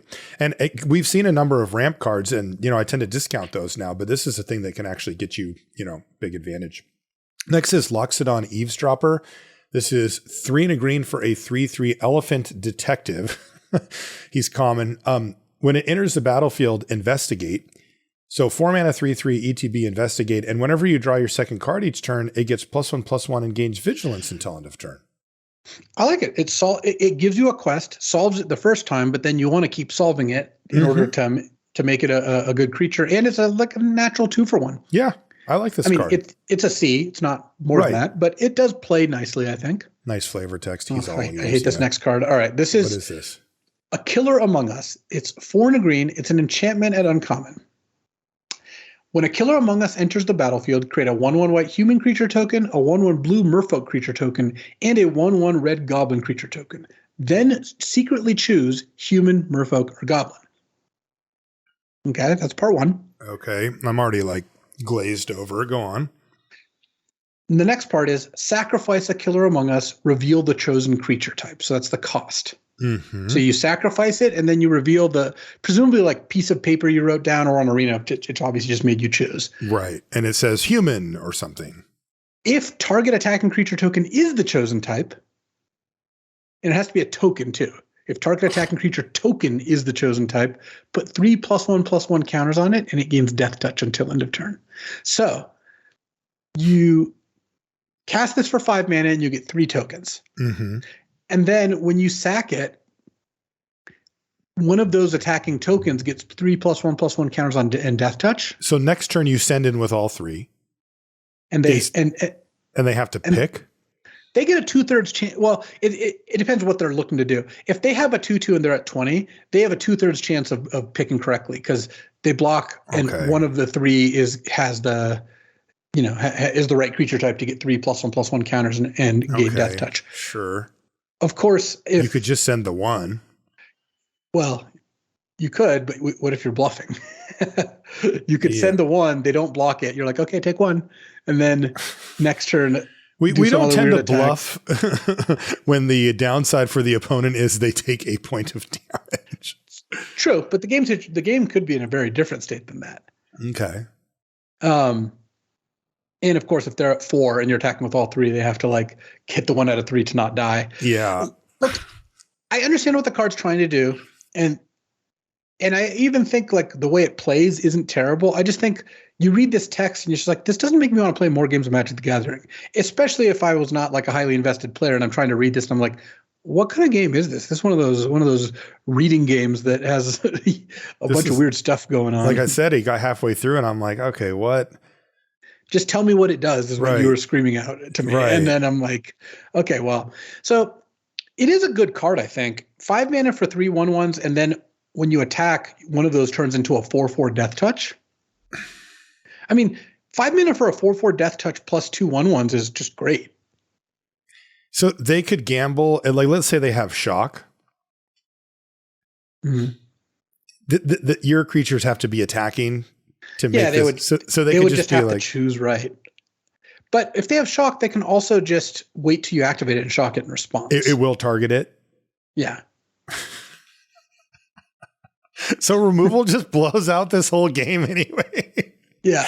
Oh, wait. No, sorry. Only instant speed removal that can kill a 1 toughness creature. Get out of here. Gameplay wise, this card's probably a C+. Maybe it's even better. Maybe a B-. Mm-hmm. And then, design wise, I'm pretty close to an F, to be honest. Maybe we just don't like fun. What does Culvert Ambusher do? This is 3 green. It's a 4/5 worm horror at uncommon. It's got disguise for 4 and a green.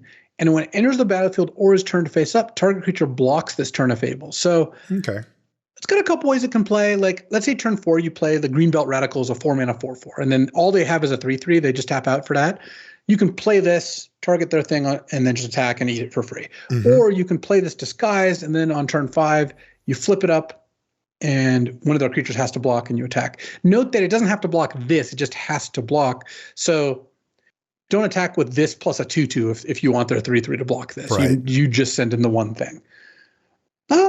I mean, this looks totally fine. Probably C+. Definitely. It's got good stats, 5 mana 4/5 or disguise 4/5, and you'll get a free card every now and then or mess up their combat in some way. Yeah, seems legit. So I like it. C+. C+ for Culvert Ambusher, which brings us to Vengeful Creeper. It's 4 and a green for a 5/5 plant elemental at common with disguise 5 and a green. That's how much it costs to flip. And when it's turned face up, destroy an artifact or enchantment the opponent controls. Great. Another way to sink your mana. Mm-hmm. Yep. C for Vengeful Creeper. Topiary Panther is interesting. This is 4 green for a 6/5 trample. It's a plant cat at common. And it's got basic land cycling 1 and a green. So this looks pretty sweet. Basic land cycling is a bit better than just mountain cycling or island cycling. On the one hand, this requires green to cycle, so it doesn't fix green mana unless you really need to double. But if there's some kind of 5-color green deck between this and They Went This Way, the one that searches for a basic, you could get some action going. So I think Topiary Panther looks pretty solid to me. Looks like a C. Yeah, this is the type of card that goes up against these disguises and actually sometimes comes out on top. Yeah, 6/5 trample for 6, not bad. Mm-hmm. Last green common or uncommon is Glint Weaver. It's 5 green for a 3/3 spider at uncommon. It's got reach, of course. And when it enters the battlefield, distribute 3 +1/+1 counters among creatures you control, and then gain life equal to the greatest toughness among creatures you control. Wow, that's sweet. I mean, at the minimum, this is a 7 mana 6/6 reach that gains you 6 life. Though it is vulnerable to a deal 3 at instant speed in that case because they have ability to respond. But I mean, there's a lot of situations where you're like, play this, give this +1/+1, this other thing +2/+2, gain my 5, and then have 2 good attacks. It seems pretty strong. This is what I want to ramp into. This actually looks like a B to me. Me too. Again, another ramp payoff. Reach too. Yeah, that's awesome. That is very difficult to die after you resolve that card, assuming that it goes the way that you hoped it would. Okay, one more color here before. I think we've got a few colorless cards, but we've already done a ton of golds here, which is, of course, white, which is first card is Forum Familiar, which is white for a 1/1 cat. It is uncommon, and it disguises for 1 and a white, and when it's turned face up, return another target permanent you control to its owner's hand, and put a +1/+1 counter on Forum Familiar. Is that a good thing to return a card to your hand? Yeah, I think that's generally a positive because it's not non-land. So at the very worst, you could return a land. Okay. Obviously, you don't want to like flip this on turn 4, and set yourself back. But if you're going to miss your land drop, it kind of flips for 1 mana. Yeah. Yeah. And then, of course, you can just leave it as a 2/2 if it's face down. I mean, it's only going to become a 2/2 anyway, right? Yeah. So you're more just biding your time for when it's advantageous for you to do that. Yeah. But it could get you double green if you need a double green. Like you could bounce your forest or something like that. That does work. And saving your own creatures is kind of nice. This looks decent to me. Yeah, it looks good to me. Also, it's a 1-drop, so it's obviously amazing.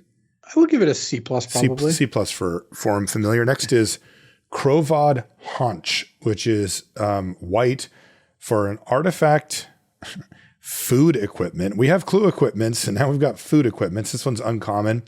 The creature gets +2/+0, and the equip cost is 2. You can food it. You can pay 2 mana, tap it, and sack it to gain 3 life. And when it's put into a graveyard from the battlefield, you may pay 1 and a white. If you do, create 2 1/1 white dog creature tokens. Wow, so for 4 mana, you can gain 3 life and get 2 1/1s? And it's an equipment that gives +2/+0 if that's good. Do you know the reference of this? No, what is it?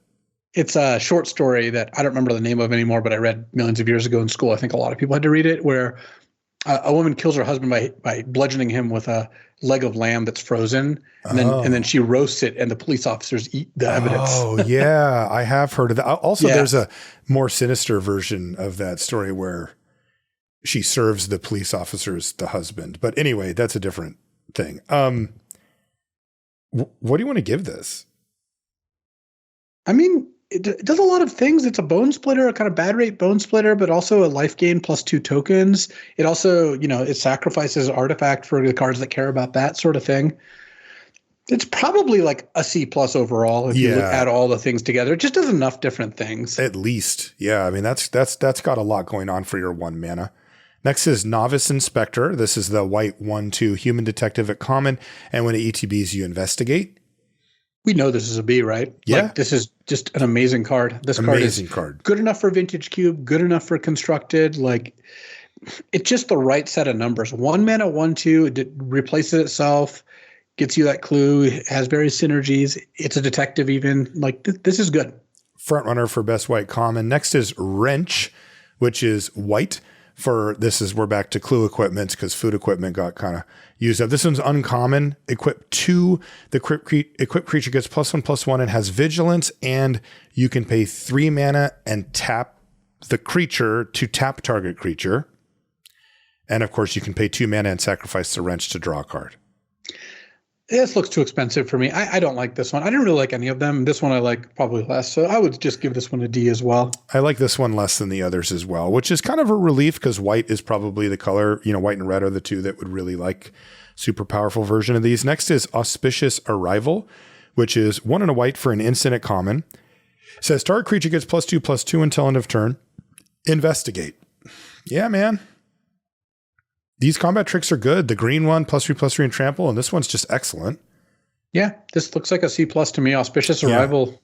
It's just a clean little combat trick that's going to get you a 2-for-1. You're going to win combat and you're going to get your token. Next is Call a Surprise Witness. This is 1 and a white for a sorcery at uncommon. And it says return target creature card with mana value 3 or less from your graveyard to the battlefield. Put a flying counter on it. It's a spirit in addition to its other types. That is a surprise witness when you call the person who was killed. Yeah, I mean, this looks great too. Yeah. Getting a flying counter on it, like paying 2 to get a 3-power creature back or a 3-cost creature back is already like, all right, you can see the edge there, right? You can see the arbitrage, but giving it flying is pretty awesome. So major upgrade. I would give Surprise Witness a B. Yeah, that looks like a very big tempo play. You trade something off, get it back. B for Call a Surprise Witness. Next is Case of the Gateway Express. This is 1 and a white for an enchantment case at uncommon. It says when it enters the battlefield, choose target creature you don't control. Each creature you control deals 1 damage to that creature. And then it says to solve, 3 or more creatures attacked this turn. And then if it is solved, creatures you control get +1/+0. I think this card's great. Like it very much pays you for the same thing at all times. So it's a bit of a, all-in card. Mm-hmm. But when you play this, kill one of their creatures and then attack with all your creatures, and now you have a +1/+0 anthem. You got that for 2 mana? Like, great card. So this looks like a B in aggro decks and kind of unplayable outside of them. And it'll be pretty bad when you're losing, but it'll be real good when you're like, doing your thing and they're doing their thing. This is the kind of card that breaks the game open. Oh, you're going to roll them. Yeah, that's awesome. Case of the Pilfered Proof is next. This is also 1 and a white, again, for an enchantment case at uncommon. It says, whenever a detective enters the battlefield under your control and whenever a detective you control is turned face up, put a +1/+1 counter on it. So this one actually doesn't do anything when it ETBs. It just sits there and benefits your detectives. And then it says to solve. You control 3 or more detectives. All right, we get it. And then it says solved if 1 or more tokens would be created under your control. Those tokens plus a clue token are created instead. So detective build around. Yeah, and this is a kind of nice one. Mm-hmm. I mean, giving all your detectives +1/+1. If you get this out before your detectives show up, and then giving you a bunch of extra clues as you create more detectives. And also all you have to do is just control the detectives on end step to get the benefit. Like you don't have to go attack with them or. No, they have to be there at end step, but yeah. That's pretty good. The funny part about it is I wonder if there's times like, can you just not solve the case? Because, I mean, if you just have a bunch of detectives, you may just want all of them forever to come in with +1/+1 counters, and you may not. You get that. It doesn't change. Oh, you get that anyway. It just sits in play. Oh, dude, this is a sick detective build around. This is like a build around B+, where like, if you go hard on detective stuff, this card can really pay you off for it. What's the best other color besides white? Blue. So white, blue detectives, man, that is not. Oh yeah, the build around too with that payoff. There we go. Oh baby, yeah, I like build around B+ for Case of the Pilfered Proof. If you have a detective deck, you are going to win if you have that thing. Next is Market Watch Phantom. This is 1 and a white for a 2/2 Spirit Detective at common. Whenever another creature with power 2 or less enters the battlefield under your control, Market Watch Phantom gains flying until end of turn. Yes. I'm not that interested in these type of cards. Really? I mean, it is a detective, so that's cool. But man, you play this on turn 2. You play a disguise card on turn 3, attack for 2. Mm-hmm. Next turn, maybe you don't get the flying. Turn after, you can probably play another 2-drop, hit for another 2. I bet this card's just totally fine. You think I think your white decks are just going to always run it. Just wants it. Okay. Little Dustwalker sort of deal. Yeah, I like that. My mind is bent around the disguise stuff, but maybe you just run over people with Market Watch Phantom if they're trying to do disguise. Plays really well in a disguise environment because it naturally just trades for a disguised creature, mm-hmm. and then has value later in the game when if that's already off the table. No, that's true. If you want to trade, you can, and if you're looking to race, then you play your own disguise thing, and it jumps over any of their disguise things. So C for Market Watch Phantom then. Yeah, I would just give it a C, but I don't think you're cutting it very often. Yeah, no, that makes sense. You got me on that. Neighborhood Guardian is next. This is 1 and a white for a 2/2 unicorn. It is uncommon, and it says, whenever another creature with power 2 or less enters a battlefield under your control, I'm starting to see a theme here, target creature you control gets +1/+1 until end of turn. Yeah, this is even better. I mean, this is like a C+. Like, it's just easy to manage to open the door for good attacks, get extra damage through, set up, some cool plays. If you have a flash creature, this goes pretty nicely, like a flash way to create a detective token. So just a really solid card. You get a lot for 2 mana here. Another C. I would give this one a C+. C+. Okay. I wonder if it's better than the Market Watch Phantom. Like if you're trying to beat down, like flying's pretty good. Not on my watch is next. It's 1 and a white for an instant and uncommon. Exile target attacking creature. Not tapped, but attacking creature. Yeah, I mean, you have to cast it during attacks, but it's an instant, of course, so that's easy enough. Gets the vigilance creatures. Yep. Really efficient rate here. This looks like a B. I would always play this card, even in a defensive deck or an aggressive deck. That's what I think too. Also, it's just too low cost. It is, and in most cases, you don't have to care about the disguised creatures because it's cheap enough that you can pay. Next is Perimeter Enforcer. This is 1 and a white for a 1/1 human detective at uncommon. It's got flying and lifelink. And it says whenever another detective enters the battlefield under your control, and whenever a detective you control is turned face up, this guy gets +1/+1 until end of turn. Yeah. I mean, how often are we cutting 2 mana, 1/1 flying lifelinks from our deck? That is just a good card. Already good. So, and then of course in a detective deck, this thing probably just pops off. I would give this a B. I just think that how many white decks are you going to draft where this doesn't get a couple triggers just for free anyway? Totally. So we've seen numerous detectives just given. There's a million detectives. So yeah, I like B for Perimeter Enforcer. Yeah, Sanctuary Wall is another uncommon. It's 1 and a white for a artifact creature wall. It's a 0/4 defender, and you can pay 2 and a white and tap it to tap target creature. You may put a stun counter on it. If you do, put a stun counter on Sanctuary Wall. That's interesting. That's cool. I like it. I was set to not like this card at 3 mana, paying 3 to tap, but you get to basically get 2 turns for the price of 1. Yes. It's a way for them to charge you 1.5 mana. Yeah. Yeah, I like it. A 2 mana 0/4 defender blocks reasonably well. And then late in the game, this can be pretty nice. I think that Sanctuary Wall is probably a C in a defensive deck and then just not very good in an aggressive one. Yeah, that's what I would say too. That's cool. Next is Seasoned Consultant. This is 1 and a white for a 1/3 human, you guessed it, detective at common. And it says whenever you attack with 3 or more creatures, Seasoned Consultant gets +2/+0 until end of turn. And the beatdowns are starting to flow pretty good here now that we've got another battalion card here, basically. I mean, between being a detective and being a 2-drop, I do kind of like this card. Yeah. It is a bit win more. You have to have 3 creatures. When you do Seasoned Consultant, I think will get the job done. It looks like a C- for aggro.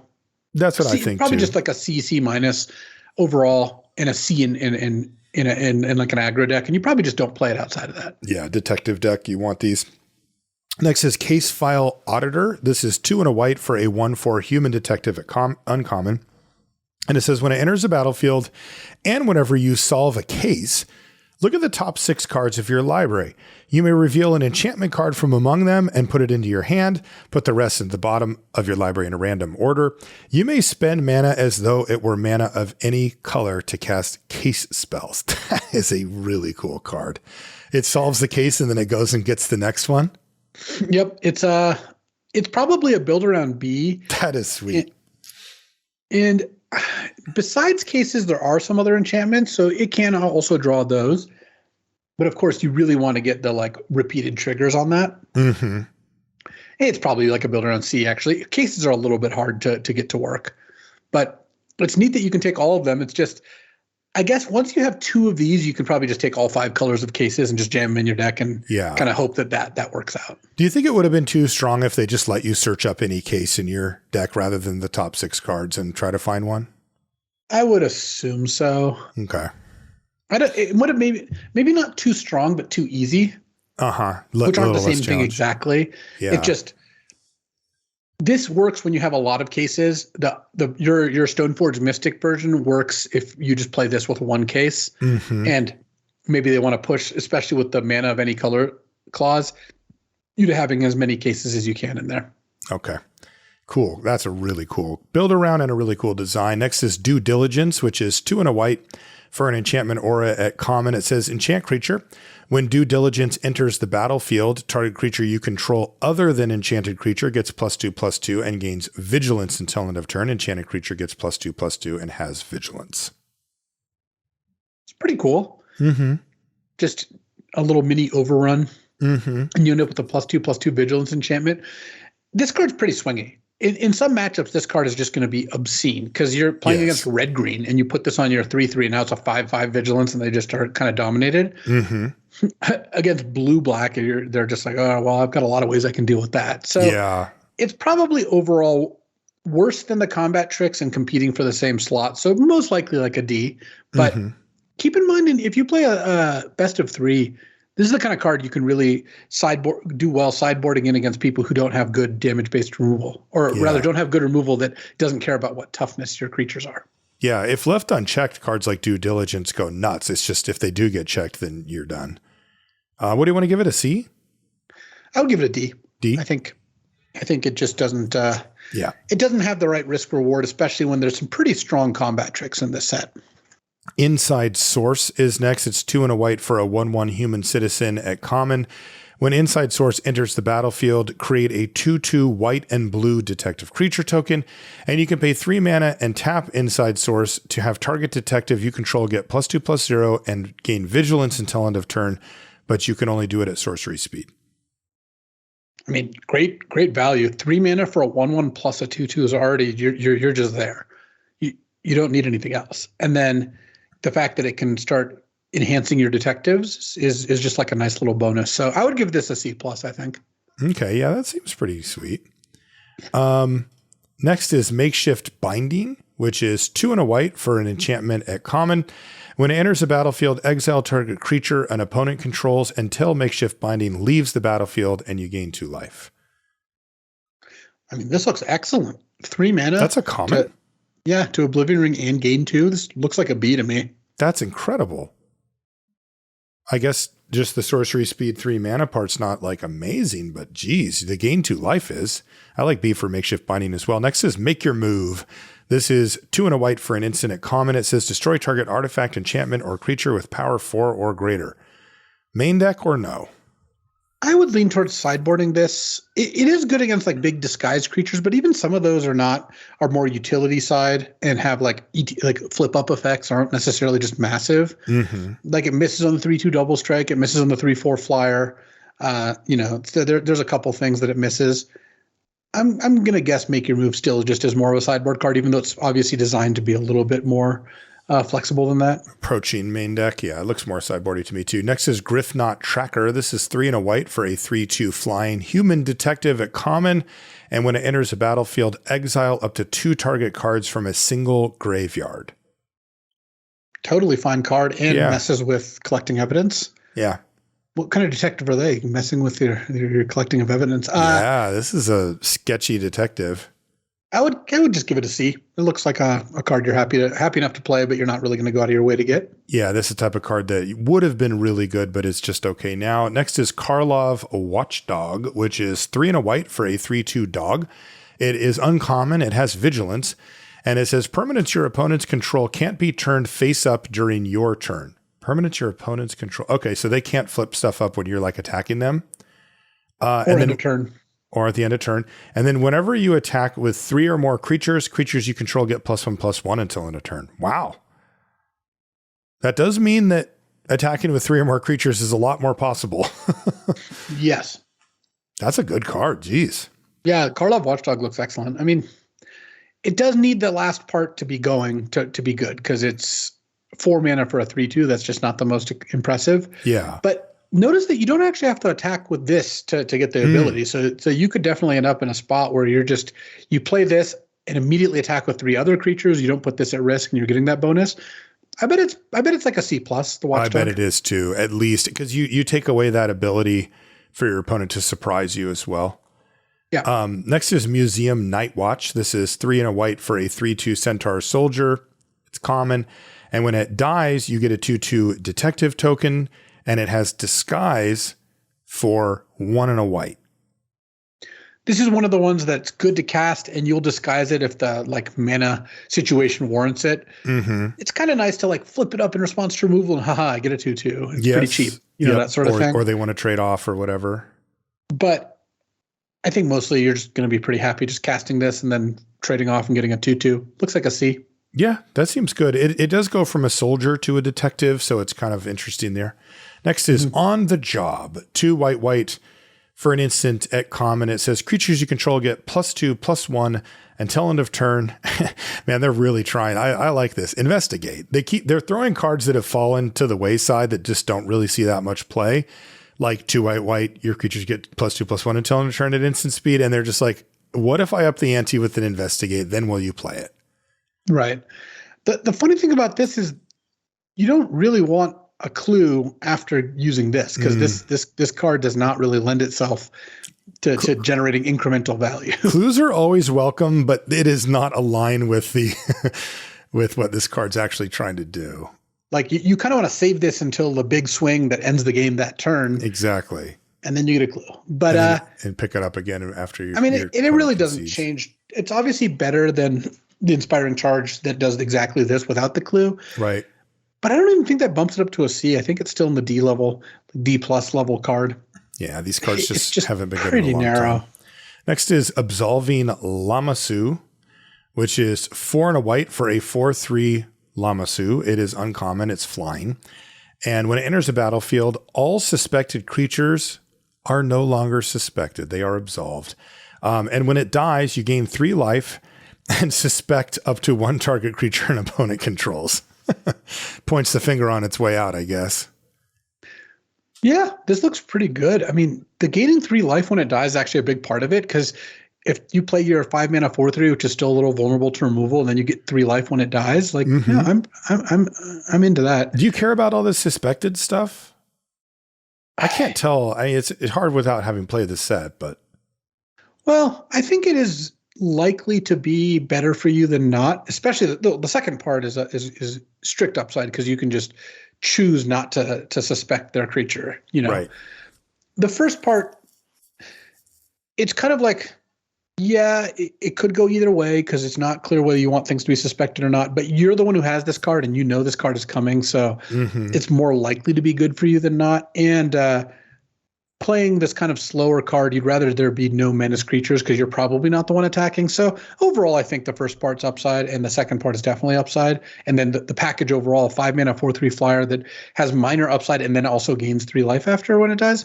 That's a B. This is a good card. Yeah, that all adds up. Next is Essence of Antiquity, which is 3 white for an artifact creature golem at uncommon. It is a 1/10. I have never seen that stat line. It disguises for 2 and a white. And when it's turned face up, creatures you control gain hexproof until end of turn, and you untap them. Shields are up. What a bizarre card. What a weirdo. Yeah. So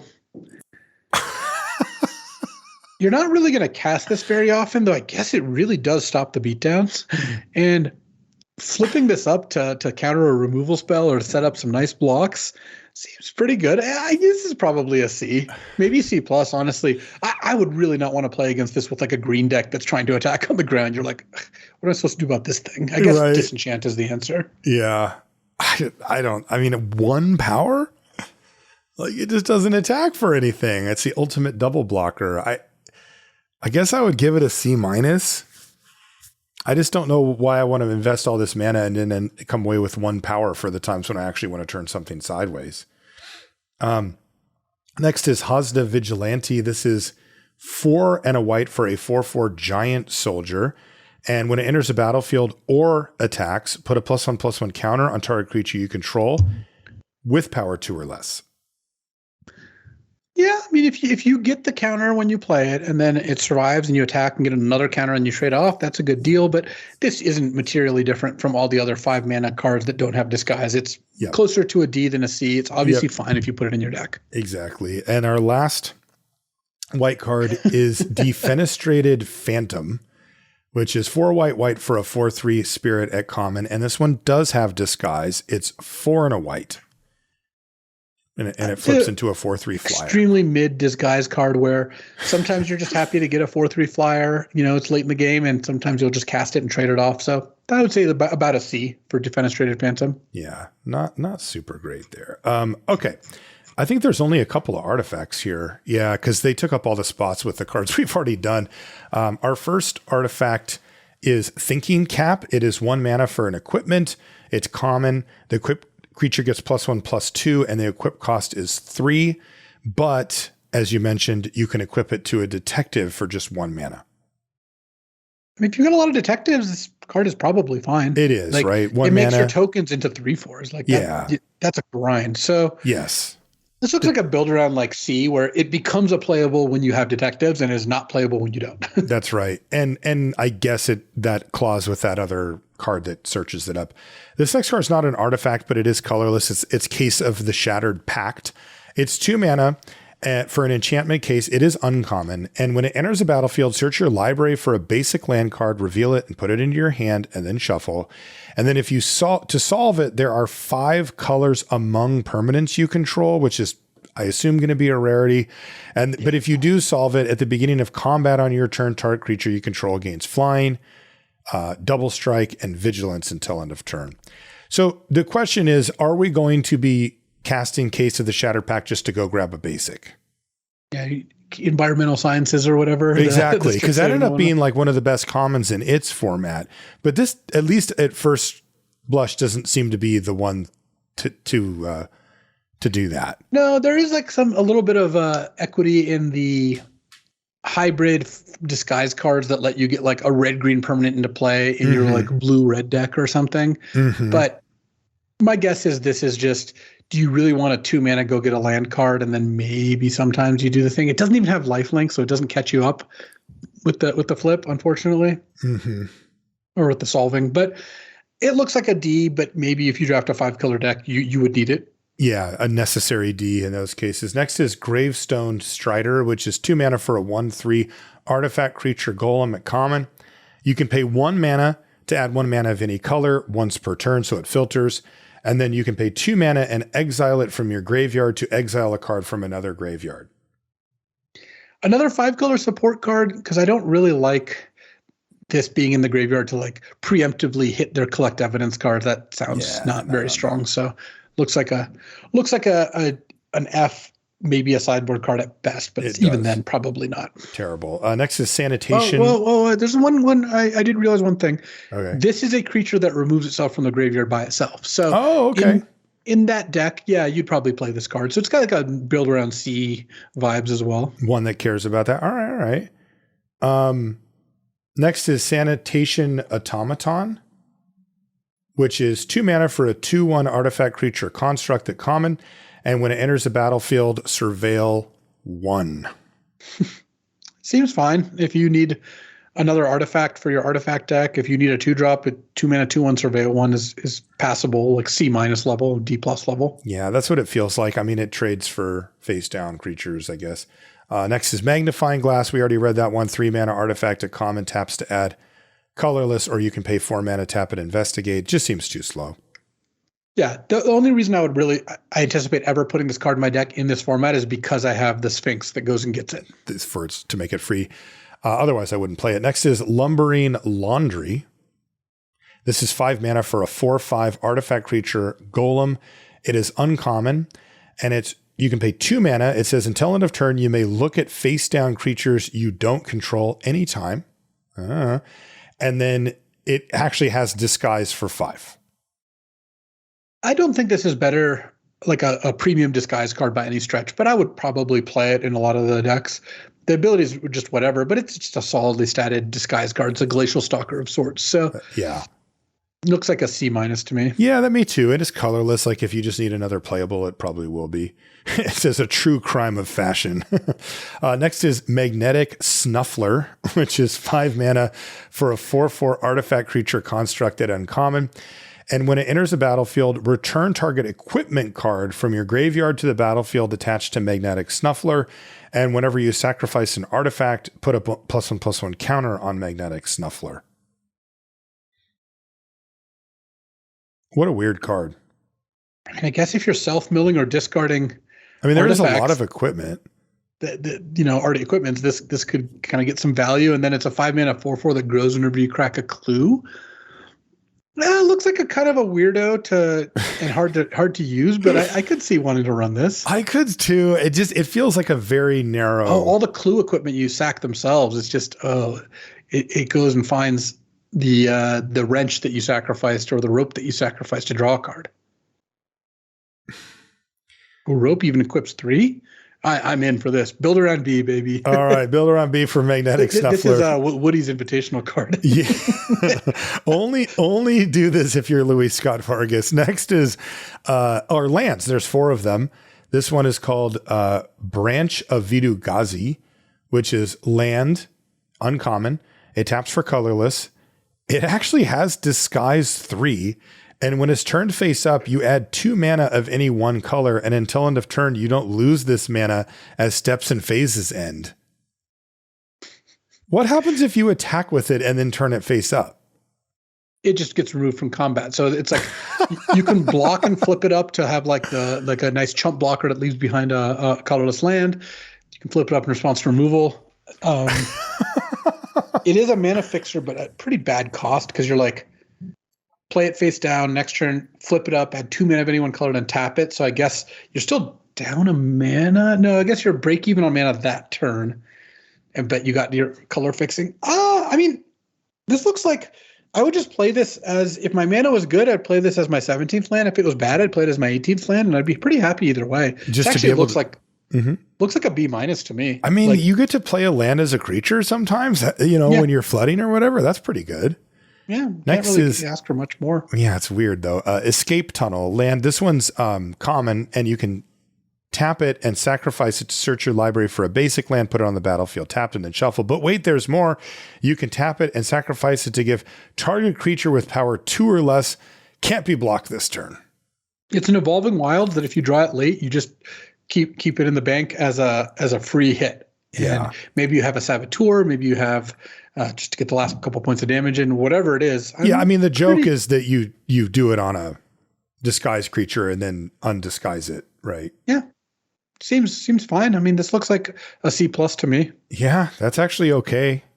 Next is Public Thoroughfare, which is a common land, and it says it enters the battlefield tapped, and when it enters the battlefield, sacrifice it unless you tap an untapped artifact or land you control, and it taps to add 1 mana of any color. I love lands like this, but they're so bad. Yeah, Rupture Spire, but you can even tap a clue. Juice is not worth the squeeze on this one. You have to be playing 5 colors to even consider this. So and it is a common. So there may be a world with all those gold cards where you do try to do some nonsense. Evolving Wilds at common. Yeah, you can play some also off-color disguise creatures. Like you just put a couple in that are kind of hard to flip, and you're just flipping off your 5 color lands. Yep, it happens. So keep it in mind. But otherwise, like Louis said, you don't want to do this just for your 2 color deck. Next is Scene of the Crime. It's an artifact land, Clue. It's uncommon. At ETB is tapped. It taps for colorless.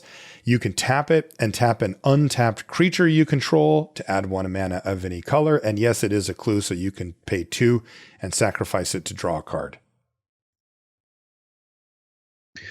Enter the battlefield tapped is unfortunate, but this does do some cool things. One is just a cycling land that cycles from in play, so you've used it a bunch of times. And then it also lets you filter mana through your other creatures.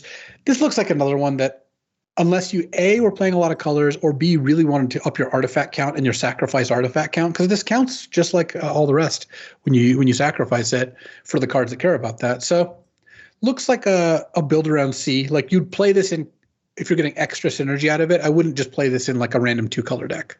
Okay, that's an interesting design. Yeah, it's kind of cool. I really like a land that I could just sack later. until I realized it came into Battlefield Tapped. That killed it for me. Tapped is really tough for the older stuff. Okay, that's it. That is it for our common and uncommon review of, what is this set called again? Murders of Markov Manor. Yeah, that's what you're going to call Murders of Markov Manor. Oh man. Look, man, you know, if you just told me, hey, this is a morph set, like I would be super stoked on that. And that is more or less what we have here. The question is, can the morphs hold up, or will the onslaught of one drops and aggression wave over those as well? And we're going to find out once the set is fully live. Any last thoughts on the set before we sign off, Luis? I like the way this looks. A lot of, you know, using your graveyard as a resource, spending extra mana on clues and disguise. So kind of good mana efficiency where a lot of things to do with your mana, a lot of ways to spend it. It's going to reward you for prioritizing those things in the right way. And overall, it looks like a fun time. I like the look of this set. I'm very hopeful as well. That's going to do it for this episode of the show. You can find us on social media, Marshall_LR and Luis's LSV, pretty much everywhere. You can find everything related to our podcast over at lrcast.com. That has links to Luis's YouTube channel, to streams, all the other stuff that we do in Magic. So it's right on the front page. And then, of course, you can find every episode of the show ever in the archive there as well. You can listen to them, stream them right on the site, download them. You can do whatever you want with our episodes. And then we want to thank our sponsors. That's, of course, everybody over on Patreon who supports us. Thank you so much for doing so. And the fine folks over at Ultimate Guard as well. Make sure you check out their products if you're looking for ways to protect your cards, your collection, etc. They are the best in the business. That's going to do it for this one. We'll see you next week. So I just recently watched the latest Mission Impossible movie, Dead Reckoning Part 1, which really came out a while ago. Just hadn't gotten around to it. And it really made me appreciate how well Tom Cruise and the rest of the folks behind it, director, producer, I know who's very involved in it, understand what people want out of Mission Impossible. Because I'm going to spoil it a bit because, again, the movie has been out for over a year, I think, maybe longer. Kind of a dumb premise that it's like a rogue AI that is who they're fighting against, and it's like anticipating all their moves. Whatever, they're looking for a key to its source code to shut it down. Again, all that's kind of like pretty nonsensical, but it just hits the Mission Impossible notes that, as someone who likes the movies, I want. I mean, it's got Tom Cruise doing a lot of running, got jumping motorcycles off cliffs, and really, they had a really cool tense train scene. I mean, how old is the classic fight on the top of the train, dodging the things on, like going through tunnels and the train overhangs? Like, how old is that kind of scene? Yeah, some Bond movie or something. Yeah. But they do it, and they do it in a way that's really exciting. And they have the comic relief guys, like the kind of bumbling CIA guys chasing after Tom Cruise the whole movie, who end up helping him at the end, And like, I was struck by, like, if you get the right things right, the rest doesn't matter that much. And that's kind of true when we evaluate Magic sets too. If the gameplay is good, if the games are interesting, color imbalance, that doesn't matter that much. Does, some of the decks not working, that still doesn't matter. Like, you look at, Strixhaven, I think it's a fairly highly regarded set overall. I certainly think it's a good one. Yeah. And it was a guild set with 5 guilds, and like 2 of them were a fair amount weaker than the other ones. Like Lorehold and Witherbloom, I think, were a good amount weaker, but the set still played out great. And that's because the gameplay was really good. And that's, at the end of the day, what matters. So when you make a Mission Impossible movie, you just know your core audience. It's the same is true of, like, if you make a Fast and the Furious movie or a James Bond movie, like, they can have a lot of things wrong with them, and maybe objectively they're not good cinema, which, again, I don't care about that too much. I just care about how much I enjoy them. But if you get the right notes right, if you know what your audience wants and you deliver on it, like, that just makes up for so much else. And I think everyone could take a lesson from that when they're trying to design whatever experience, whatever product, whatever, even a party for your friends. Like, your friends like the certain things, they're not really into other things. Like, don't do a pizza party when a lot of your friends are lactose intolerant, right? That's not very complicated. If you get the important things right, the details, they don't matter as much.